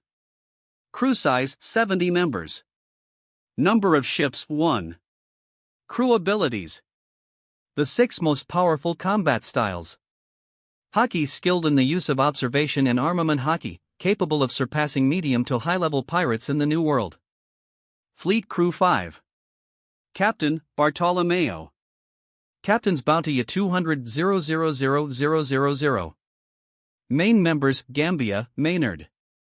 Crew name, Barto Club Pirates. Crew size, 56 members. Number of ships, 1. Crew abilities. The 6 most powerful combat styles. Haki skilled in the use of observation and armament haki, capable of surpassing medium to high-level pirates in the New World. Fleet Crew 6. Captain, Wiper. Captain's Bounty Frowny Face, no bounty recorded. Main members, Kamakiri, Riki, Braham. Crew name, Shandio Warriors. Crew size, 180 warriors. Number of ships, 3. Crew abilities. The 6 most powerful combat styles. Haki skilled in the use of observation and armament haki, capable of surpassing medium to high-level pirates in the New World. Specialists in the use of dials, impact, reject, and others, combining Skypea technology with high-intensity combat. Fleet Crew 7. Captain, Page 1. Captain's Bounty at 290,000,000. Main members, Frowny Face, no highlighted members. Crew name, Dinosaur Fleet. Crew size, approximately 2,000 highly trained and modified dinosaurs. Number of ships, 1, island ship. Crew abilities. Genetically modified dinosaurs captured from Little Garden. They do not use the 6 combat styles but are extremely intelligent and capable of using armament and observation haki, making them formidable in combat. Dinosaurs utilize brute strength and basic coordinated strategies under the direct command of Page 1. Fleet Crew 8. Captain Agreg, Giant Gorilla. Captain's Bounty Frowny Face, no bounty recorded. Main members, Frowny Face, no highlighted members. Crew name, Giant Animal Fleet. Crew size, approximately 5,000 giant animals, lions, giraffes, and others. Number of ships, 1, island ship. Crew abilities. Common giant animals with enhanced intelligence and the ability to follow orders. They do not use the 6 combat styles but are extremely strong and utilize armament and observation haki, making them dangerous in combat. Combat relies on brute force and coordinated strategies under the direct command of Greg. Fleet Crew 9. Captains, Dory and Broggy. Captain's Bounties. Dory, 100 million. Broggy, 100 million. Main members, Frowny Face, only Dory and Broggy. Crew name, Giant Warriors of Elbaf. Crew size, 2, only the captains. Number of ships, 1. Crew abilities. Extremely skilled swordsman, combining brute strength with refined techniques. The 6 most powerful combat styles. Haki mastery in the use of armament and observation haki, placing them on the level of a Yonko commander in terms of power. Extensive experience and skill in naval and land combat, accumulated over centuries of battles. Fleet Crew 10. Captain Guild Tesoro. Captain's Bounty 1,500,000,000. Main members, Baccarat, Mr. Tanaka, Dice. Crew name, Grand Tesoro Crew. Crew size, approximately 3,000 members, including elites and subordinate workers. Number of ships, 1, giant ship, Grand Tesoro, a luxury floating city. Crew abilities. Gold manipulation through the GOL Nomi, gold fruit, used by the captain for large-scale offense and defense, empowering the entire crew. The 6 most powerful combat styles. Haki. Many members have developed skills in observation and armament haki, making the crew formidable in combat. Fleet Crew 11. Captain, Shinjo. Captain's Bounty 542,000,000. Main members, Asai, Bu. Crew name, Hapo Navy. Crew size, approximately 800 warriors. Number of ships, 10. Crew abilities. Masters of the Happo Navy combat style, a unique technique blending brute strength with martial arts and specialized weapon techniques. The 6 most powerful combat styles. Haki. Many members, including the captain and Sai, possess skills in observation and armament haki, capable of challenging high-level pirates in the New World. Fleet Crew 12. Captain, Orlumbus. Captain's Bounty. Frowny Face. No known bounty. Main members. Frowny Face. No highlighted members. Crew name, Yanta Maria Grand Fleet. Crew size, approximately 4,300 warriors. Number of ships, 56. Crew abilities. Soldiers organized into tactical formations, functioning as a true naval army. The 6 most powerful combat styles. Haki. Fleet leaders possess skills in observation and armament haki, while the rest of the warriors rely on brute strength and basic combat techniques. Equipped with naval weaponry and supplies for prolonged campaigns. Fleet Crew 13. Captain, Idio. Captain's Bounty. 150,000,000. Main members. Blue Gilly, Abdullah, Jeet. Crew name, Idio Pirates. Crew size, approximately 50 members. Number of ships, 1. Crew abilities. Masters of martial arts, with a special focus on hand-to-hand combat and traditional combat styles. The 6 most powerful combat styles. Haki. Some members, including Idio, possess skills in observation and armament haki, providing an edge in battles against medium to high-level pirates in the New World. A ship well adapted for swift missions and direct combat, emphasizing efficiency and speed. Fleet Crew 14. Captain, Cavendish. Captain's Bounty. 330,000,000. Main members. Farrell, Cavendish's personal horse. Crew name, Beautiful Pirates. Crew size, approximately 75 members. Number of ships, 1. Crew abilities. Cavendish, an extraordinary swordsman. N is known for his split personality, Death Knight, making him extremely dangerous. The 6 most powerful combat styles. Haki. Cavendish possesses skills in observation and armament haki, capable of rivaling elite swordsmen. He also gained control over his other personality after intense training with Luffy for a month. Fleet Crew 15. Captain, Hudruden. Captain's Bounty. 150,000,000. Main members. Stanson, Rode, Gerd, Goldberg. Crew name, Dressrosa Giant Pirates. Crew size, 5 giants. Number of ships, 1. Crew abilities. Hudruden and his crew possess overwhelming physical strength, capable of causing mass destruction in naval and land combat. The 6 most powerful combat styles. Haki. All members possess observation and armament haki, equivalent to elites in combat. These were the most well-known members, bringing the total to over 16,000 members. However, there are others, less renowned, who also form part of the fleet, completing nearly 18,000 men in total and 25 pirate captains. Fleet Crew 16. Captain, Ryujin. Captain's Bounty. 320,000,000. Main members. Ayaka, Sniper, Jomo, Swordsman. Crew name, Deep Sea Pirates. Crew size, 150 fishmen. Number of ships, 2. Crew abilities. Masters of Fishman Karate, focusing on both underwater and surface combat. The 6 most powerful combat styles. Haki. Many members possess observation and armament haki, making them a lethal force at sea. Fleet Crew 17. Captain, Eleutheria. Captain's Bounty. 270,000,000. Main members. Zephyr, Strategist, Claudia, Sharpshooter. Crew name, Warriors of the City of Angels. Crew size, 120 Celestial Warriors. Number of ships, 2. Crew abilities. Specialists in advanced dials and aerial combat. The 6 most powerful combat styles.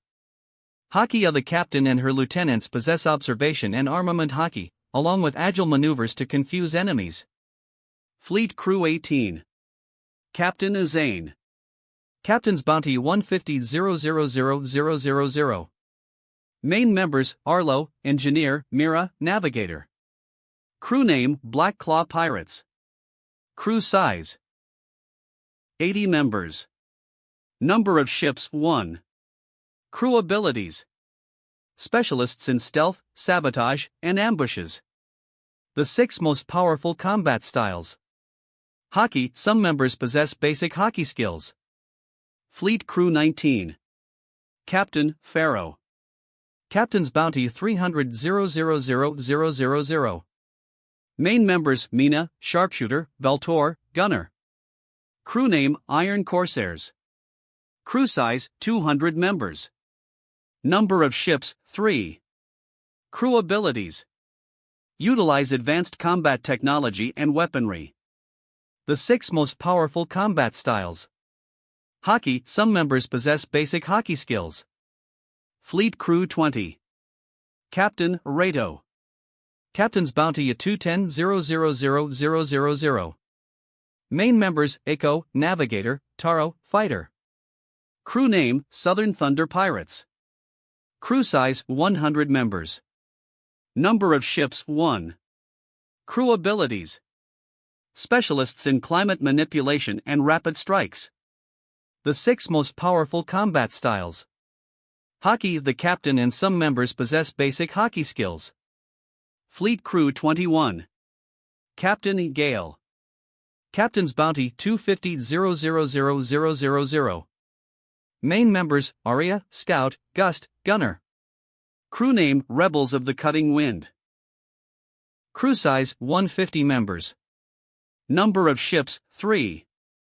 Crew abilities: masters of agile combat, using wind-based tactical weapons. The 6 most powerful combat styles. Hockey: some members possess basic hockey skills. Fleet Crew 22. Captain: Glacius. Captain's Bounty 400,000,000.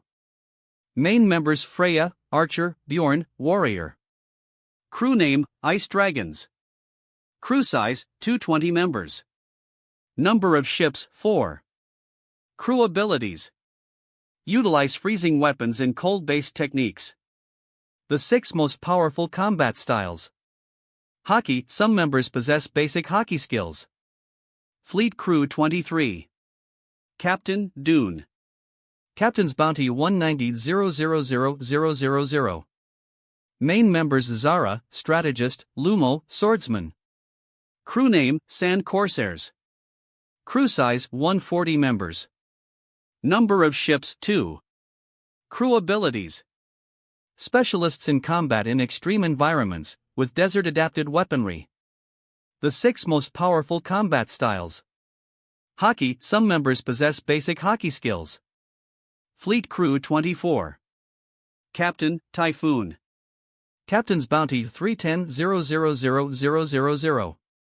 Main members: Marina, Navigator, Blitz, Fighter. Crew name: Storm Travelers. Crew size: 180 members. Number of ships: 3. Crew abilities: specialists in combat in violent seas, utilizing advanced navigation and hockey. The 6 most powerful combat styles. Hockey: some members possess basic hockey skills. Fleet Crew 25. Captain: Falker. Captain's Bounty 200,000,000. Main members: Dre, Strategist, Vera, Medic. Crew name: Black Hawks. Crew size: 300 members. Number of ships: 5. Crew abilities: combines brute strength with coordinated aerial and naval attacks. The 6 most powerful combat styles. Hockey: some members possess basic hockey skills. As the ships began to move away, heading toward the horizon, a group of individuals in a distant spot tried to spy on them with a telescope. "Damn it! We couldn't get the message out that they're departing," a man dressed in black muttered in frustration.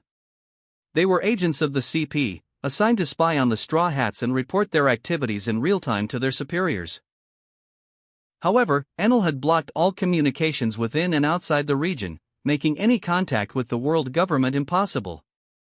They couldn't even take photos, as all Den Den Mushi had been affected except for those used by the Straw Hat Fleet. It wasn't just this group. Across various parts of the sea, other teams were trying to monitor the fleet's movements, but all of them found their communication systems rendered useless. The world government was desperate to update its information on the Straw Hats, but it faced an insurmountable obstacle with this ability. Enel's power to block communications made their operations even more dangerous. He could attack and destroy enemies without giving them a chance to call for reinforcements or warn allies. This strategy constantly put the government at a disadvantage, especially with the abilities of Luffy's allies such as the Dordor fruit, once belonging to Blueno, now in the hands of someone else. The CP agents could only watch helplessly as the Straw Hats disappeared over the horizon, unable to follow them. Any attempt at confrontation would be annihilated by Luffy's powerful fleet, which was advancing at full speed toward war. Chapter 440 Mysterious Shichibukai 01. Third-person POV. New word.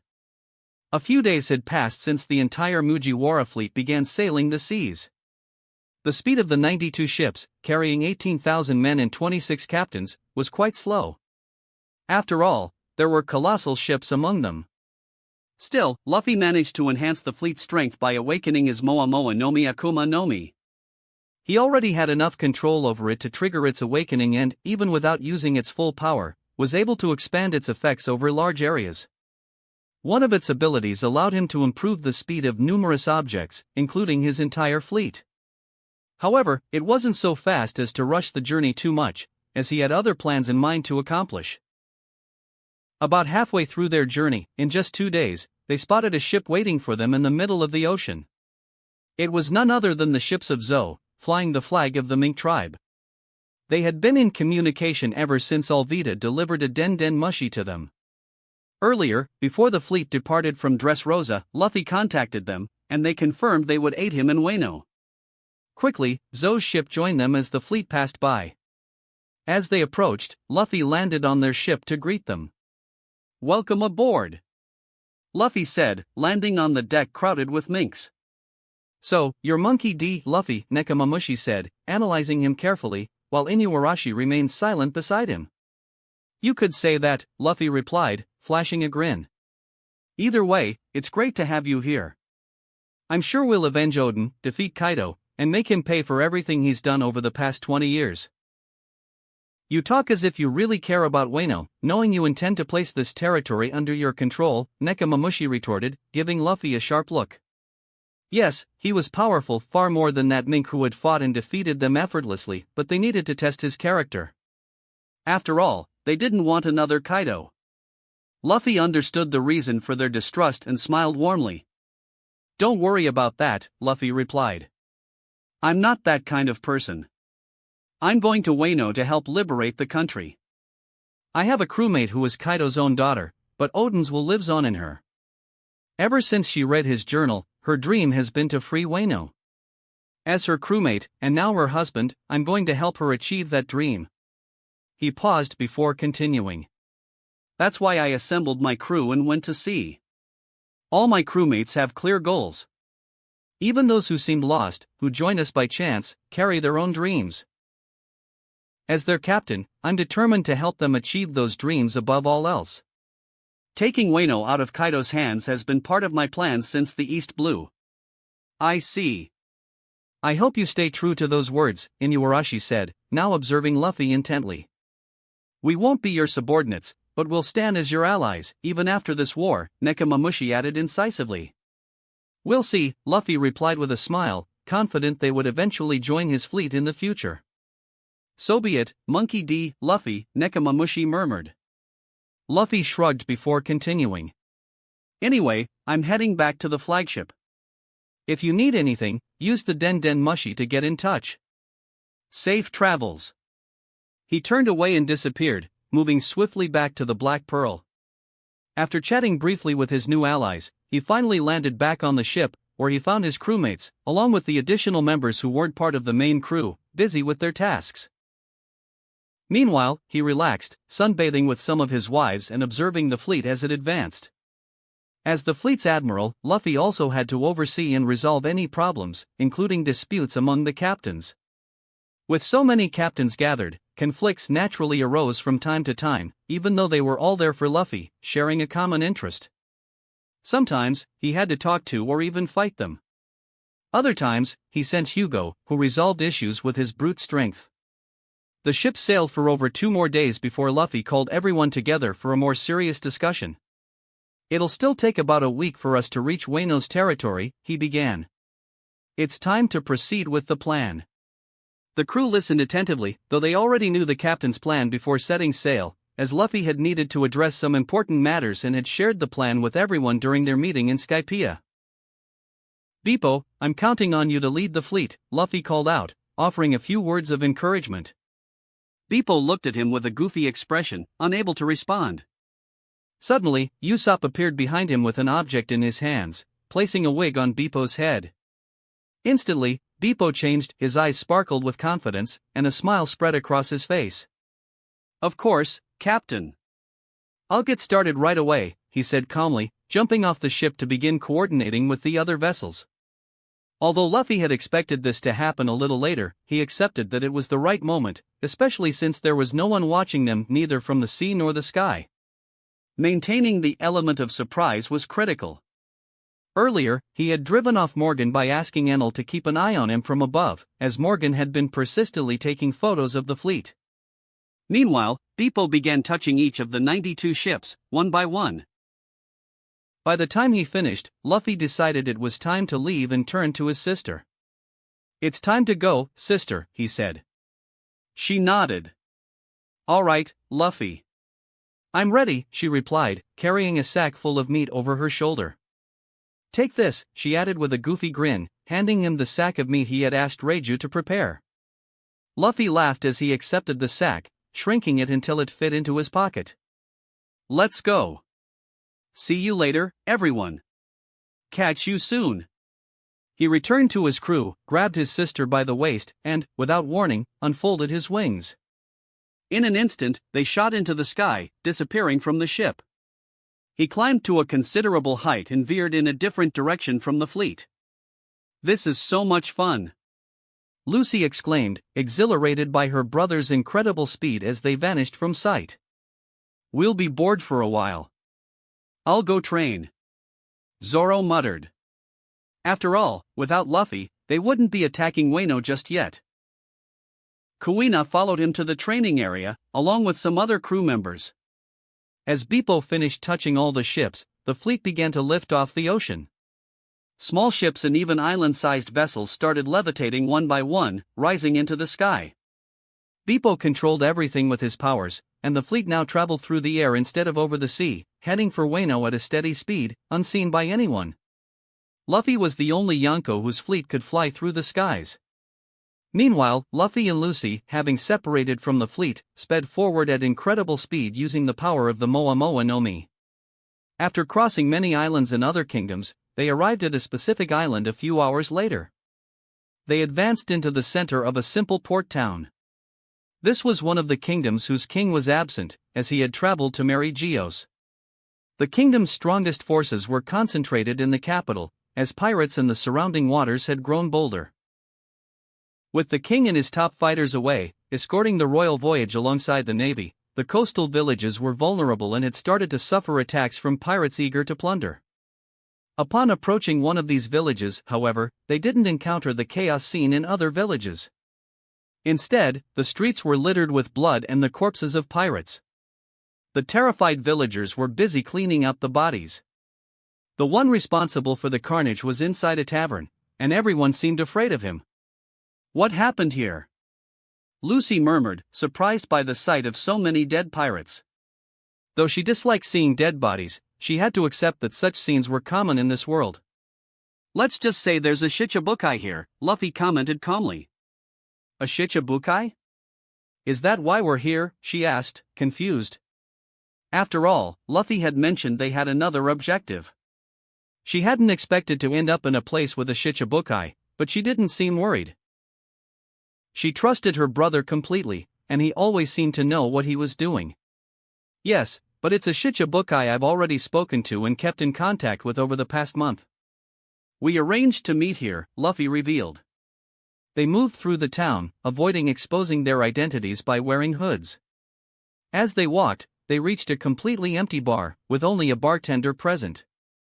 The sole customer there was drinking calmly, while the bartender watched him cautiously. The man stopped drinking and glanced to the side, noticing who was approaching.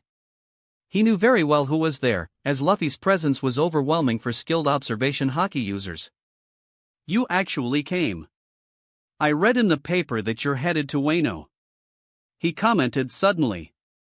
The bartender, though confused because he didn't recognize Luffy under the hood, didn't pry, considering the type of dangerous customer already present. The man at the bar had mercilessly killed all the pirates who invaded the village, leaving the residents terrified by the brutality of his actions. Even though he worked for the government, his savagery was frightening. "I'd prefer you didn't talk so openly about that right now." "Let's leave, we need to talk," Luffy said, as Lucy watched him, a little puzzled. She put a finger to her mouth, thinking, but chose to stay silent, trusting Luffy to handle the situation. The man stood up, tossed a bag of gold coins onto the counter, but the bartender seemed reluctant to accept the money. "Sir, you don't need to pay. After all, you saved the town," the bartender tried to argue. "Forget it. I'm not so poor that I'd accept scraps from someone as inferior as you. I killed those pirates for fun, to relieve the boredom of waiting for this man over the past month," the man replied arrogantly and disdainfully, while the bartender trembled. "Why is this guy such an idiot?" Lucy murmured. Luffy smiled at her comment. "It seems this fool doesn't even try to hide his true nature, but it doesn't matter. He'll be dead by the end of this journey," Luffy thought to himself, watching the man approach. This man had tried to join Luffy's crew ever since they crossed paths in Dressrosa, but Luffy had ignored him for an entire month. However, he had decided to re-establish contact, arranging this meeting to resolve the situation before it turned into a bigger problem. Before stepping into Wano, there were still several matters Luffy needed to address. That wraps up this part of What If There Was a Different Luffy. Thanks so much for listening. As always, new parts drop every 4 days, so be sure to stay tuned. If you enjoyed the video, don't forget to like, subscribe, share it with your friends, and please consider supporting the original author as well. See you in the next one.